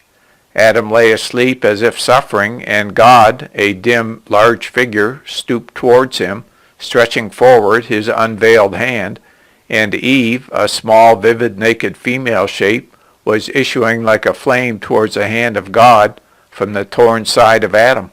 Now Will Brangwyn was working at the Eve. She was thin, a keen, unripe thing. With trembling passion, fine as a breath of air, he sent a chisel over her belly, her hard, unripe, small belly. She was a stiff little figure with sharp lines in the throes and torture and ecstasy of her creation. But he trembled as he touched her. He had not finished any of his figures. There was a bird on a bough overhead, lifting its wings for flight, and a serpent wreathing up to it. It was not finished yet. He trembled with passion, at last able to create the new sharp body of his Eve. At the sides, at the far sides, at either end, were two angels covering their faces with their wings. They were like trees. As he went to the marsh in the twilight, he felt that the angels, with covered faces, were standing back as he went by. The darkness was of their shadows and the covering of their faces. When he went through the canal bridge, the evening glowed in its last deep colors. The sky was dark blue, the stars glittered from afar, very remote, and approaching above the darkening cluster of the farm, above the paths of crystal along the edge of the heavens. She waited for him like the glow of light, and as if his face were covered, and he dared not lift his face to look at her. Corn harvest came on. One evening they walked out through the farm buildings at nightfall. A large gold moon hung heavily to the gray horizon, trees hovering tall, standing back in the dusk, waiting. Anna and the young man went on noiselessly by the hedge, along where the farm carts had made dark ruts in the grass. They came through a gate into a wide open field, where still much light seemed to spread against their faces. In the undershadow, the sheaves lay on the ground where the reapers had left them, many sheaves like bodies prostrate in shadowy bulk. Others were riding hazily in shocks, like ships in the haze of moonlight and of dusk farther off. They did not want to turn back, yet whither were they to go? Towards the moon? For they were separate, single. "We will put up some sheaves," said Anna, so they could remain there in the broad open place. They went across the stubble to where the long rows of upreared shocks ended. Curiously populous that part of the field looked. Where the shocks rode erect, the rest was open and prostrate. The air was all hoary silver. She looked around her. Trees stood vaguely at their distance, as if waiting like heralds for the signal to approach. In this space of vague crystal, her heart seemed like a bell ringing. She was afraid lest the sound should be heard. "You take this row," she said to the youth, and passing on, she stopped in the next row of lying sheaves. Grasping her hands in the tresses of the oats, lifting the heavy corn in either hand, carrying it as it hung heavily against her to the cleared space, where she set the two sheaves sharply down, bringing them together with a faint, keen clash. Her two bulks stood leaning together. He was coming, walking shadowily with a gossamer dusk, carrying his two sheaves. She waited nearby. He set his sheaves with a keen, faint clash next to her sheaves. They rode unsteadily. He tangled the tresses of corn. It hissed like a fountain. He looked up and laughed. Then she turned away towards the moon, which seemed glowingly to uncover her bosom every time she faced it. She went to the vague emptiness of the field opposite, dutifully. They stooped, grasped the wet, soft hair of the corn, lifted the heavy bundles, and returned. She was always first. She set down her sheaves, making a penthouse with those others. He was coming shadowy across the stubble, carrying his bundles. She turned away, hearing only the sharp hiss of his mingling corn. She walked between the moon and his shadowy figure. She took her 2 new sheaves and walked towards him as he rose from stooping over the earth. He was coming out of the near distance. She set down her sheaves to make a new stook. They were unsure. Her hands fluttered. Yet she broke away and turned to the moon, which laid bare to her bosom, so she felt as if her bosom were heaving and panting with moonlight. And he had to put up her 2 sheaves, which had fallen down. He worked in silence. The rhythm of the work carried him away again, and she was coming near. They worked together, coming and going, in a rhythm which carried their feet and their bodies in tune. She stooped, she lifted the burden of sheaves, she turned her face to the dimness where he was, and went with her burden over the stubble. She hesitated, set down her sheaves. There was a swish and hiss of mingling oats. He was drawing near, and she must turn again. And there was the flaring moon, laying bare her bosom again, making her drift and ebb like a wave. He worked steadily, engrossed, threading backwards and forwards like a shuttle across a strip of cleared stubble, weaving the long lines of riding shocks nearer and nearer to the shadowy trees, threading his sheaves with hers. And always she was gone before he came. As he came, she drew away. As he drew away, she came. Were they never to meet? Gradually, a low, deep-sounding will in him vibrated to her, tried to set her in accord, tried to bring her gradually to him, to a meeting, till they should be together, till they should meet as the sheaves that swished together. And the work went on. The moon grew brighter, clearer, the corn glistened.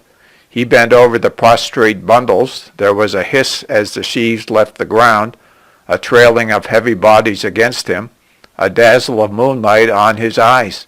And then he was setting the corn together at the stook, and she was coming near.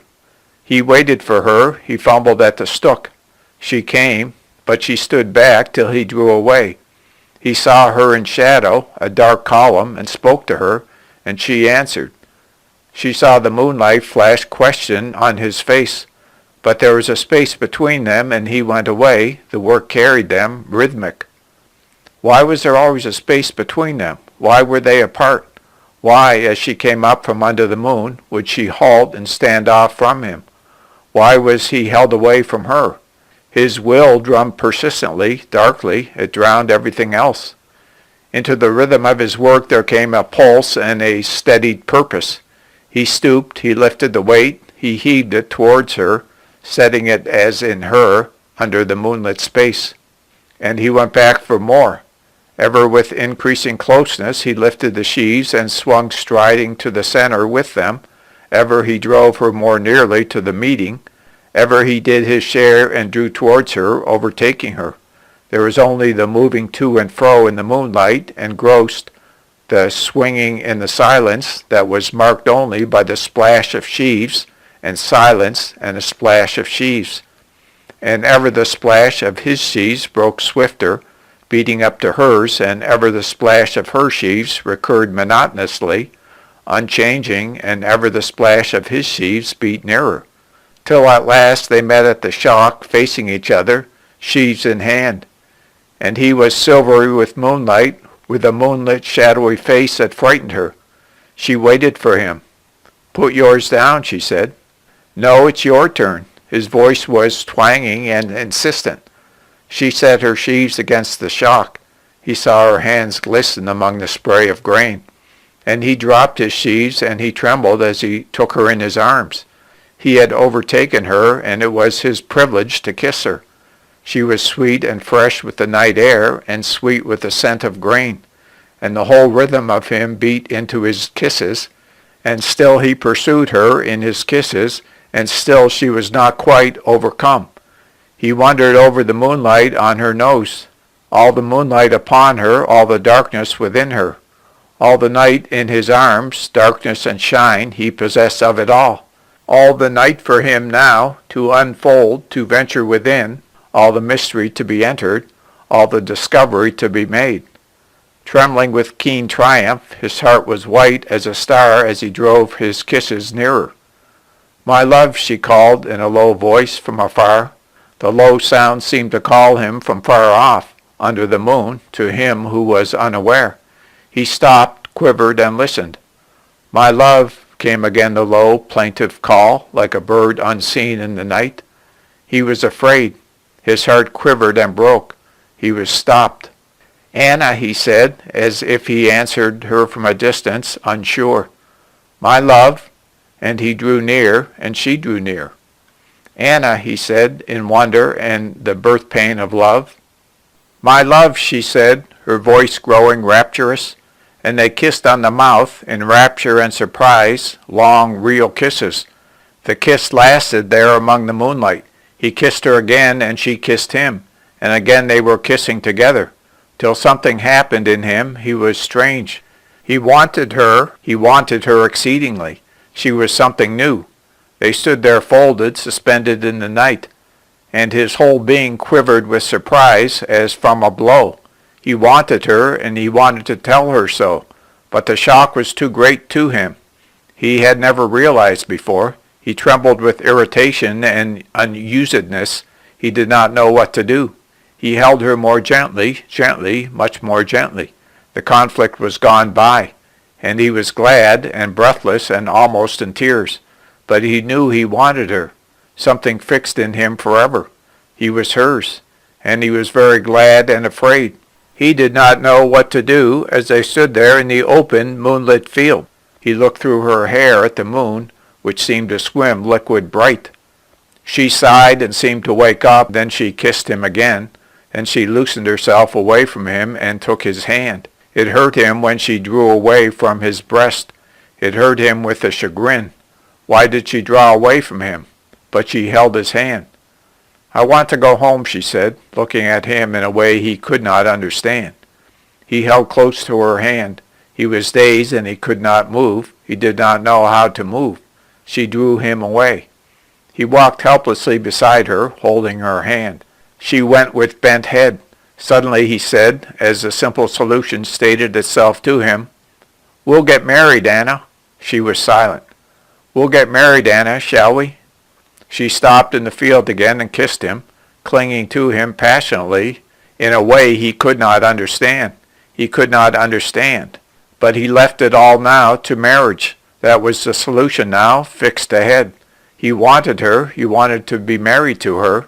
He wanted to have her altogether as his own forever. And he waited, intent for the accomplishment. But there was all the while a slight tension of irritation. He spoke to his uncle and aunt that night. "Uncle," he said, "Anna and me think of getting married." "Oh, eh?" said Brangwyn. "But how? You have no money," said the mother. The youth went pale. He hated these words, but he was like a gleaming, bright pebble, something bright and inalterable. He did not think. He sat there in his hard brightness and did not speak. "Have you mentioned it to your own mother?" asked Brangwyn. "No, I'll tell her on Saturday." "You'll go and see her?" "Yes." There was a long pause. "And what are you going to marry on? Your £1 a week?" Again the youth went pale, as if the spirit were being injured in him. "I don't know," he said, looking at his uncle with his bright, inhuman eyes like a hawk's. Brangwyn stirred in hatred. "It needs knowing," he said. "I shall have the money later on," said the nephew. "I will raise some now and pay it back then." "Oh, eh? And why this desperate hurry? She's a child of 18, and you're a boy of 20. You're neither of you of age to do as you like yet." Will Brangwyn ducked his head and looked at his uncle with swift, mistrustful eyes like a caged hawk. "What does it matter how old she is, and how old I am?" he said. "What's the difference between me now and when I'm 30? "A big difference, let us hope." "But you have no experience. You have no experience and no money. Why do you want to marry without experience or money?" asked the aunt. "What experience do I want, aunt?" asked the boy. And if Brangwen's heart had not been hard and intact with anger, like a precious stone, he would have agreed. Will Brangwen went home strange and untouched. He felt he could not alter from what he was fixed upon. His will was set. To alter it, he must be destroyed, and he would not be destroyed. He had no money, but he would get some from somewhere. It did not matter. He lay awake for many hours, hard and clear and unthinking, his soul crystallizing more inalterably. Then he went fast asleep. It was as if his soul had turned into a hard crystal. He might tremble and quiver and suffer. It did not alter. The next morning, Tom Brangwen, inhuman with anger, spoke to Anna. "What's this about wanting to get married?" he said. She stood, paling a little, her dark eyes springing to the hostile, startled look of a savage thing that will defend itself, but trembles with sensitiveness. "I do," she said, out of her unconsciousness. His anger rose, and he would have liked to break her. You do, and what for?" he sneered with contempt. The old childish agony, the blindness that could recognize nobody, the palpitating antagonism, as of a raw, helpless, undefended thing, came back on her. "I do because I do," she cried, in the shrill, hysterical way of her childhood. "You are not my father. My father is dead. You are not my father." She was still a stranger. She did not recognize him. The cold blade cut down, deep into Brangwen's soul. It cut him off from her. "And what if I'm not?" he said. But he could not bear it. It had been so passionately dear to him. Her father, Daddy. He went about for some days as if stunned. His wife was bemused. She did not understand. She only thought the marriage was impeded for want of money and position. There was a horrible silence in the house. Anna kept out of sight as much as possible. She could be for hours alone. End of section 12. Section 13 of the Rainbow, Chapter 4, Part 4. Will Brangwen came back after stupid scenes at Nottingham. He too was pale and blank, but unchanging. His uncle hated him. He hated this youth who was so inhuman and obstinate. Nevertheless, it was to Will Brangwen that the uncle, one evening, handed over the shares which he had transferred to Anna Lenski. They were for £2,500. Will Brangwen looked at his uncle. It was a great deal of the Marsh capital here given away. The youth, however, was only colder and more fixed. He was abstract, purely a fixed will. He gave the shares to Anna, after which she cried for a whole day, sobbing her eyes out. And at night, when she had heard her mother go to bed, she slipped down and hung in the doorway. Her father sat in his heavy silence like a monument. He turned his head slowly. "Daddy," she cried from the doorway, and she ran to him, sobbing as if her heart would break. "Daddy, Daddy, Daddy." She crouched on the hearth rug with her arms round him and her face against him. His body was so big and comfortable, but something hurt her head intolerably. She sobbed almost with hysteria. He was silent, with his hand on her shoulder. His heart was bleak. He was not her father, that beloved image she had broken. Who was he then? A man put apart with those whose life has no more developments. He was isolated from her. There was a generation between them. He was old. He had died out from hot life. A great deal of ash was in his fire, cold ash. He felt the inevitable coldness, and in bitterness forgot the fire. He sat in his coldness of age and isolation.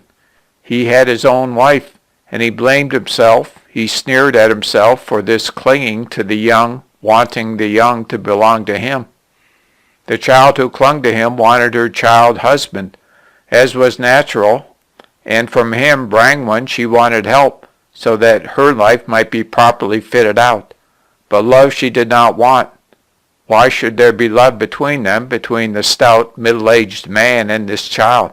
How could there be anything between them but mere human willingness to help each other? He was her guardian no more. His heart was like ice, his face cold and expressionless. She could not move him any more than a statue.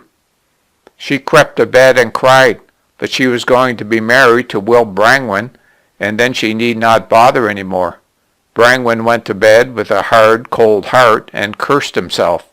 He looked at his wife. She was still his wife. Her dark hair was threaded with gray. Her face was beautiful in its gathering age. She was just 50. How poignantly he saw her. And he wanted to cut out some of his own heart, which was incontinent, and demanded still to share the rapid life of youth. How he hated himself. His wife was so poignant and timely. She was still young and naive, with some girl's freshness, but she did not want any more the fight, the battle, the control, as he, in his incontinence, still did. She was so natural, and he was ugly, unnatural in his inability to yield place. How hideous this greedy middle age, which must stand in the way of life like a large demon. What was missing in his life that, in his ravening soul, he was not satisfied? He had had that friend at school, his mother, his wife, and Anna. What had he done? He had failed with his friend. He had been a poor son, but he had known satisfaction with his wife. Let it be enough. He loathed himself for the state he was in over Anna. Yet he was not satisfied. It was agony to know it. Was his wife nothing? Had he nothing to show, no work? He did not count his work. Anybody could have done it. What had he known but the long marital embrace with his wife? Curious that this was what his life amounted to. At any rate, it was something. It was eternal. He would say so to anybody and be proud of it. He lay with his wife in his arms, and she was still his fulfillment, just the same as ever. And that was the be-all and the end-all. Yes, and he was proud of it. But the bitterness underneath that there still remained an unsatisfied Tom Brangwyn, who suffered agony because a girl cared nothing for him. He loved his sons. He had them also. But it was the creative life with the girl he wanted as well. Oh, and he was ashamed. He trampled himself to extinguish himself. What weariness! There was no peace, however old one grew. One was never right, never decent, never master of oneself. It was as if his hope had been in the girl. Anna quickly lapsed again into her love for the youth. Will Brangwyn had fixed his marriage for the Saturday before Christmas, and he waited for her in his bright, unquestioning fashion until then. He wanted her, she was his. He suspended his being till the day should come. The wedding day, December the 23rd, had come into being for him as an absolute thing. He lived in it. He did not count the days, but like a man who journeys in a ship, he was suspended till the coming to port. He worked at his carving, he worked in his office, he came to see her. All was but a form of waiting, without thought or question. She was much more alive. She wanted to enjoy courtship. He seemed to come and go like the wind, without asking why or whither. But she wanted to enjoy his presence. For her he was the kernel of life, to touch him alone with bliss. But for him she was the essence of life. She existed as much when he was at his carving in his lodging in Ilkeston, as when she sat looking at him in the Marsh kitchen. In himself he knew her, but his outward faculties seemed suspended. He did not see her with his eyes, nor hear her with his voice. And yet he trembled, sometimes into a kind of swoon, holding her in his arms. They would stand sometimes folded together in the barn in silence. Then to her, as she felt his young, tense figure with her hands, the bliss was intolerable. Intolerable the sense that she possessed him. For his body was so keen and wonderful, it was the only reality in her world. In her world there was this one tense, vivid body of a man, and then many other shadowy men, all unreal. In him she touched the center of reality, and they were together, he and she, at the heart of the secret. How she clutched him to her, his body the central body of all life. Out of the rock of his form the very fountain of life flowed. But to him she was a flame that consumed him. The flame flowed up his limbs, flowed through him, till he was consumed, till he existed only as an unconscious, dark transit of flame deriving from her. Sometimes in the darkness a cow coughed. There was in the darkness a slow sound of cud chewing, and it all seemed to flow round them and upon them as the hot blood flows through the womb, laving the unborn young. Sometimes when it was cold they stood to be lovers in the stables where the air was warm and sharp with ammonia, and during these dark vigils he learned to know her, her body against his. They drew nearer and nearer together. The kisses came more subtly close and fitting. So when in the thick darkness a horse suddenly scrambled to its feet with a dull thunderous sound, they listened as one person listening. They knew as one person they were conscious of the horse. Tom Brangwyn had taken them a cottage at Cossethay on a 21 years lease. Will Brangwyn's eyes lit up as he saw it. It was a cottage next to the church with dark yew trees, very black old trees, along the side of the house and the grassy front garden. A red squarish cottage with a low slate roof and low windows. It had a long dairy scullery, a big flagged kitchen, and a low parlor that went up one step from the kitchen. There were whitewashed beams across the ceilings and odd corners with cupboards. Looking out through the windows there was the grassy garden, the procession of black yew trees down one side, and along the other sides a red wall with ivy separating the place from the high road and the churchyard. The old little church with its small spire on a square tower seemed to be looking back at the cottage windows. "There will be no need to have a clock," said Will Brangwyn, peeping out at the white clock face on the tower, his neighbor. At the back of the house was a garden adjoining the paddock, a cowshed with standing for 2 cows, pig cotes, and fowl houses. Will Brangwyn was very happy. Anna was glad to think of being mistress of her own place. Tom Brangwyn was now the fairy godfather. He was never happy unless he was buying something. Will Brangwyn, with his interest in all woodwork, was getting the furniture. He was left to buy tables and round-staved chairs and the dressers. Quite ordinary stuff, but such as was identified with his cottage. Tom Brangwyn, with more particular thought, spied out what he called handy little things for her. He appeared with a set of newfangled cooking pans, with a special sort of hanging lamp, though the rooms were so low, with canny little machines for grinding meat or mashing potatoes or whisking eggs. Anna took a sharp interest in what he bought, though she was not always pleased. Some of the little contrivances, which he thought so canny, left her doubtful. Nevertheless, she was always expectant. On market days there was always a long thrill of anticipation. He arrived with the first darkness, the copper lamps of his cart glowing, and she ran to the gate as he, a dark burly figure up in the cart, was bending over his parcels. "It's cupboard love as brings you out so sharp," he said, his voice resounding in the cold darkness. Nevertheless, he was excited, and she, taking one of the cart lamps, poked and peered among the jumble of things he had brought, pushing aside the oil or implements he had got for himself. She dragged out a pair of small, strong bellows, registered them in her mind, and then pulled uncertainly at something else. It had a long handle and a piece of brown paper round the middle of it, like a waistcoat. "What's this?" she said, poking. He stopped to look at her. She went to the lamplight by the horse and stood there bent over the new thing, while her hair was like bronze, her apron white and cheerful. Her fingers plucked busily at the paper. She dragged forth the little ringer with clean Indian rubber rollers. She examined it critically, not knowing quite how it worked. She looked up at him. He stood a shadowy presence beyond the light. "How does it go?" she asked. "Why, it's for pulping turnips," he replied. She looked at him. His voice disturbed her. "Don't be silly. It's a little mangle," she said. "How do you stand it, though?" "You screw it on the side o' your wash-tub." He came and held it out to her.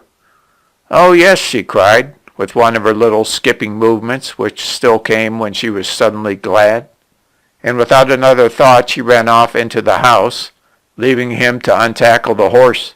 And when he came into the scullery, he found her there, with the little ringer fixed on the dolly tub, turning blissfully at the handle, and Tilly beside her, exclaiming, "My word, that's a natty little thing. That'll save you lugging your inside out. That's the latest contraption, that is." And Anna turned away at the handle with great gusto of possession. Then she let Tilly have a turn. "It fair runs by itself," said Tilly, turning on and on. "Your clothes'll nip out onto the line." End of section 13. Section 14 of the Rainbow. Chapter 5. Wedding at the Marsh. It was a beautiful sunny day for the wedding. A muddy earth, but a bright sky. They had 3 cabs and 2 big closed-in vehicles. Everybody crowded in the parlor in excitement. Anna was still upstairs. Her father kept taking a nip of brandy. He was handsome in his black coat and gray trousers. His voice was hearty, but troubled. His wife came down in dark gray silk with lace and a touch of peacock blue in her bonnet. Her little body was very sure and definite. Brangwyn was thankful she was there to sustain him among all these people. The carriages. The Nottingham Mrs. Brangwyn, in silk brocade, stands in the doorway saying who must go with whom. There is a great bustle. The front door is opened, and the wedding guests are walking down the garden path, whilst those still waiting peer through the window, and the little crowd at the gate corps and stretches. How funny such dressed-up people look in the winter sunshine. They're gone. Another lot. There begins to be more room. Anna comes down blushing and very shy, to be viewed in her white silk and her veil. Her mother-in-law surveys her objectively, twitches the white train, arranges the folds of the veil, and asserts herself. Loud exclamations from the window that the bridegroom's carriage has just passed. "Where's your hat, father, and your gloves?" cries the bride, stamping her white slipper, her eyes flashing through her veil. He hunts round. His hair is ruffled. Everybody is gone but the bride and her father. He is ready, his face very red and daunted. Tilly dithers in the front porch, waiting to open the door. A waiting woman walks round Anna, who asks, "Am I all right?" She is ready. She bridles herself and looks queenly. She waves her hand sharply to her father. "Come here." He goes. She puts her hand very lightly on his arm, and holding her bouquet like a shower, stepping, oh, very graciously, just a little impatient with her father for being so red in the face, she sweeps slowly past the fluttering Tilly, and down the path. There are hoarse shouts at the gate, and all her floating foamy whiteness passes slowly into the cab. Her father notices her slim ankle and foot as she steps up, a child's foot. His heart is hard with tenderness. But she is in ecstasies with herself for making such a lovely spectacle. All the way she sat flamboyant with bliss because it was all so lovely. She looked down solicitously at her bouquet, white roses and lilies of the valley and tuberoses and maidenhair fern, very rich and cascade-like. Her father sat bewildered with all this strangeness. His heart was so full it felt hard, and he couldn't think of anything. The church was decorated for Christmas, dark with evergreens, cold and snowy with white flowers. He went vaguely down to the altar. How long was it since he had gone to be married himself? He was not sure whether he was going to be married now, or what he had come for. He had a troubled notion that he had to do something or other. He saw his wife's bonnet and wondered why she wasn't there with him. They stood before the altar. He was staring up at the east window, that glowed intensely, a sort of blue-purple. It was a deep blue glowing, and some crimson, and little yellow flowers held fast in veins of shadow, in a heavy web of darkness. How it burned alive in radiance among its black web. "Who giveth this woman to be married to this man?" He felt somebody touch him. He started. The words still re-echoed in his memory, but were drawing off. "Me," he said hastily. Anna bent her head and smiled in her veil. How absurd he was. Brangwyn was staring away at the burning blue window at the back of the altar, and wondering vaguely, with pain, if he ever should get old, if he ever should feel arrived and established. He was here at Anna's wedding. Well, what right had he to feel responsible, like a father? He was still as unsure and unfixed as when he had married himself. His wife and he. With a pang of anguish, he realized what uncertainties they both were. He was a man of 45. 45! In 5 more years, 50. Then 60, then 70. Then it was finished. My God, and one still was so unestablished. How did one grow old? How could one become confident? He wished he felt older. Why, what difference was there, as far as he felt matured or completed, between him now and him at his own wedding? He might be getting married over again, he and his wife. He felt himself tiny, a little upright figure on a plain circled round with the immense roaring sky. He and his wife, 2 little upright figures walking across this plain, whilst the heavens shimmered and roared about them. When did one come to an end? In which direction was it finished? There was no end, no finish, only this roaring vast space. Did one never get old, never die? That was the clue. He exulted strangely, with torture. He would go on with his wife, he and she like 2 children camping in the plains. What was sure but the endless sky? But that was so sure, so boundless. Still, the royal blue color burned and blazed and sported itself in the web of darkness before him, unwearyingly rich and splendid. How rich and splendid his own life was, red and burning and blazing and sporting itself in the dark meshes of his body. And his wife, how she glowed and burned dark within her meshes. Always it was so unfinished and unformed. There was a loud noise of the organ. The whole party was trooping to the vestry. There was a blotted, scrawled book, and that young girl putting back her veil in her vanity, and laying her hand with the wedding ring self-consciously conspicuous, and signing her name proudly because of the vain spectacle she made. Anna Teresa Lenski. Anna Teresa Lenski. What a vain, independent minx she was. The bridegroom, slender in his black swallowtail and gray trousers, solemn as a young solemn cat, was writing seriously, William Brangwen. That looked more like it. "Come and sign, father," cried the imperious young hussy. "Thomas Brangwen, clumsy fist," he said to himself as he signed. Then his brother, a big sallow fellow with black side whiskers, wrote, Alfred Brangwen. "How many more Brangwens?" said Tom Brangwen, ashamed of the too frequent recurrence of his family name. When they were out again in the sunshine, and he saw the frost hoary and blue among the long grass under the tombstones, the holly berries overhead twinkling scarlet as the bells rang, the yew trees hanging in their black, motionless, ragged boughs, everything seemed like a vision. The marriage party went across the graveyard to the wall, mounted it by the little steps, and descended. Oh, a vain white peacock of a bride perching herself on the top of the wall and giving her hand to the bridegroom on the other side to be helped down.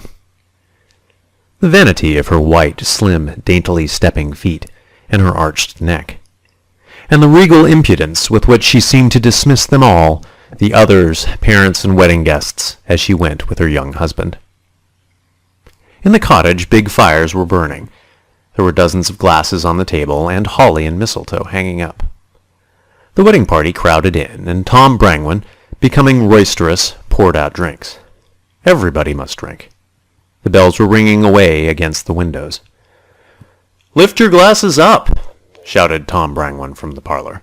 "Lift your glasses up and drink to the hearth and home, and may they enjoy it." "Night and day, and may they enjoy it," shouted Frank Brangwen, in addition. "Hammer and tongs, and may they enjoy it," shouted Alfred Brangwen, the saturnine. "Fill your glasses up, and let's have it all over again," shouted Tom Brangwen. "Hearth and home, and may ye enjoy it." There was a ragged shout of the company in response. "Bed and blessin', and may they enjoy it," shouted Frank Brangwen. There was a swelling chorus in answer. "Comin' and goin', and may ye enjoy it," shouted the saturnine Alfred Brangwen, and the men roared by now boldly, and the women said, "Just hark now." There was a touch of scandal in the air. Then the party rolled off in the carriages, full speed back to the marsh, to a large meal of the high tea order, which lasted for an hour and a half. The bride and bridegroom sat at the head of the table, very prim and shining, both of them, wordless, whilst the company raged down the table. The Brangwen men had brandy in their tea, and were becoming unmanageable. The saturnine Alfred had glittering, unseeing eyes, and a strange, fierce way of laughing that showed his teeth. His wife glowered at him and jerked her head at him like a snake. He was oblivious. Frank Brangwen, the butcher, flushed and florid and handsome, roared echoes to his two brothers. Tom Brangwen, in his solid fashion, was letting himself go at last. These three brothers dominated the whole company. Tom Brangwen wanted to make a speech. For the first time in his life, he must spread himself wordily. "Marriage," he began, his eyes twinkling and yet quite profound, for he was deeply serious and hugely amused at the same time. "Marriage," he said, speaking in the slow, full-mouthed way of the Brangwens, "is what we're made for." "Let him talk," said Alfred Brangwen, slowly and inscrutably. "Let him talk." Mrs. Alfred darted indignant eyes at her husband. "A man," continued Tom Brangwen, "enjoys being a man. For what purpose was he made a man, if not to enjoy it?" "That a true word," said Frank floridly. "And likewise," continued Tom Brangwen, "a woman enjoys being a woman. At least we surmise she does." "Oh, don't you bother," called the farmer's wife. "You may back your life they'd be surmisin'," said Frank's wife. "Now," continued Tom Brangwen, "for a man to be a man, it takes a woman." "It does that," said a woman grimly. "And for a woman to be a woman, it takes a man," continued Tom Brangwen. "All speak up, men," chimed in a feminine voice. "Therefore we have marriage," continued Tom Brangwen. Hold, said Alfred Brangwen. "Don't run us off our legs." And in dead silence the glasses were filled. The bride and bridegroom, two children, sat with intent, shining faces at the head of the table, abstracted. "There's no marriage in heaven," went on Tom Brangwen, "but on earth there is marriage." "That's the difference between 'em," said Alfred Brangwen, mocking. "Alfred," said Tom Brangwen, "keep your remarks till afterwards, and then we'll thank you for them. There's very little else on earth but marriage. You can talk about making money or saving souls. You can save your own soul 7 times over, and you may have a mint of money, but your soul goes gnawing, and it says there's something it must have. In heaven there is no marriage, but on earth there is marriage. Else heaven drops out, and there's no bottom to it." "Just hark you now," said Frank's wife. "Go on, Thomas," said Alfred sardonically. "If we've got to be angels," went on Tom Brangwen, haranguing the company at large, "and if there is no such thing as a man nor a woman amongst them, then it seems to me as a married couple makes one angel." "It's the brandy," said Alfred Brangwen wearily. "For," said Tom Brangwen, and the company was listening to the conundrum, "an angel can't be less than a human being, and if it was only the soul of a man minus the man, then it would be less than a human being." "Decidedly," said Alfred. And a laugh went around the table. But Tom Brangwen was inspired. "An angel's got to be more than a human being," he continued. "So I say, an angel is the soul of man and woman in one. They rise united at the judgment day as one angel." "Praising the Lord," said Alfred. "Praising the Lord," repeated Tom. "And what about the women left over?" said Alfred, jeering.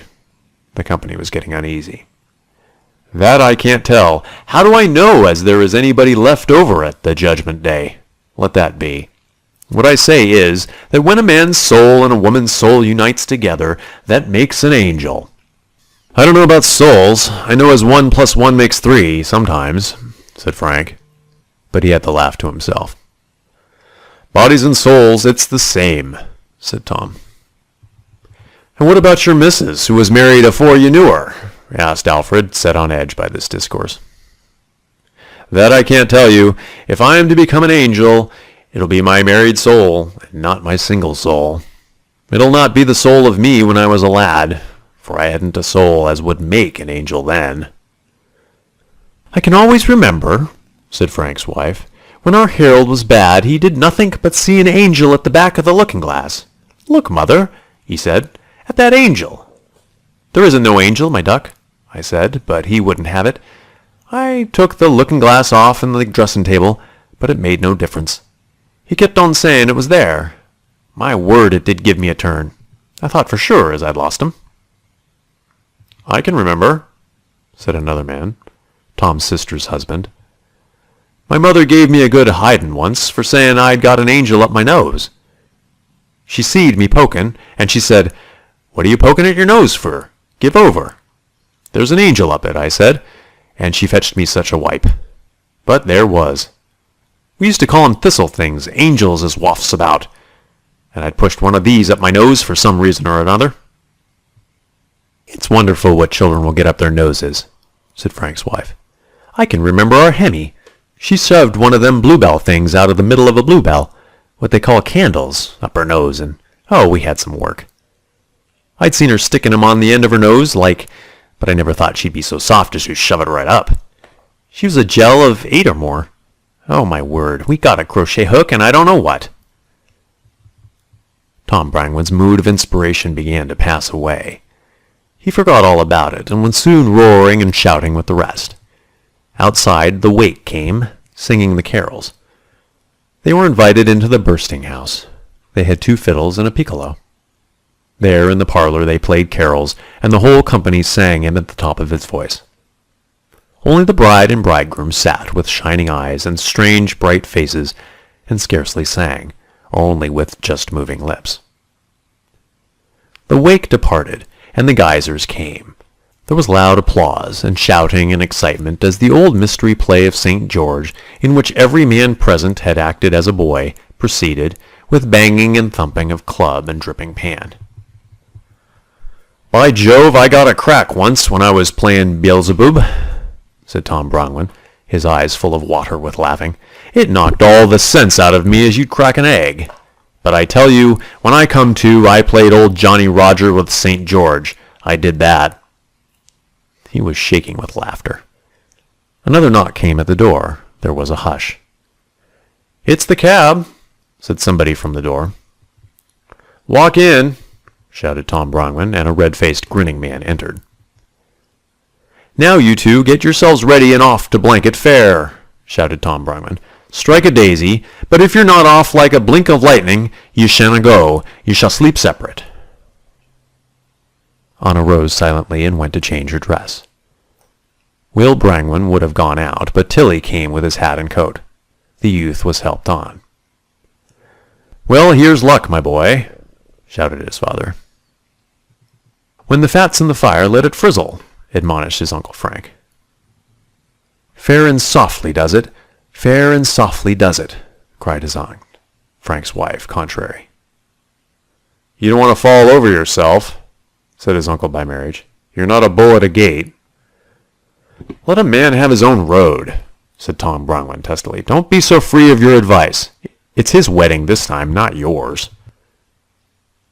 You don't want many signposts, said his father. There's some roads a man has to be led, and there's some roads a boss-eyed man can only follow with one eye shut. But this road can't be lost by a blind man, nor a boss-eyed man, nor a cripple, and he's neither, thank God. Don't you be so sure of your walking powers, cried Frank's wife. There's many a man gets no further than halfway, nor can't to save his life. Let him live forever. Why, how do you know? Said Alfred. It's plain enough in the looks of some, retorted Lizzie, his sister-in-law. The youth stood with a faint, half-hearing smile on his face. He was tense and abstracted. These things, or anything, scarcely touched him. Anna came down in her day dress, very elusive. She kissed everybody, men and women. Will Brangwen shook hands with everybody, kissed his mother, who began to cry, and the whole party went surging out to the cab. The young couple were shut up. Last Injunction shouted at them. Drive on, shouted Tom Brangwen. The cab rolled off. They saw the light diminish under the ash trees. Then the whole party, quietened, went indoors. "They'll have 3 good fires burning," said Tom Brangwen, looking at his watch. "I told Emma to make 'em up at 9, and then leave the door of the latch. It's only 1:30. They'll have 3 fires burning, and lamps lighted, and Emma will have warmed the bed with the warming pan. So I should think they'd be all right."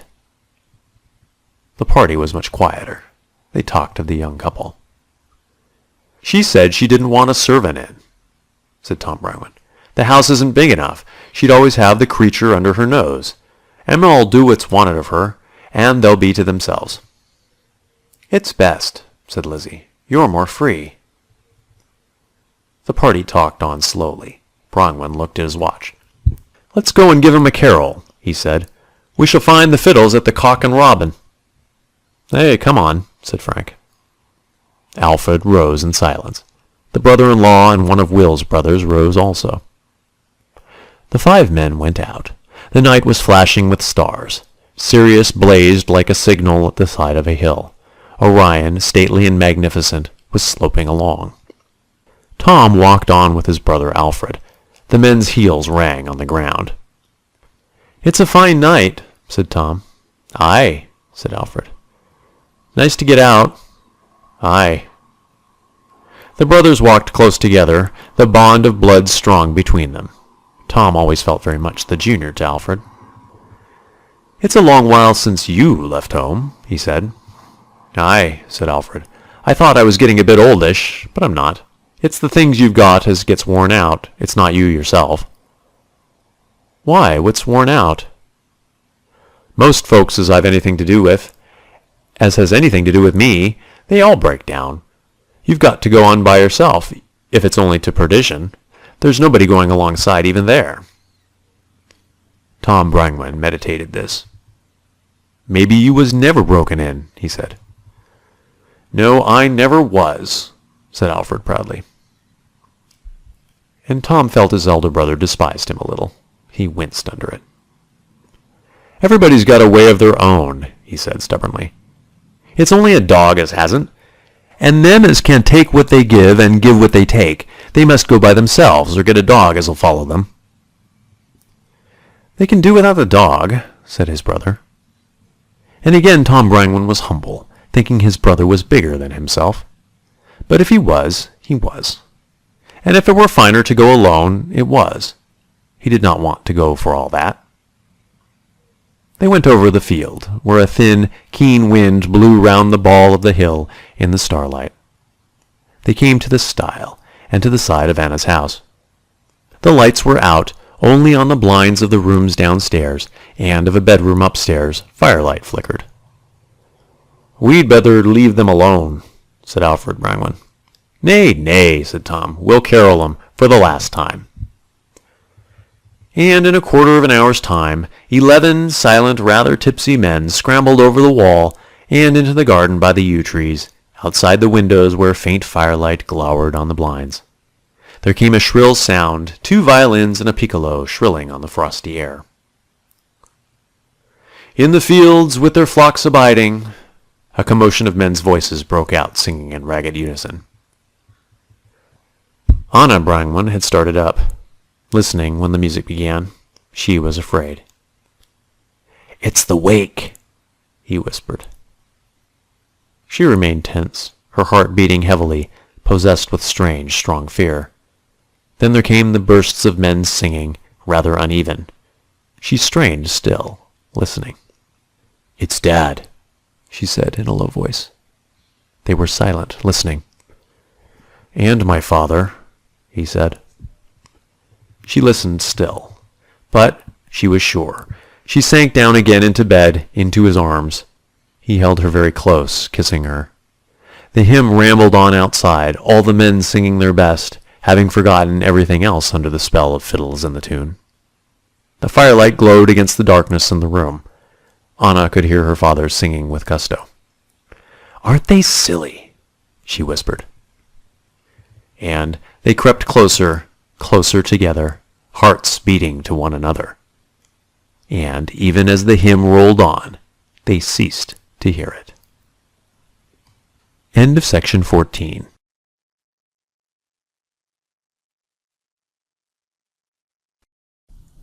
Section 15 of The Rainbow. Chapter 6, Part 1. Will Brangwyn had some weeks of holiday after his marriage, so the two took their honeymoon in full hands, alone in their cottage together. And to him, as the days went by, it was as if the heavens had fallen and he were sitting with her among the ruins, in a new world, everybody else buried, themselves two blissful survivors with everything to squander as they would. At first he could not get rid of a culpable sense of license on his part. Wasn't there some duty outside calling him, and he did not come? It was all very well at night, when the doors were locked and the darkness drawn round the two of them. Then they were the only inhabitants of the visible earth, the rest were under the flood. And being alone in the world, they were a law unto themselves. They could enjoy and squander and waste like conscienceless gods. But in the morning, as the carts clanked by and children shouted down the lane, as the hucksters came calling their wares and the church clock struck 11, and he and she had not got up yet, even to breakfast, he could not help feeling guilty, as if he were committing a breach of the law, ashamed that he was not up and doing. "Doing what?" she asked. "What is there to do? You will only lounge about." Still, even lounging about was respectable. One was at least in connection with the world then. Whereas now, lying so still and peacefully, while the daylight came obscurely through the drawn blind, one was severed from the world, one shut oneself off in tacit denial of the world, and he was troubled. But it was so sweet and satisfying, lying there talking desultorily with her. It was sweeter than sunshine, and not so evanescent. It was even irritating the way the church clock kept on chiming. There seemed no space between the hours, just a moment, golden and still, whilst she traced his features with her fingertips, utterly careless and happy, and he loved her to do it. But he was strange and unused. So suddenly everything that had been before was shed away and gone. One day he was a bachelor, living with the world. The next day he was with her, as remote from the world as if the two of them were buried like a seed in darkness. Suddenly, like a chestnut falling out of a burr, he was shed naked and glistening onto a soft, fecund earth, leaving behind him the hard rind of worldly knowledge and experience. He heard it in the hucksters' cries, the noise of carts, the calling of children. And it was all like the hard shed rind discarded. Inside, in the softness and stillness of the room, was the naked kernel that palpitated in silent activity, absorbed in reality. Inside the room was a great steadiness, a core of living eternity. Only far outside, at the rim, went on the noise and the destruction. Here at the center, the great wheel was motionless, centered upon itself. Here was a poised, unflawed stillness that was beyond time, because it remained the same, inexhaustible, unchanging, unexhausted. As they lay close together, complete and beyond the touch of time or change, it was as if they were at the very center of all the slow wheeling of space, and the rapid agitation of life, deep, deep inside them all, at the center where there is utter radiance, an eternal being, and the silence absorbed in praise, the steady core of all movements, the unawakened sleep of all wakefulness. They found themselves there, and they lay still, in each other's arms. For their moment they were at the heart of eternity, whilst time roared far off, forever far off, towards the rim. Then gradually they were passed away from the supreme center, down the circles of praise and joy and gladness, further and further out, towards the noise and the friction. But their hearts had burned and were tempered by the inner reality. They were unalterably glad. Gradually they began to wake up. The noises outside became more real. They understood and answered the call outside. They counted the strokes of the bell. And when they counted midday, They understood that it was midday in the world, and for themselves also. It dawned upon her that she was hungry. She had been getting hungrier for a lifetime. But even yet it was not sufficiently real to rouse her. A long way off she could hear the words, "I am dying of hunger."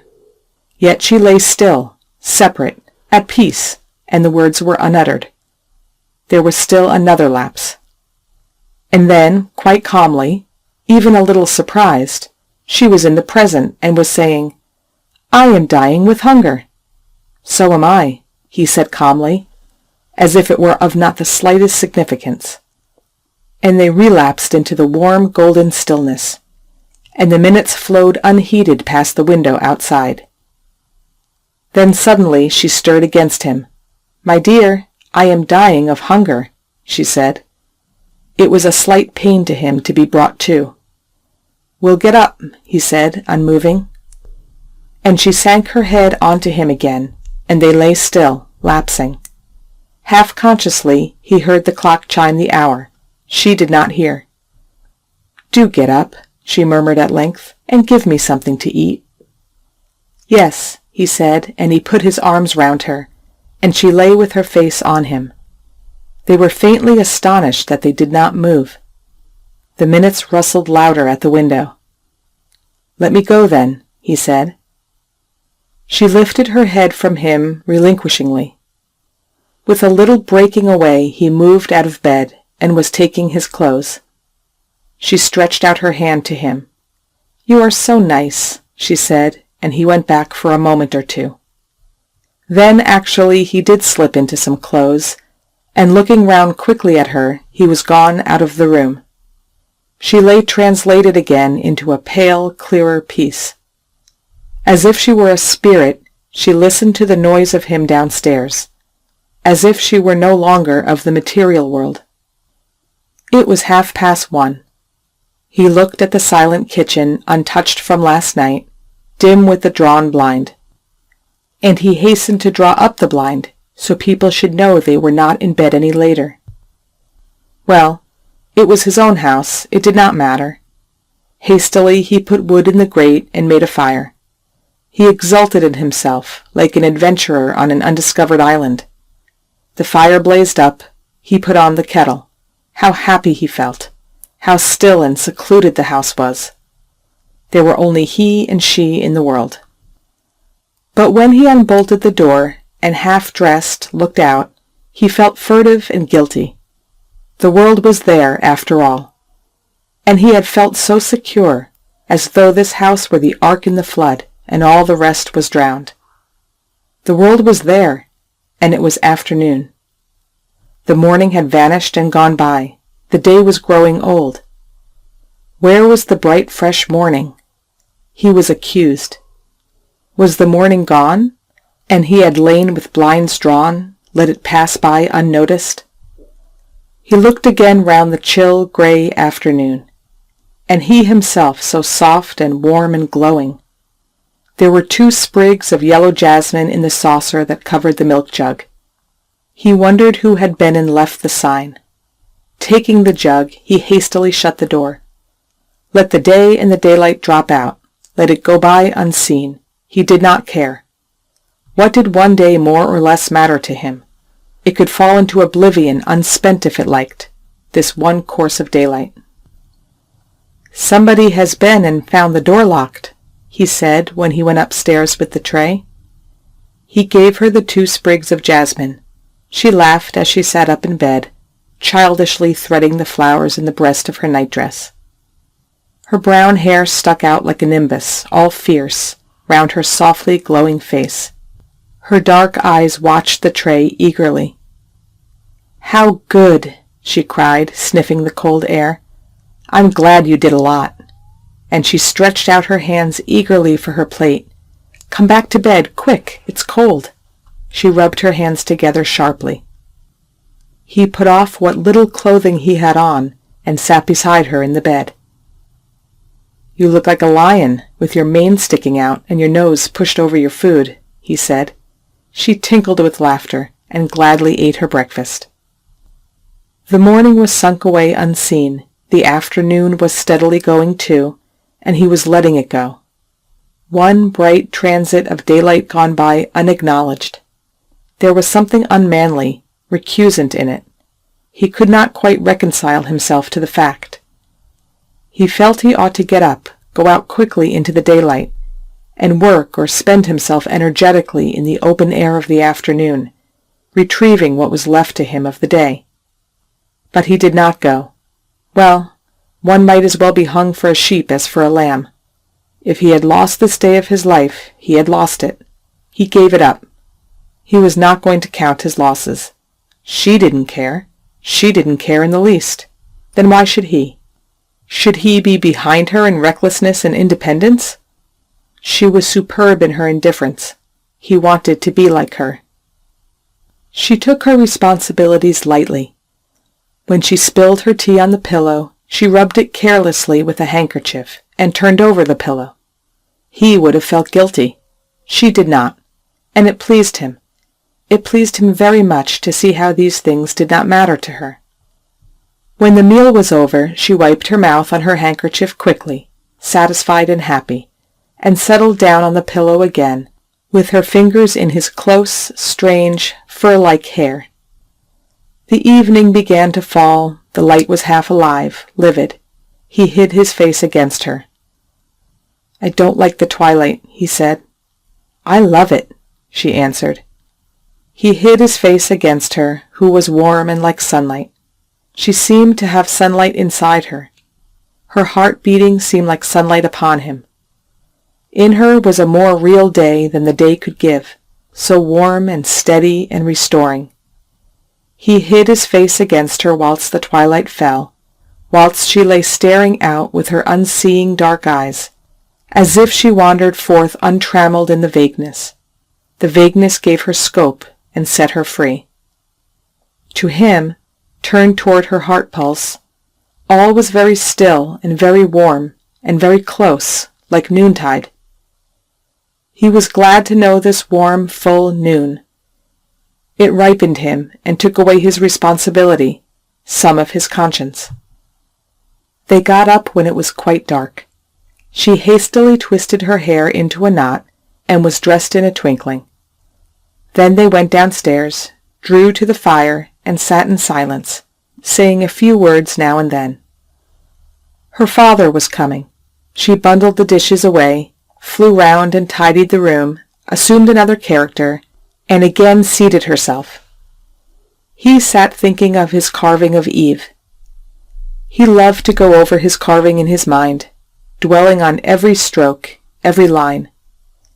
How he loved it now! When he went back to his creation panel again, he would finish his Eve, tender and sparkling. It did not satisfy him yet. The Lord should labor over her in a silent passion of creation, and Adam should be tense, as if in a dream of immortality, and Eve should take form glimmeringly, shadowily, as if the Lord must wrestle with his own soul for her, yet she was a radiance. "What are you thinking about?" she asked. He found it difficult to say. His soul became shy when he tried to communicate it. "I was thinking my Eve was too hard and lively." "Why?" "I don't know. She should be more—" He made a gesture of infinite tenderness. There was a stillness with a little joy. He could not tell her any more. Why could he not tell her any more? She felt a pang of disconsolate sadness. But it was nothing. She went to him. Her father came and found them both very glowing, like an open flower. He loved to sit with them. Where there was a perfume of love, anyone who came must breathe it. They were both very quick and alive, lit up from the other world, so that it was quite an experience for them that anyone else could exist. But still it troubled Will Brangwyn a little, in his orderly, conventional mind, that the established rule of things had gone so utterly. One ought to get up in the morning and wash oneself and be a decent social being. Instead, the two of them stayed in bed till nightfall, and then got up. She never washed her face, but sat there talking to her father as bright and shameless as a daisy opened out of the dew. Or she got up at 10 o'clock, and quite blithely went to bed again at 3, or at 4:30, stripping him naked in the daylight, and all so gladly and perfectly, oblivious quite of his qualms. He let her do as she liked with him, and shone with strange pleasure. She was to dispose of him as she would. He was translated with gladness to be in her hands. And down went his qualms, his maxims, his rules, his smaller beliefs.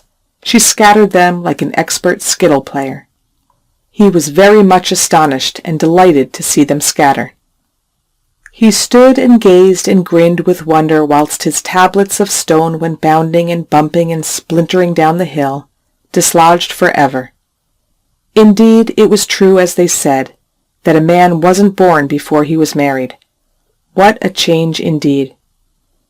He surveyed the rind of the world, houses, factories, trams, the discarded rind, people scurrying about, work going on, all on the discarded surface.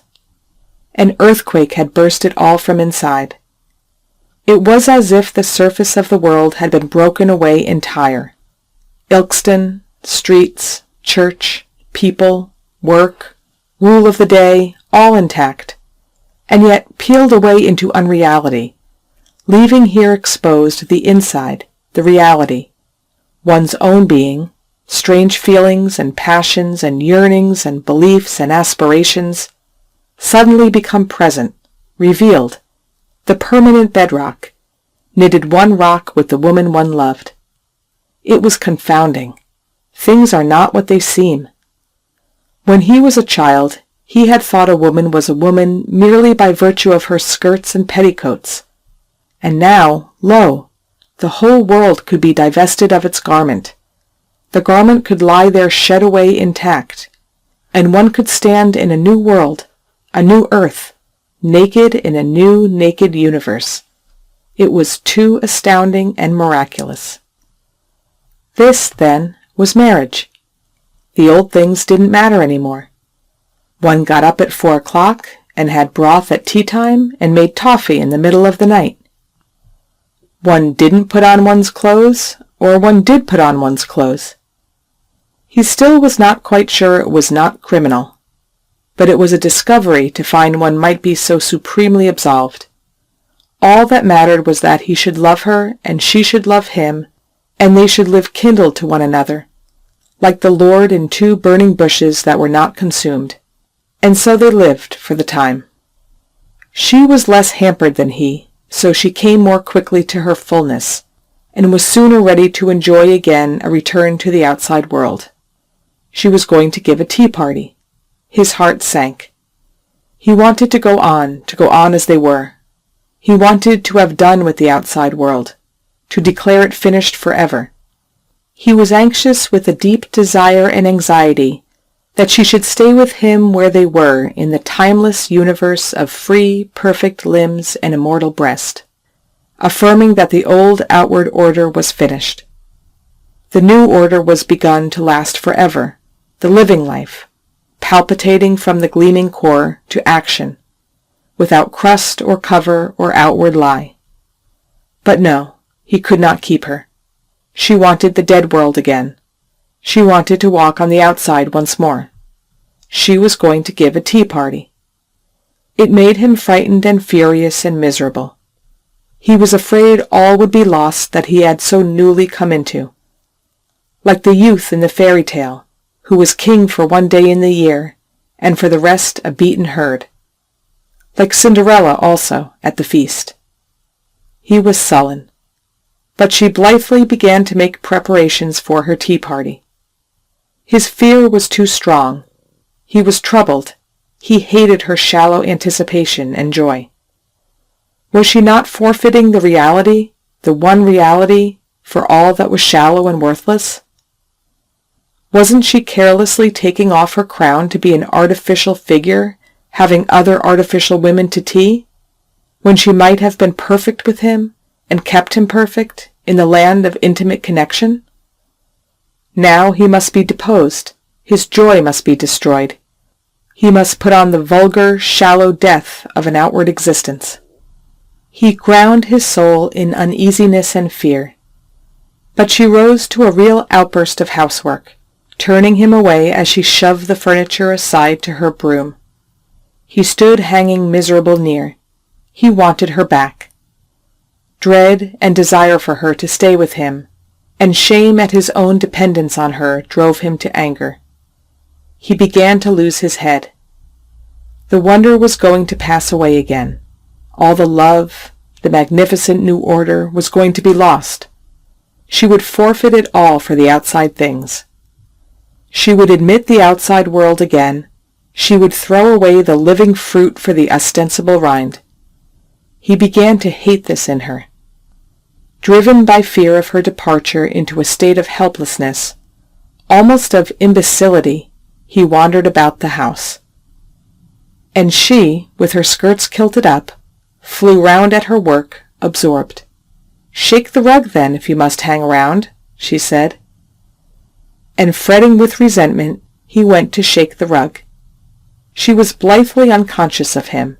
He came back, hanging near to her. "Can't you do anything?" she said, as if to a child, impatiently. "Can't you do your woodwork?" "Where shall I do it?" he asked, harsh with pain. "Anywhere." How furious that made him. "Or go for a walk," she continued. "Go down to the marsh. Don't hang about as if you were only half there." He winced and hated it. He went away to read. Never had his soul felt so flayed and uncreated. And soon he must come down again to her. His hovering near her, wanting her to be with him, the futility of him, the way his hands hung, irritated her beyond bearing. She turned on him blindly and destructively. He became a mad creature, black and electric with fury. The dark storms rose in him. His eyes glowed black and evil. He was fiendish in his thwarted soul. There followed 2 black and ghastly days, when she was set in anguish against him, and he felt as if he were in a black, violent underworld, and his wrists quivered murderously. And she resisted him. He seemed a dark, almost evil thing, pursuing her, hanging on to her, burdening her. She would give anything to have him removed. "You need some work to do," she said. "You ought to be at work. Can't you do something?" His soul only grew the blacker. His condition now became complete. The darkness of his soul was thorough. Everything had gone. He remained complete in his own tense, black will. He was now unaware of her. She did not exist. His dark, passionate soul had recoiled upon itself, and now, clinched and coiled round a center of hatred, existed in its own power. There was a curiously ugly pallor, an expressionlessness in his face. She shuddered from him. She was afraid of him. His will seemed grappled upon her.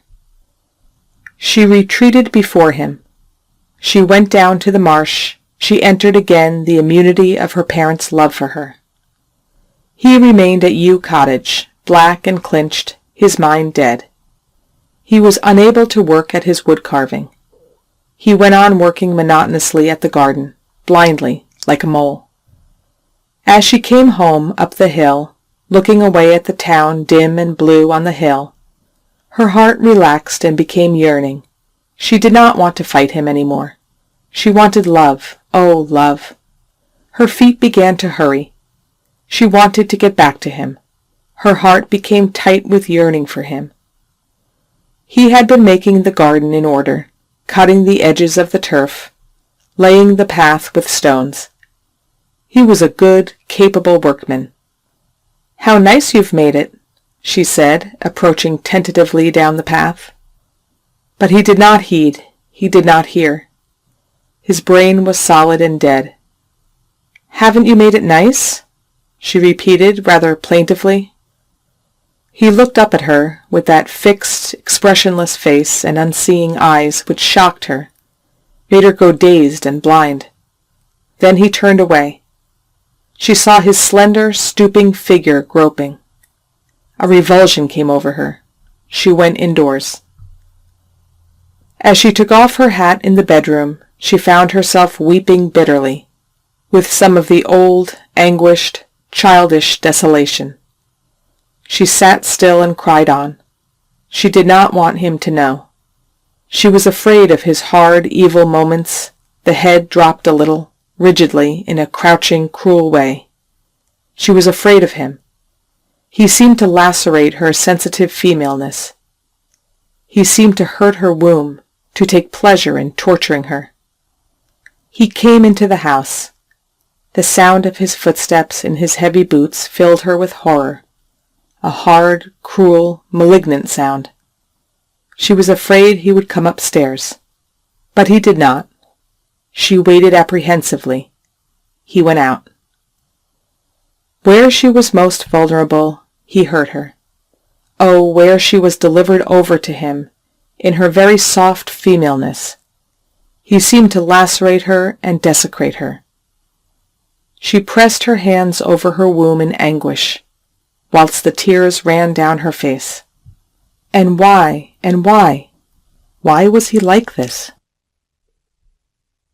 End of section 15. Section 16 of The Rainbow. Chapter 6, Part 2. Suddenly she dried her tears. She must get the tea ready. She went downstairs and set the table. When the meal was ready, she called to him. "I've mashed the tea, Will. Are you coming?" She herself could hear the sound of tears in her own voice, and she began to cry again. He did not answer, but went on with his work. She waited a few minutes in anguish. Fear came over her. She was panic-stricken with terror, like a child, and she could not go home again to her father. She was held by the power in this man who had taken her. She turned indoors so that he should not see her tears. She sat down to table. Presently he came into the scullery. His movements jarred on her as she heard them. How horrible was the way he pumped, exacerbating, so cruel. How she hated to hear him. How he hated her. How his hatred was like blows upon her. The tears were coming again. He came in, his face wooden and lifeless, fixed, persistent. He sat down to tea, his head dropped over his cup uglily. His hands were red from the cold water, and there were rims of earth in his nails. He went on with his tea. It was his negative insensitiveness to her that she could not bear, something clayey and ugly. His intelligence was self-absorbed. How unnatural it was to sit with a self-absorbed creature, like something negative ensconced opposite one. Nothing could touch him. He could only absorb things into his own self. The tears were running down her face. Something startled him, and he was looking up at her with his hateful, hard, bright eyes, hard and unchanging as a bird of prey. "What are you crying for?" came the grating voice. She winced through her womb. She could not stop crying. "What are you crying for?" came the question again, in just the same tone. And still there was silence, with only the sniff of her tears. His eyes glittered, and as if with malignant desire. She shrank and became blind. She was like a bird being beaten down. A sort of swoon of helplessness came over her. She was of another order than he. She had no defense against him. Against such an influence, she was only vulnerable. She was given up. He rose and went out of the house, possessed by the evil spirit. It tortured him and racked him and fought in him. And whilst he worked, in the deepening twilight, it left him. Suddenly he saw that she was hurt. He had only seen her triumphant before. Suddenly his heart was torn with compassion for her. He became alive again, in an anguish of compassion. He could not bear to think of her tears. He could not bear it. He wanted to go to her and pour out his heart's blood to her. He wanted to give everything to her, all his blood, his life, to the last dregs, pour everything away to her. He yearned with passionate desire to offer himself to her utterly. The evening star came and the night. She had not lighted the lamp. His heart burned with pain and with grief. He trembled to go to her. And at last he went, hesitating, burdened with a great offering. The hardness had gone out of him. His body was sensitive, slightly trembling. His hand was curiously sensitive, shrinking, as he shut the door. He fixed the latch almost tenderly. In the kitchen was only the fire glow. He could not see her. He quivered with dread lest she had gone, he knew not where. In shrinking dread he went through to the parlor, to the foot of the stairs. "Anna," he called. There was no answer. He went up the stairs in dread of the empty house, the horrible emptiness that made his heart ring with insanity. He opened the bedroom door, and his heart flashed with certainty that she had gone, that he was alone. But he saw her on the bed, lying very still and scarcely noticeable, with her back to him. He went and put his hand on her shoulder, very gently, hesitating, in a great fear and self-offering. She did not move. He waited. The hand that touched her shoulder hurt him, as if she were sending it away. He stood dim with pain. "Anna," he said. But still she was motionless, like a curled-up, oblivious creature. His heart beat with strange throes of pain. Then, by a motion under his hand, he knew she was crying, holding herself hard so that her tears should not be known. He waited. The tension continued. Perhaps she was not crying. Then suddenly relapsed with a sharp catch of a sob. His heart flamed with love and suffering for her. Kneeling carefully on the bed, so that his earthy boots should not touch it, he took her in his arms to comfort her. The sobs gathered in her. She was sobbing bitterly, but not to him. She was still away from him. He held her against his breast, whilst she sobbed, withheld from him, and all his body vibrated against her. "Don't cry, don't cry," he said, with an odd simplicity. His heart was calm and numb with a sort of innocence of love now. She still sobbed, ignoring him, ignoring that he held her. His lips were dry. "Don't cry, my love," he said, in the same abstract way. In his breast his heart burned like a torch, with suffering. He could not bear the desolateness of her crying. He would have soothed her with his blood. He heard the church clock chime as if it touched him, and he waited in suspense for it to have gone by. It was quiet again. "My love," he said to her, bending to touch her wet face with his mouth. He was afraid to touch her. How wet her face was. His body trembled as he held her. He loved her till he felt his heart and all his veins would burst and flood her with his hot, healing blood. He knew his blood would heal and restore her. She was becoming quieter. He thanked the God of mercy that at last she was becoming quieter. His head felt so strange and blazed. Still he held her close, with trembling arms. His blood seemed very strong, enveloping her. And at last she began to draw near to him. She nestled to him. His limbs, his body, took fire and beat up in flames. She clung to him. She cleaved to his body. The flames swept him. He held her in sinews of fire. If she would kiss him. He bent his mouth down, and her mouth, soft and moist, received him. He felt his veins would burst with anguish of thankfulness. His heart was mad with gratefulness. He could pour himself out upon her forever. When they came to themselves, the night was very dark. 2 hours had gone by. They lay still and warm and weak, like the newborn, together. And there was a silence almost of the unborn. Only his heart was weeping happily after the pain. He did not understand. He had yielded, given way. There was no understanding.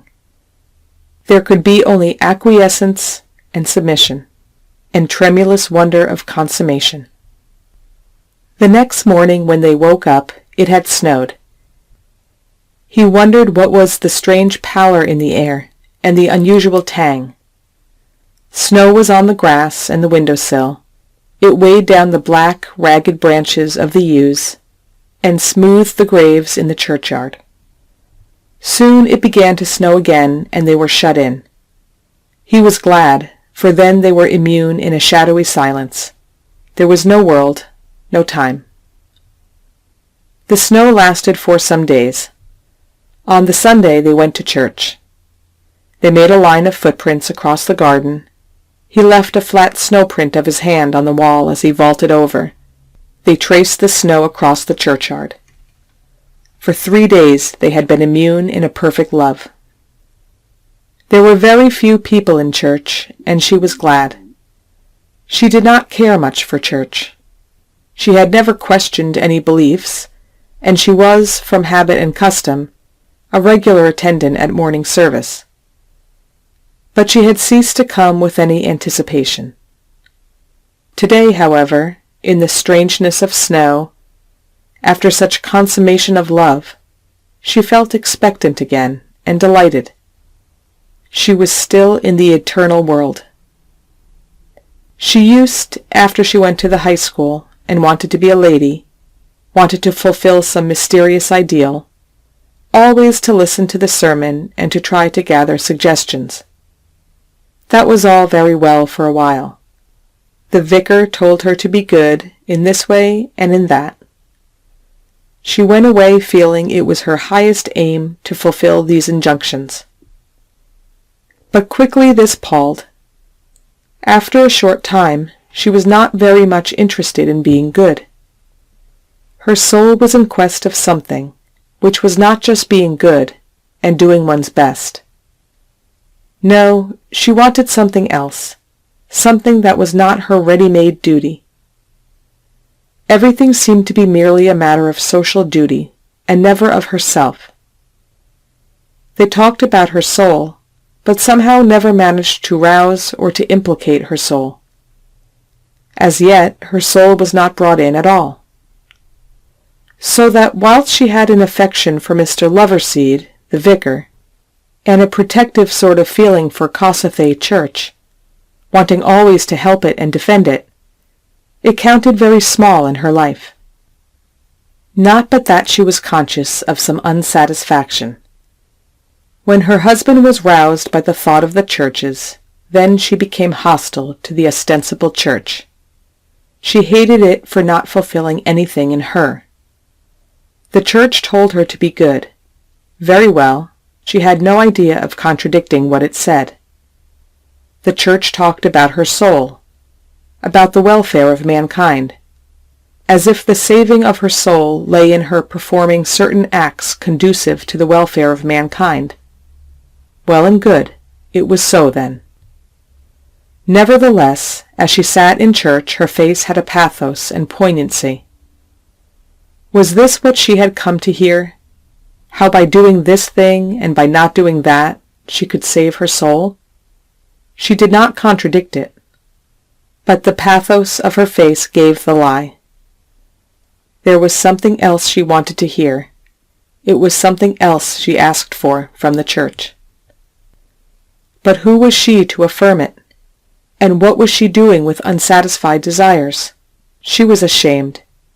She ignored them and left them out of count as much as possible, her underneath yearnings. They angered her. She wanted to be like other people, decently satisfied. He angered her more than ever. Church had an irresistible attraction for him. and he paid no more attention to that part of the service which was church to her than if he had been an angel or a fabulous beast sitting there. He simply paid no heed to the sermon or to the meaning of the service. There was something thick, dark, dense, powerful about him that irritated her too deeply for her to speak of it. The church teaching in itself meant nothing to him. And forgive us our trespasses as we forgive them that trespass against us. It simply did not touch him. It might have been more sounds, and it would have acted upon him in the same way.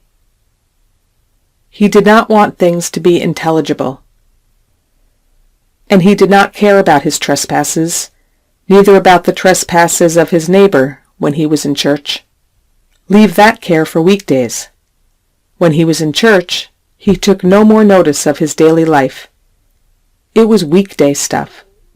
As for the welfare of mankind, he merely did not realize that there was any such thing, except on weekdays, when he was good-natured enough. In church, he wanted a dark, nameless emotion, the emotion of all the great mysteries of passion. He was not interested in the thought of himself or of her. Oh, and how that irritated her. He ignored the sermon. He ignored the greatness of mankind. He did not admit the immediate importance of mankind. He did not care about himself as a human being. He did not attach any vital importance to his life in the drafting office, or his life among men. That was just merely the margin to the text. The verity was his connection with Anna and his connection with the church. His real being lay in his dark emotional experience of the infinite, of the absolute. And the great mysterious, illuminated capitals to the text were his feelings with the church. It exasperated her beyond measure.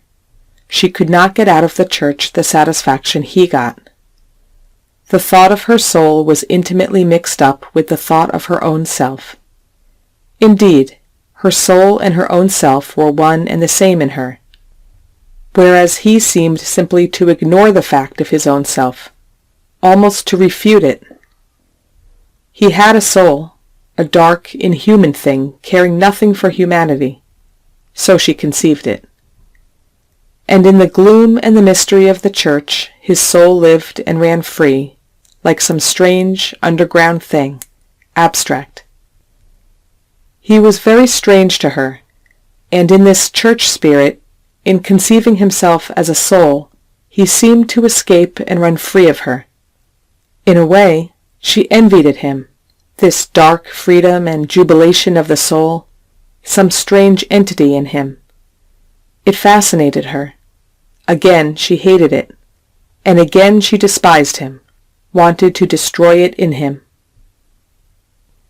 This snowy morning he sat with a dark bright face beside her, not aware of her, and somehow she felt he was conveying to strange secret places the love that sprang in him for her. He sat with a dark rapt, half-delighted face, looking at a little stained window. She saw the ruby-colored glass, with the shadow heaped along the bottom from the snow outside, and the familiar yellow figure of the lamb holding the banner, a little darkened now, but in the murky interior strangely luminous, pregnant. She had always liked the little red and yellow window. The lamb, looking very silly and self-conscious, was holding up a forepaw, in the cleft of which was dangerously perched a little flag with a red cross. Very pale yellow, the lamb, with greenish shadows. Since she was a child she had liked this creature, with the same feeling she felt for the little woolly lambs on green legs that children carried home from the fair each year. She had always liked these toys, and she had the same amused, childish liking for this church lamb. Yet she had always been uneasy about it. She was never sure that this lamb with a flag did not want to be more than it appeared. So she half mistrusted it. There was a mixture of dislike in her attitude to it. Now, by a curious gathering, knitting of his eyes, the faintest tension of ecstasy on his face. He gave her the uncomfortable feeling that he was in correspondence with the creature, the lamb in the window. A cold wonder came over her. Her soul was perplexed. There he sat, motionless, timeless, with the faint, bright tension on his face. What was he doing? What connection was there between him and the lamb in the glass? Suddenly it gleamed to her dominant, this lamb with the flag.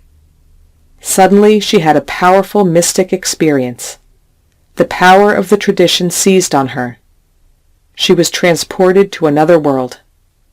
And she hated it, resisted it. Instantly it was only a silly lamb in the glass again.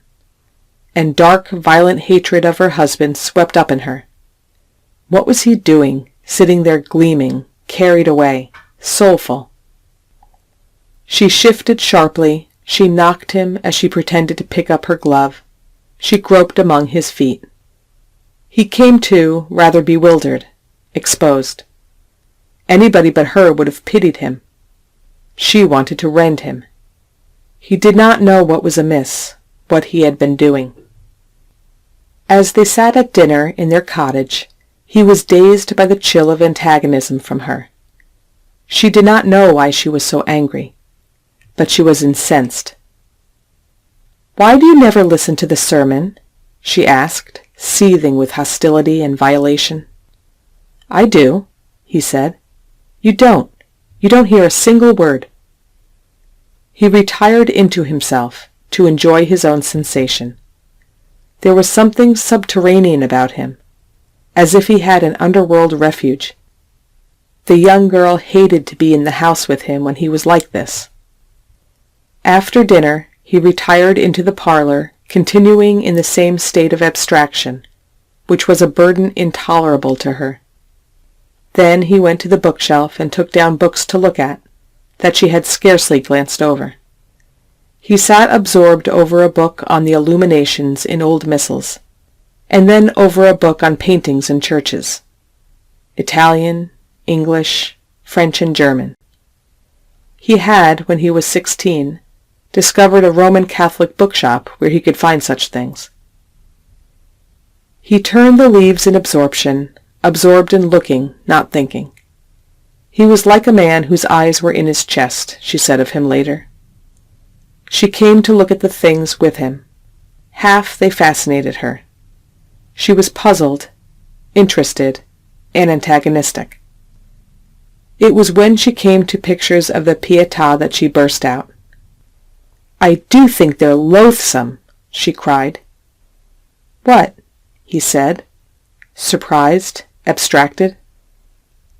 "Those bodies with slits in them, posing to be worshipped." "You see, it means the sacraments, the bread," he said slowly. "Does it?" she cried. "Then it's worse. I don't want to see your chest slit, nor to eat your dead body, even if you offer it to me. Can't you see it's horrible?" "It isn't me. It's Christ." "What if it is? It's you. And it's horrible. You wallowing in your own dead body and thinking of eating it in the sacrament. You've to take it for what it means. It means your human body put up to be slit and killed and then worshipped. What else?" They lapsed into silence. His soul grew angry and aloof. "And I think that lamb in church," she said, "is the biggest joke in the parish." She burst into a poof of ridiculing laughter. "It might be, to those that see nothing in it," he said. "You know it's the symbol of Christ, of his innocence and sacrifice." "Whatever it means, it's a lamb," she said, "and I like lambs, too much to treat them as if they had to mean something. As for the Christmas tree flag, no." And again she poofed with mockery. "It's because you don't know anything," he said violently, harshly. "Laugh at what you know, not at what you don't know." "What don't I know?" "What things mean." "And what does it mean?" He was reluctant to answer her. He found it difficult. "What does it mean?" she insisted. "It means the triumph of the resurrection." She hesitated, baffled. A fear came upon her. What were these things? Something dark and powerful seemed to extend before her. Was it wonderful after all? But no, she refused it. Whatever it may pretend to mean, what it is a silly, absurd toy lamb with a Christmas tree flag ledged on its paw. And if it wants to mean anything else, it must look different from that. End of section 16. Section 17 of the Rainbow. And she wept again in bitter recurrence of the previous gloom, but her heart was easy, oh, much more easy. She was quite willing to make it up with him when he came home again. He was black and surly but abated. She had broken a little of something in him, and at length he was glad to forfeit from his soul all his symbols, to have her making love to him. He loved it when she put her head on his knee, and he had not asked her to or wanted her to. He loved her when she put her arms round him and made bold love to him, and he did not make love to her. He felt a strong blood in his limbs again, and she loved the intent, far look of his eyes when they rested on her. Intent, yet far, not near, not with her. And she wanted to bring them near. She wanted his eyes to come to hers, to know her, and they would not. They remained intent and far and proud like a hawk's naive, and inhuman as a hawk's. So she loved him and caressed him and roused him like a hawk, till he was keen and instant, but without tenderness. He came to her fierce and hard, like a hawk striking and taking her. He was no mystic any more. She was his aim and object, his prey, and she was carried off, and he was satisfied, or satiated at least. Then immediately she began to retaliate on him. She too was a hawk. If she imitated the pathetic plover running plaintive to him, that was part of the game. When he, satisfied, moved with a proud, insolent slouch of the body and a half-contemptuous drop of his head, unaware of her, ignoring her very existence, after taking his fill of her and getting his satisfaction of her, her soul roused, its pinions became like steel, and she struck at him. When he sat on his perch, glancing sharply round with solitary pride imminent and fierce, she dashed at him and threw him from his station savagely. She goaded him from his keen dignity of a male. She harassed him from his unperturbed pride, till he was mad with rage. His light brown eyes burned with fury. They saw her now, like flames of anger. They flared at her, and recognized her as the enemy. Very good, she was the enemy, very good. As he prowled round her, she watched him. As he struck at her, she struck back. He was angry because she had carelessly pushed away his tools so that they got rusty. "Don't leave them littering in my way, then," she said. "I shall leave them where I like," he cried. "Then I shall throw them where I like." They glowered at each other, he with rage in his hands, she with her soul fierce with victory. They were very well matched. They would fight it out. She turned to her sewing. Immediately the tea things were cleared away. She fetched out the stuff, and his soul rose in rage. He hated beyond measure to hear the shriek of calico as she tore the web sharply, as if with pleasure, and the run of the sewing machine gathered in a frenzy in him at last. "Aren't you going to stop that row?" he shouted. "Can't you do it in the daytime?" She looked up sharply, hostile from her work. "No, I can't do it in the daytime. I have other things to do. Besides, I like sewing, and you're not going to stop me doing it." Whereupon she turned back to her arranging, fixing, stitching. His nerve jumped with anger as the sewing machine started and stuttered and buzzed. But she was enjoying herself. She was triumphant and happy as the darting needle danced ecstatically down a hem, drawing the stuff along under its vivid stabbing, irresistibly. She made the machine hum. She stopped it imperiously. Her fingers were deft and swift and mistress. If he sat behind her stiff with impotent rage, it only made a trembling vividness come into her energy. On she worked.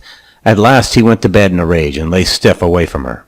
And she turned her back on him, and in the morning they did not speak, except in mere cold civilities. And when he came home at night, his heart relenting and growing hot for love of her, when he was just ready to feel he had been wrong, and when he was expecting her to feel the same, there she sat at the sewing machine. The whole house was covered with clipped calico. The kettle was not even on the fire. She started up, affecting concern. "Is it so late?" she cried.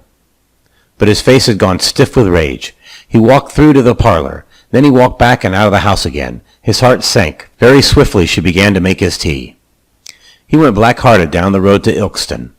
When he was in this state he never thought. A bolt shot across the doors of his mind and shut him in, a prisoner. He went back to Ilkeston and drank a glass of beer. What was he going to do? He did not want to see anybody. He would go to Nottingham, to his own town. He went to the station and took a train. When he got to Nottingham, still he had nowhere to go. However, it was more agreeable to walk familiar streets. He paced them with a mad relentlessness, as if he were running amuck. Then he turned to a bookshop and found a book on Bamberg Cathedral. Here was a discovery. Here was something for him. He went into the quiet restaurant to look at his treasure. He lit up with thrills of bliss as he turned from picture to picture. He had found something at last in these carvings. His soul had great satisfaction. Had he not come out to seek, and had he not found, he was in a passion of fulfillment. These were the finest carvings, statues he had ever seen. The book lay in his hands like a doorway.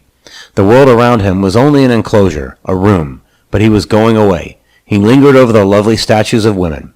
A marvelous, finely wrought universe crystallized out around him as he looked again at the crowns, the twining hair, the women faces.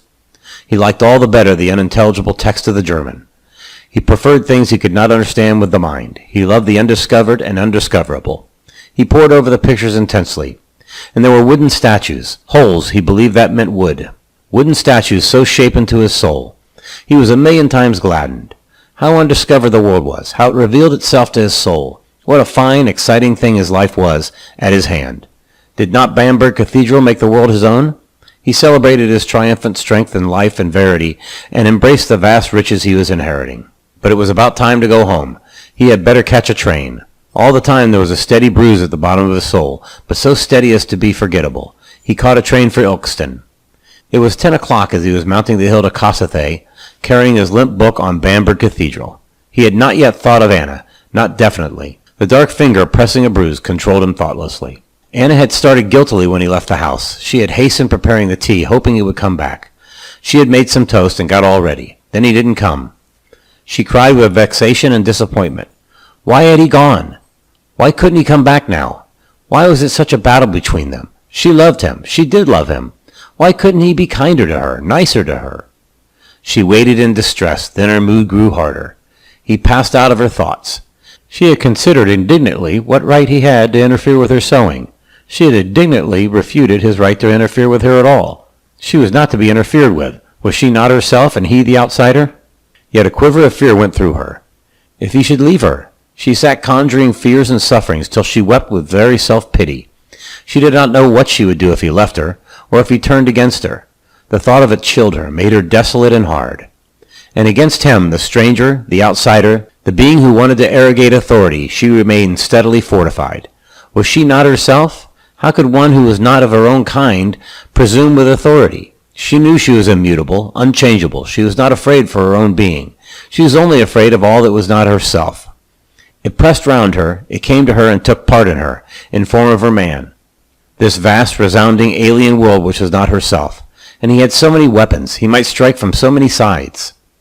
When he came in at the door, her heart was blazed with pity and tenderness. She looked so lost and forlorn and young.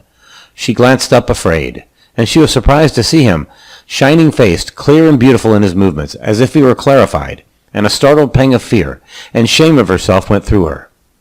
They waited for each other to speak. "Do you want to eat anything?" she said. "I'll get it myself," he answered, not wanting her to serve him. But she brought out food, and it pleased him she did it for him. He was again a bright lord. "I went to Nottingham," he said mildly. "To your mother?" she asked in a flash of contempt. "No, I didn't go home." "Who did you go to see?" "I went to see nobody."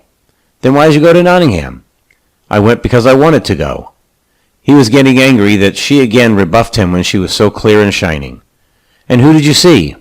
"I saw nobody." "Nobody?" "No, who should I see?" "You saw nobody you knew?" "No, I didn't," he replied irritably. She believed him, and her mood became cold. "I bought a book," he said, handing her the propitiatory volume. She idly looked at the pictures. Beautiful, the pure women, with their clear-dropping gowns. Her heart became colder. What did they mean to him? He sat and waited for her. She bent over the book. "Aren't they nice?" he said, his voice roused and glad. Her blood flushed, but she did not lift her head. "Yes," she said, in spite of herself. She was compelled by him. He was strange, attractive, exerting some power over her. He came over to her and touched her delicately. Her heart beat with wild passion, wild, raging passion. But she resisted as yet. It was always the unknown, and she clung fiercely to her known self, but the rising flood carried her away. They loved each other to transport again, passionately and fully. "Isn't it more wonderful than ever?" she asked him, radiant like a newly opened flower, with tears like dew. He held her closer. He was strange and abstracted. "It is always more wonderful," she asseverated in a glad child's voice, remembering her fear and not quite cleared of it yet. So it went on continually, the recurrence of love and conflict between them. One day it seemed as if everything was shattered, all life spoiled, ruined, desolate, and laid waste. The next day it was all marvelous again, just marvelous. One day she thought she would go mad from his very presence. The sound of his drinking was detestable to her. The next day she loved and rejoiced in the way he crossed the floor. He was sun, moon, and stars in one. She fretted, however, at last over the lack of stability. When the perfect hours came back, her heart did not forget that they would pass away again. She was uneasy. The surety, the inner surety, the confidence in the abidingness of love, that was what she wanted. And that she did not get. She knew also that he had not got it. Nevertheless, it was a marvelous world. She was for the most part lost in the marvelousness of it. Even her great woes were marvelous to her. She could be very happy, and she wanted to be happy. She resented it when he made her unhappy. Then she could kill him, cast him out. Many days she waited for the hour when he would be gone to work. Then the flow of her life, which he seemed to dam up, was let loose, and she was free. She was free, she was full of delight. Everything delighted her. She took up the rug and went to shake it in the garden. Patches of snow were on the fields, the air was light. She heard the ducks shouting on the pond. She saw them charge and sail across the water, as if they were setting off on an invasion of the world. She watched the rough horses, one of which was clipped smooth on the belly, so they wore a jacket and long stockings of brown fur, stand kissing each other in the wintry morning by the churchyard wall. Everything delighted her now he was gone. The insulator, the obstruction removed, the world was all hers in connection with her. She was joyfully active. Nothing pleased her more than to hang out the washing in a high wind that came full butt over the round of the hill, tearing the wet garments out of her hands, making flap, flap, flap of the waving stuff. She laughed and struggled and grew angry, but she loved her solitary days. Then he came home at night, and she knitted her brows because of some endless contest between them. As he stood in the doorway, her heart changed. It steeled itself. The laughter and zest of the day disappeared from her. She was stiffened. They fought an unknown battle, unconsciously. Still they were in love with each other. The passion was there. But the passion was consumed in a battle, and the deep, fierce, unnamed battle went on. Everything glowed intensely about them. The world had put off its clothes and was awful with new, primal nakedness. Sunday came when the strange spell was cast over her by him. Half she loved it. She was becoming more like him. All the weekdays there was a glint of sky and fields. The little church seemed to babble away to the cottages the morning through. But on Sundays, when he stayed at home, a deeply colored, intense gloom seemed to gather on the face of the earth. The church seemed to fill itself with a shadow, to become big, a universe to her. There was a burning of blue and ruby, a sound of worship about her. And when the doors were opened, and she came out into the world, it was a world new created. She stepped into the resurrection of the world, her heart beating to the memory of the darkness and the passion. If, as very often, they went to the march for tea on Sundays, then she regained another, lighter world that had never known the gloom and the stained glass and the ecstasy of chanting. Her husband was obliterated. She was with her father again, who was so fresh and free in all daylight. Her husband, with his intensity and his darkness, was obliterated. She left him. She forgot him. She accepted her father. Yet as she went home again with the young man, she put her hand on his arm tentatively.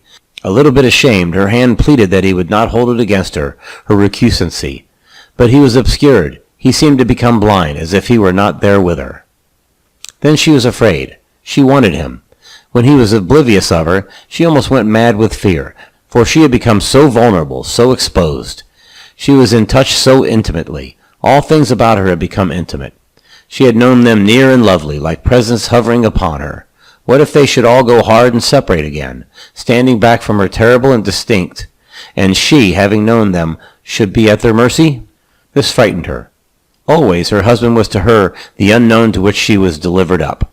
She was a flower that has been so tempted forth into blossom, and has no retreat.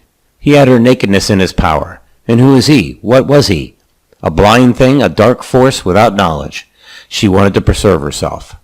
Then she gathered him to herself again and was satisfied for a moment. But as time went on, she began to realize more and more that he did not alter, that he was something dark, alien to herself. She had thought him just the bright reflex of herself.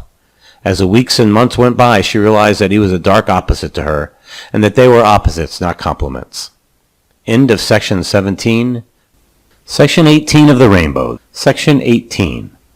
He did not alter. He remained separately himself, and he seemed to expect her to be part of himself. The extension of his will. She felt him trying to gain power over her without knowing her. What did he want? Was he going to bully her?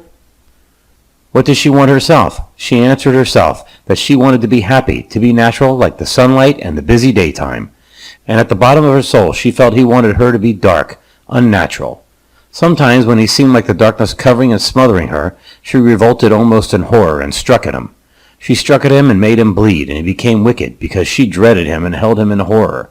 He became wicked. He wanted to destroy. And then the fight between them was cruel. She began to tremble. He wanted to impose himself on her, and he began to shudder. She wanted to desert him, to leave him a prey to the open, with the unclean dogs of the darkness setting on to devour him. He must beat her and make her stay with him, whereas she fought to keep herself free of him. They went their ways now, shadowed and stained with blood, feeling the world far off, unable to give help, till she began to get tired. After a certain point, she became impassive, detached utterly from him. He was always ready to burst out murderously against her. Her soul got up and left him. She went her way. Nevertheless, in her apparent blitheness, that made his soul black with opposition, she trembled as if she bled. And ever and again the pure love came in sunbeams between them, when she was like a flower in the sun to him, so beautiful, so shining, so intensely dear, that he could scarcely bear it. Then, as if his soul had 6 wings of bliss, he stood absorbed in praise, feeling the radiance from the Almighty beat through him like a pulse, as he stood in the upright flame of praise, transmitting the pulse of creation. And ever and again he appeared to her as a dread flame of power. Sometimes when he stood in the doorway, his face lit up. He seemed like an annunciation to her. Her heart beat fast, and then she watched him suspended. He had a dark, burning being that she dreaded and resisted. She was subject to him as to the angel of the presence. She waited upon him and heard his will, and she trembled in his service. Then all this passed away. Then he loved her for her childishness and for her strangeness to him, for the wonder of her soul, which was different from his soul, and which made him genuine when he would be false. And she loved him for the way he sat loosely in the chair, or for the way he came through a door with his face open and eager. She loved his ringing, eager voice, and the touch of the unknown about him, his absolute simplicity. Yet neither of them was quite satisfied. He felt somewhere that she did not respect him. She only respected him as far as he was related to herself. For what he was, beyond her, she had no care. She did not care for what he represented in himself. It is true, he did not know himself what he represented. But whatever it was, she did not really honor it. She did no service to his work as a lace designer, nor to himself as a breadwinner. Because he went down to the office and worked every day, that entitled him to no respect or regard from her, he knew. Rather, she despised him for it, and he almost loved her for this, though at first it maddened him like an insult. What was much deeper, she soon came to combat his deepest feelings. What he thought about life and about society and mankind did not matter very much to her. He was right enough to be insignificant. This was again galling to him. She would judge beyond him on these things. But at length he came to accept her judgments, discovering them as if they were his own. It was not here the deep trouble lay. The deep root of his enmity lay in the fact that she jeered at his soul. He was inarticulate and stupid in thought, but to some things he clung passionately. He loved the church. If she tried to get out of him what he believed, then they were both soon in a white rage. Did he believe the water turned to wine at Cana? She would drive him to the thing as a historical fact. So much rainwater. Look at it. Can it become grape juice, wine? For an instant he saw with the clear eyes of the mind and said no. His clear mind, answering her for a moment, rejected the idea. And immediately his whole soul was crying in a mad and choked hatred against his violation of himself. It was true for him. His mind was extinguished again at once. His blood was up. And in his blood and bones he wanted the scene, the wedding, the water brought forward from the Furkness as red wine, and Christ saying to his mother, "Woman, what have I to do with thee? Mine hour is not yet to come." And then his mother saith unto the servants, "Whatsoever he saith unto you, do it." Brangwen loved it. With his bones and blood he loved it. He could not let it go. Yet she forced him to let it go. She hated his blind attachments. Water, natural water, could it suddenly and unnaturally turn into wine, depart from its being, and a haphazard take on another being? Ah, no, he knew it was wrong. She became again the palpitating, hostile child, hateful, putting things to destruction. He became mute and dead. His own being gave him the lie. He knew it was so. Wine was wine. Water was water. Forever. The water had not become wine. The miracle was not a real fact. She seemed to be destroying him. He went out, dark and destroyed, his soul running its blood, and he tasted of death, because his life was formed in these unquestioned concepts. She, desolate again as she had been when she was a child, went away and sobbed. She did not care. She did not care whether the water had turned to wine or not. Let him believe it if he wanted to. But she knew she had won, and an ashy desolation came over her. They were ashenly miserable for some time. Then the life began to come back. He was nothing if not dogged. He thought again of the chapter of St. John. There was a great biting pang, but thou hast kept the good wine until now, the best wine. The young man's heart responded in a craving, in a triumph, although the knowledge that it was not true in fact bit at him like a weasel in the heart. Which was stronger, the pain of the denial or the desire for affirmation? He was stubborn in spirit and abode by his desire. But he would not any more affirm the miracles as true. Very well, it was not true. The water had not turned into wine. The water had not turned into wine. But for all that he would live in his soul as if the water had turned into wine. For truth of fact, it had not. But for his soul, it had. Whether it turned into wine or whether it didn't, he said, it doesn't bother me. I take it for what it is. And what is it, she asked, quickly, hopefully. It's the Bible, he said. That answer enraged her, and she despised him. She did not actively question the Bible herself, but he drove her contempt. And yet he did not care about the Bible, the written letter. Although he could not satisfy her, yet she knew of herself that he had something real. He was not a dogmatist. He did not believe in the fact that the water turned into wine. He did not want to make a fact out of it. Indeed, his attitude was without criticism. It was purely individual. He took that which was of value to him from the written word. He added to his spirit. His mind he let sleep. And she was bitter against him, that he let his mind sleep. That which was human, belonged to mankind, he would not exert. He cared only for himself. He was no Christian. Above all, Christ had asserted the brotherhood of man.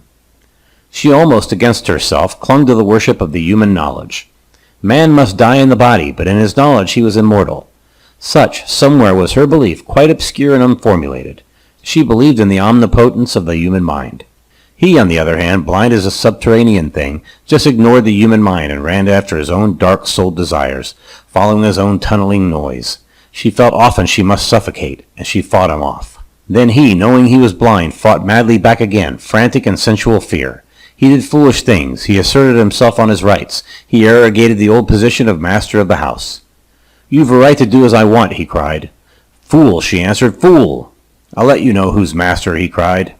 "Fool," she answered, "fool. I've known my own father who could put a dozen of you in his pipe and push them down with his finger end. Don't I know what a fool you are?" He knew himself what a fool he was, and was flayed by the knowledge. Yet he went on trying to steer the ship of their dual life. He asserted his position as the captain of the ship, and captain and ship bored her. He wanted to loom important as master of one of the innumerable domestic craft that would make up the great fleet of society.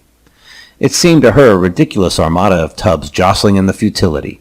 She felt no belief in it. She jeered at him as master of the house, master of their dual life, and he was black with shame and rage. He knew with shame how her father had been a man without arrogating any authority. He had gone on the wrong tack, and he felt it hard to give up the expedition. There was a great surging in shame. Then he yielded. He had given up the master of the house idea. There was something he wanted, nevertheless, some form of mastery.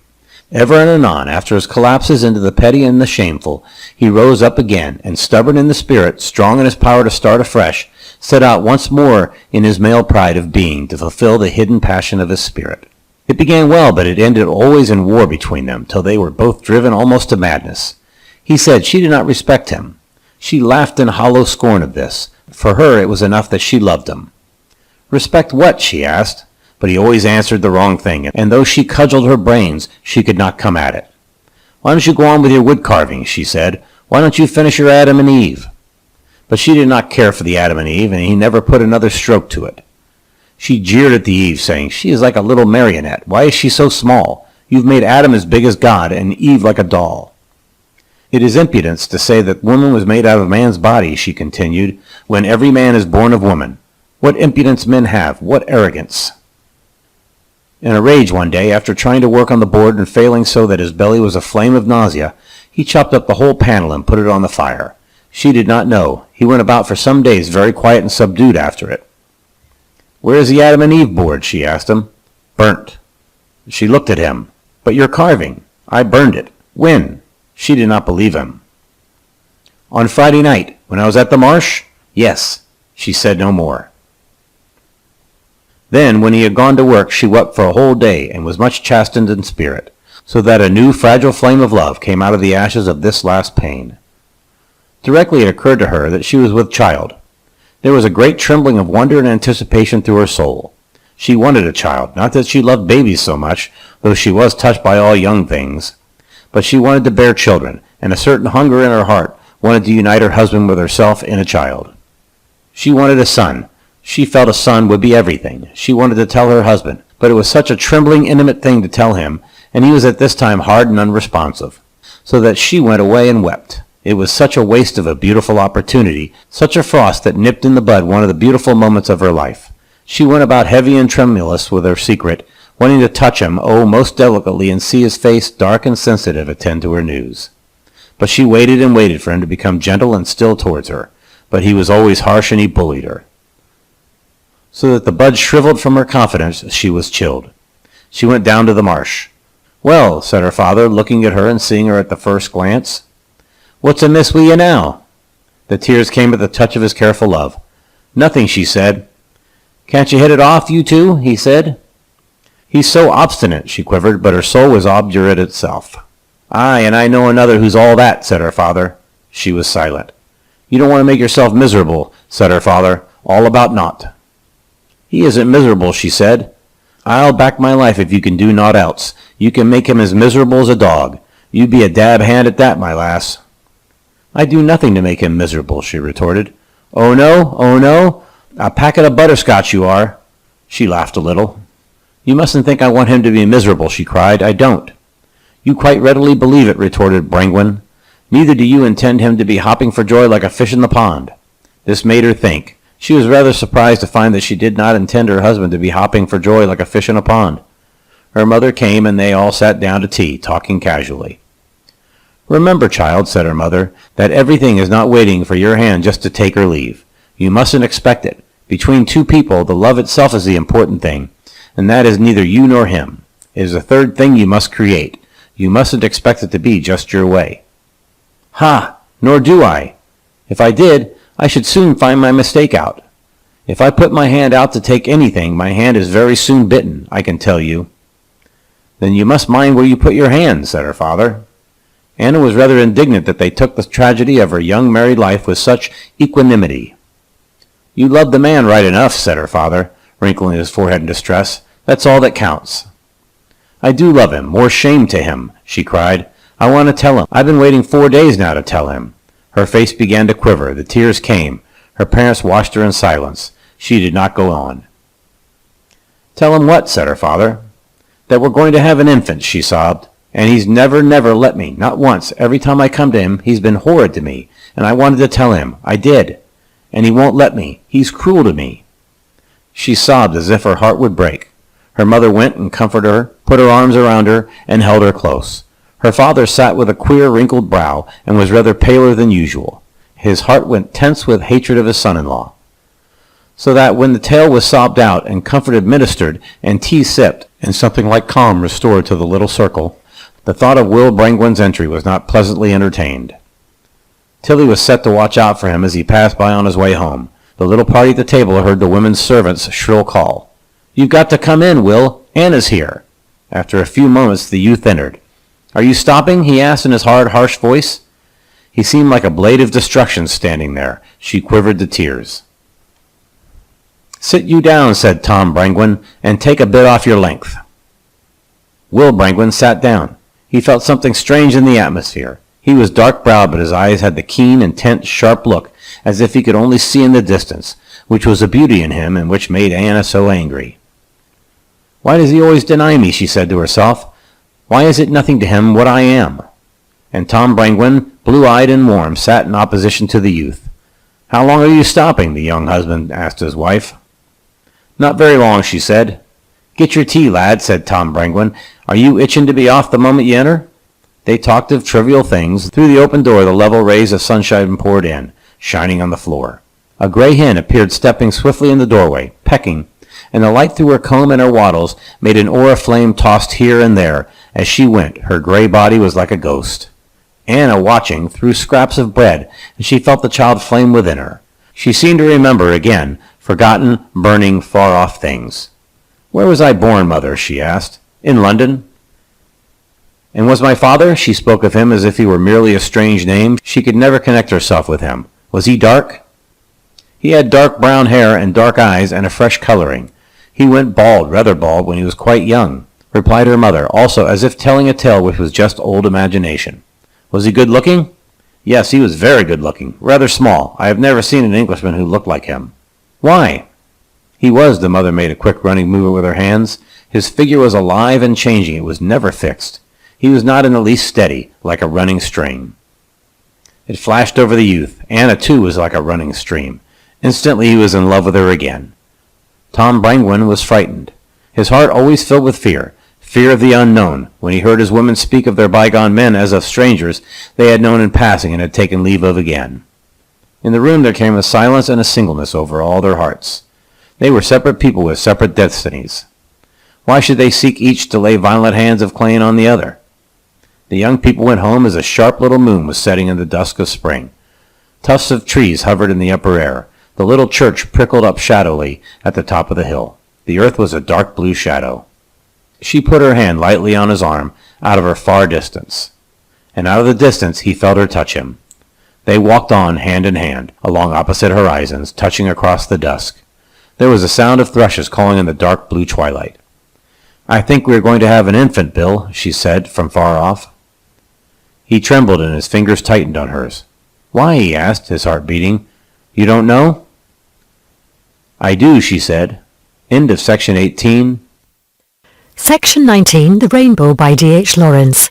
Chapter 6, Part 5. They continued without saying any more, walking along opposite horizons, hand in hand across the intervening space, two separate people. And he trembled as if a wind blew onto him in strong gusts, out of the unseen. He was afraid. He was afraid to know he was alone. For she seemed fulfilled and separate and sufficient in her half of the world. He could not bear to know that he was cut off. Why could he not be always one with her? It was he who had given her the child. Why could she not be with him, one with him? Why must he be set in this separateness? Why could she not be with him, close, close as one with him? She must be one with him. He held her fingers tightly in his own.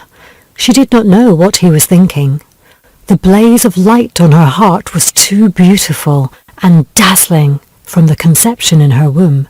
She walked glorified, and the sound of the thrushes, of the trains in the valley, of the far-off faint noises of the town were her Magnificat. But he was struggling in silence. It seemed as though there were before him a solid wall of darkness that impeded him and suffocated him and made him mad.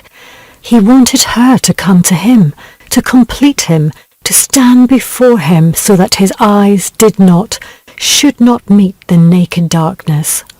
Nothing mattered to him but that she should come and complete him, for he was ridden by the awful sense of his own limitation. It was as if he ended uncompleted, as yet uncreated on the darkness, and he wanted her to come and liberate him into the whole. But she was complete in herself, and he was ashamed of his need, his helpless need of her. His need and his shame of need weighed on him like a madness, yet still he was quiet and gentle in reverence of her conception, and because she was with child by him. And she was happy in showers of sunshine.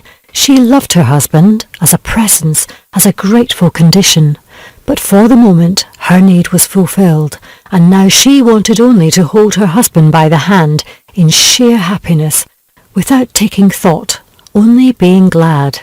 He had various folios of reproductions, and among them a cheap print from Fra Angelico's Entry of the Blessed into Paradise.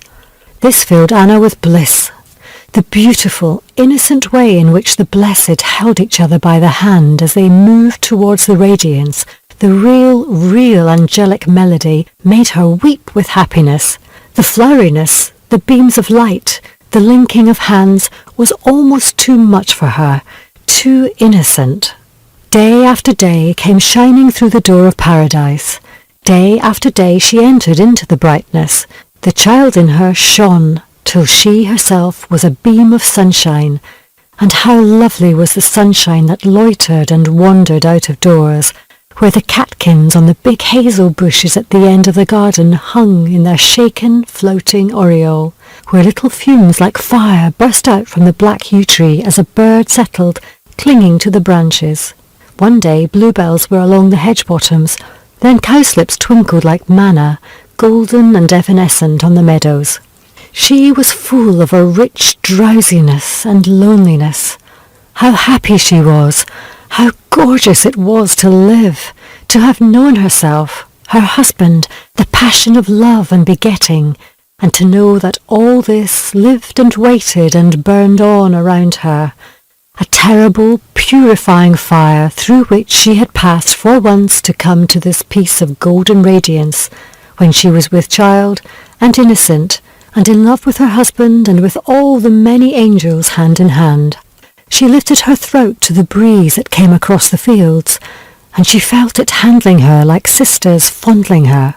She drank it in, perfume of cowslips and of apple blossoms.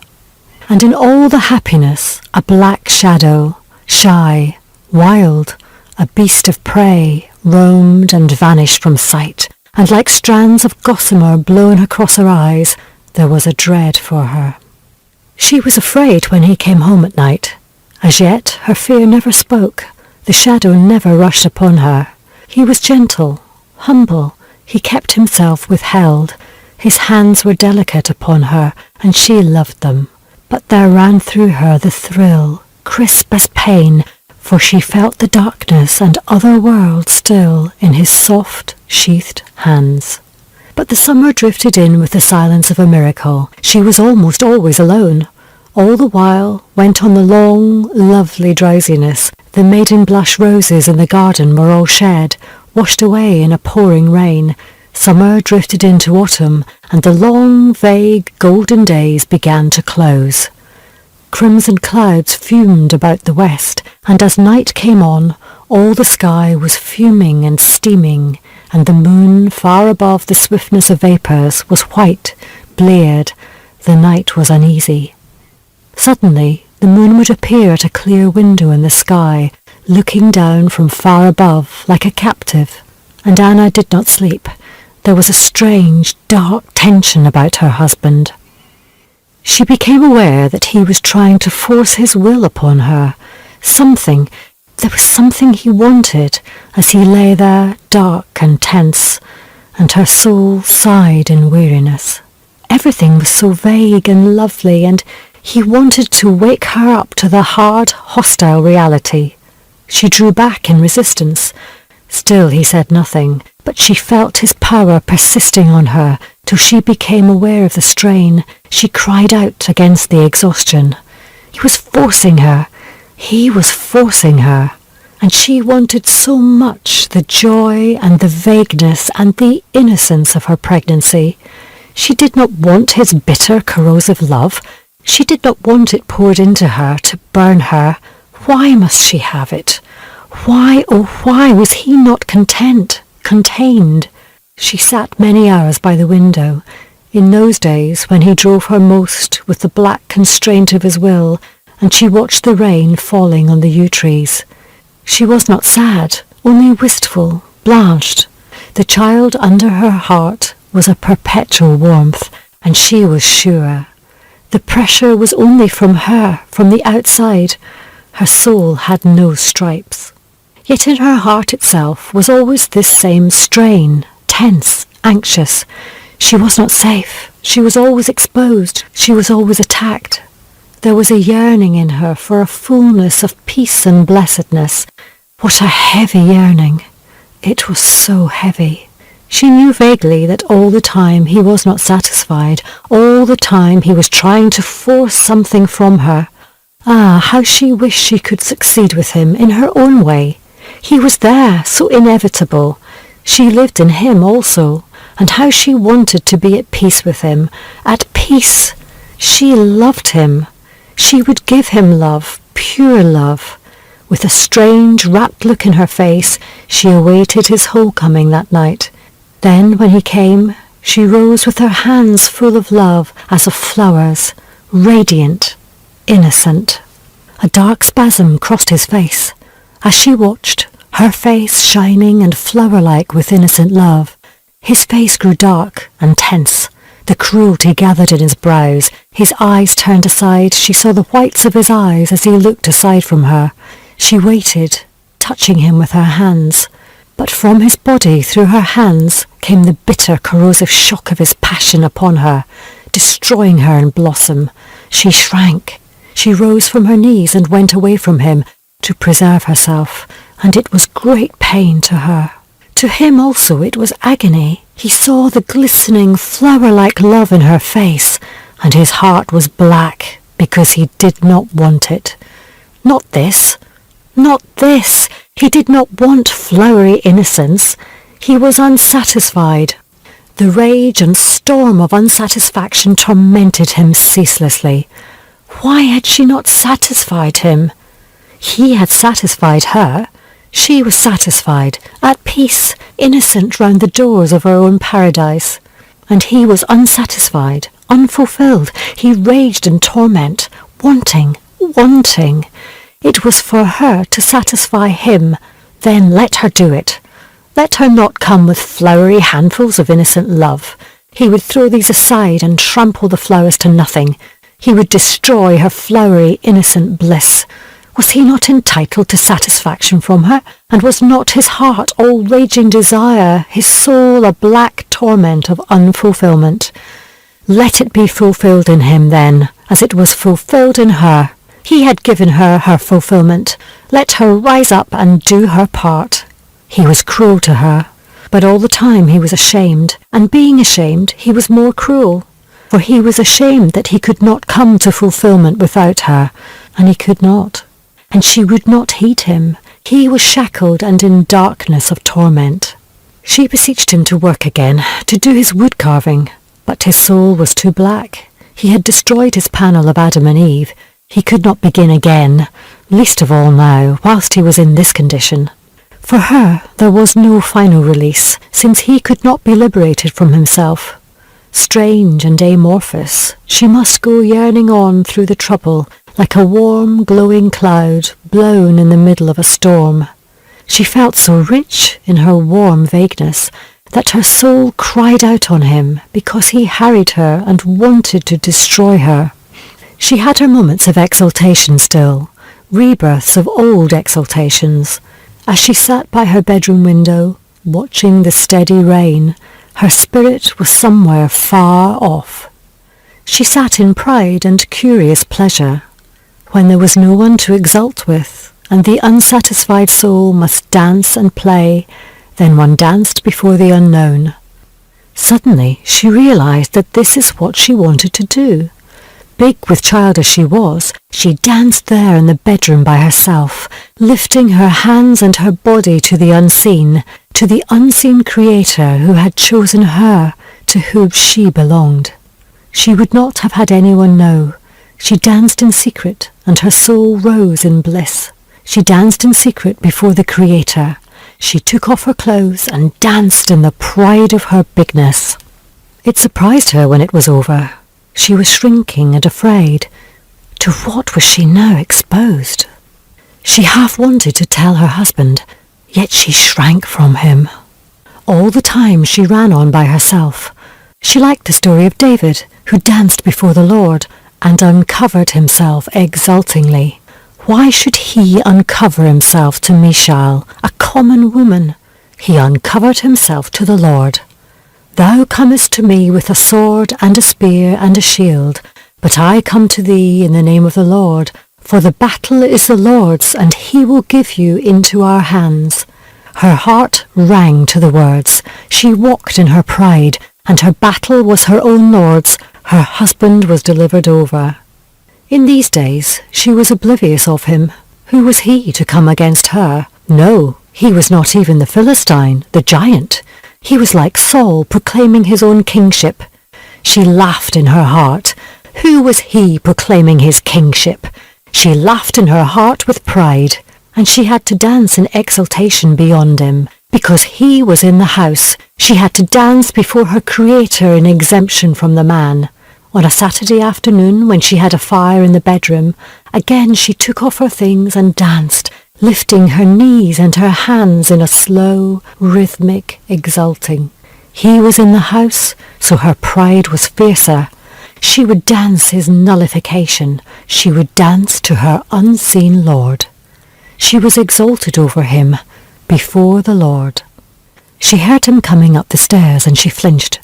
She stood with the firelight on her ankles and feet, naked in the shadowy late afternoon, fastening up her hair. He was startled. He stood in the doorway, his brows black and lowering. "What are you doing?" he said gratingly. "You'll catch a cold." And she lifted her hands and danced again to annul him. The light glanced on her knees as she made her slow, fine movements down the far side of the room across the firelight.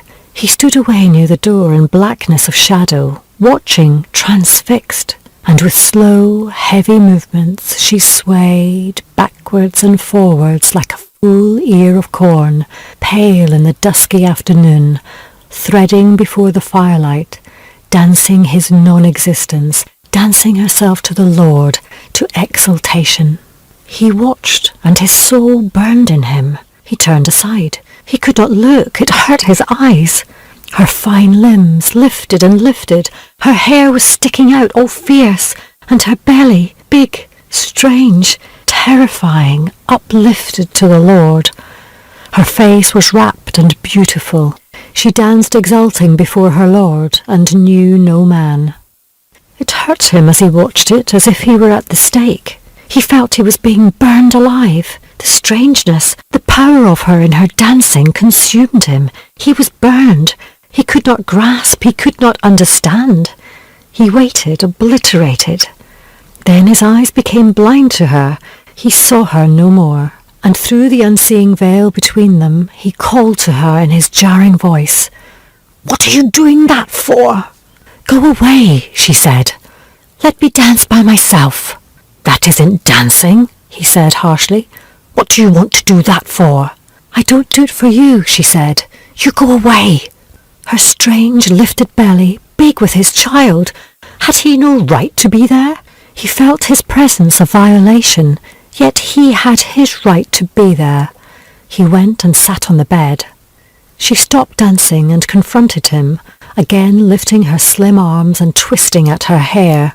Her nakedness hurt her, opposed to him. "I can do as I like in my bedroom," she cried. "Why do you interfere with me?" And she slipped on a dressing gown and crouched before the fire. He was more at ease now she was covered up. The vision of her tormented him all the days of his life as she had been then, a strange, exalted thing having no relation to himself. End of section 19.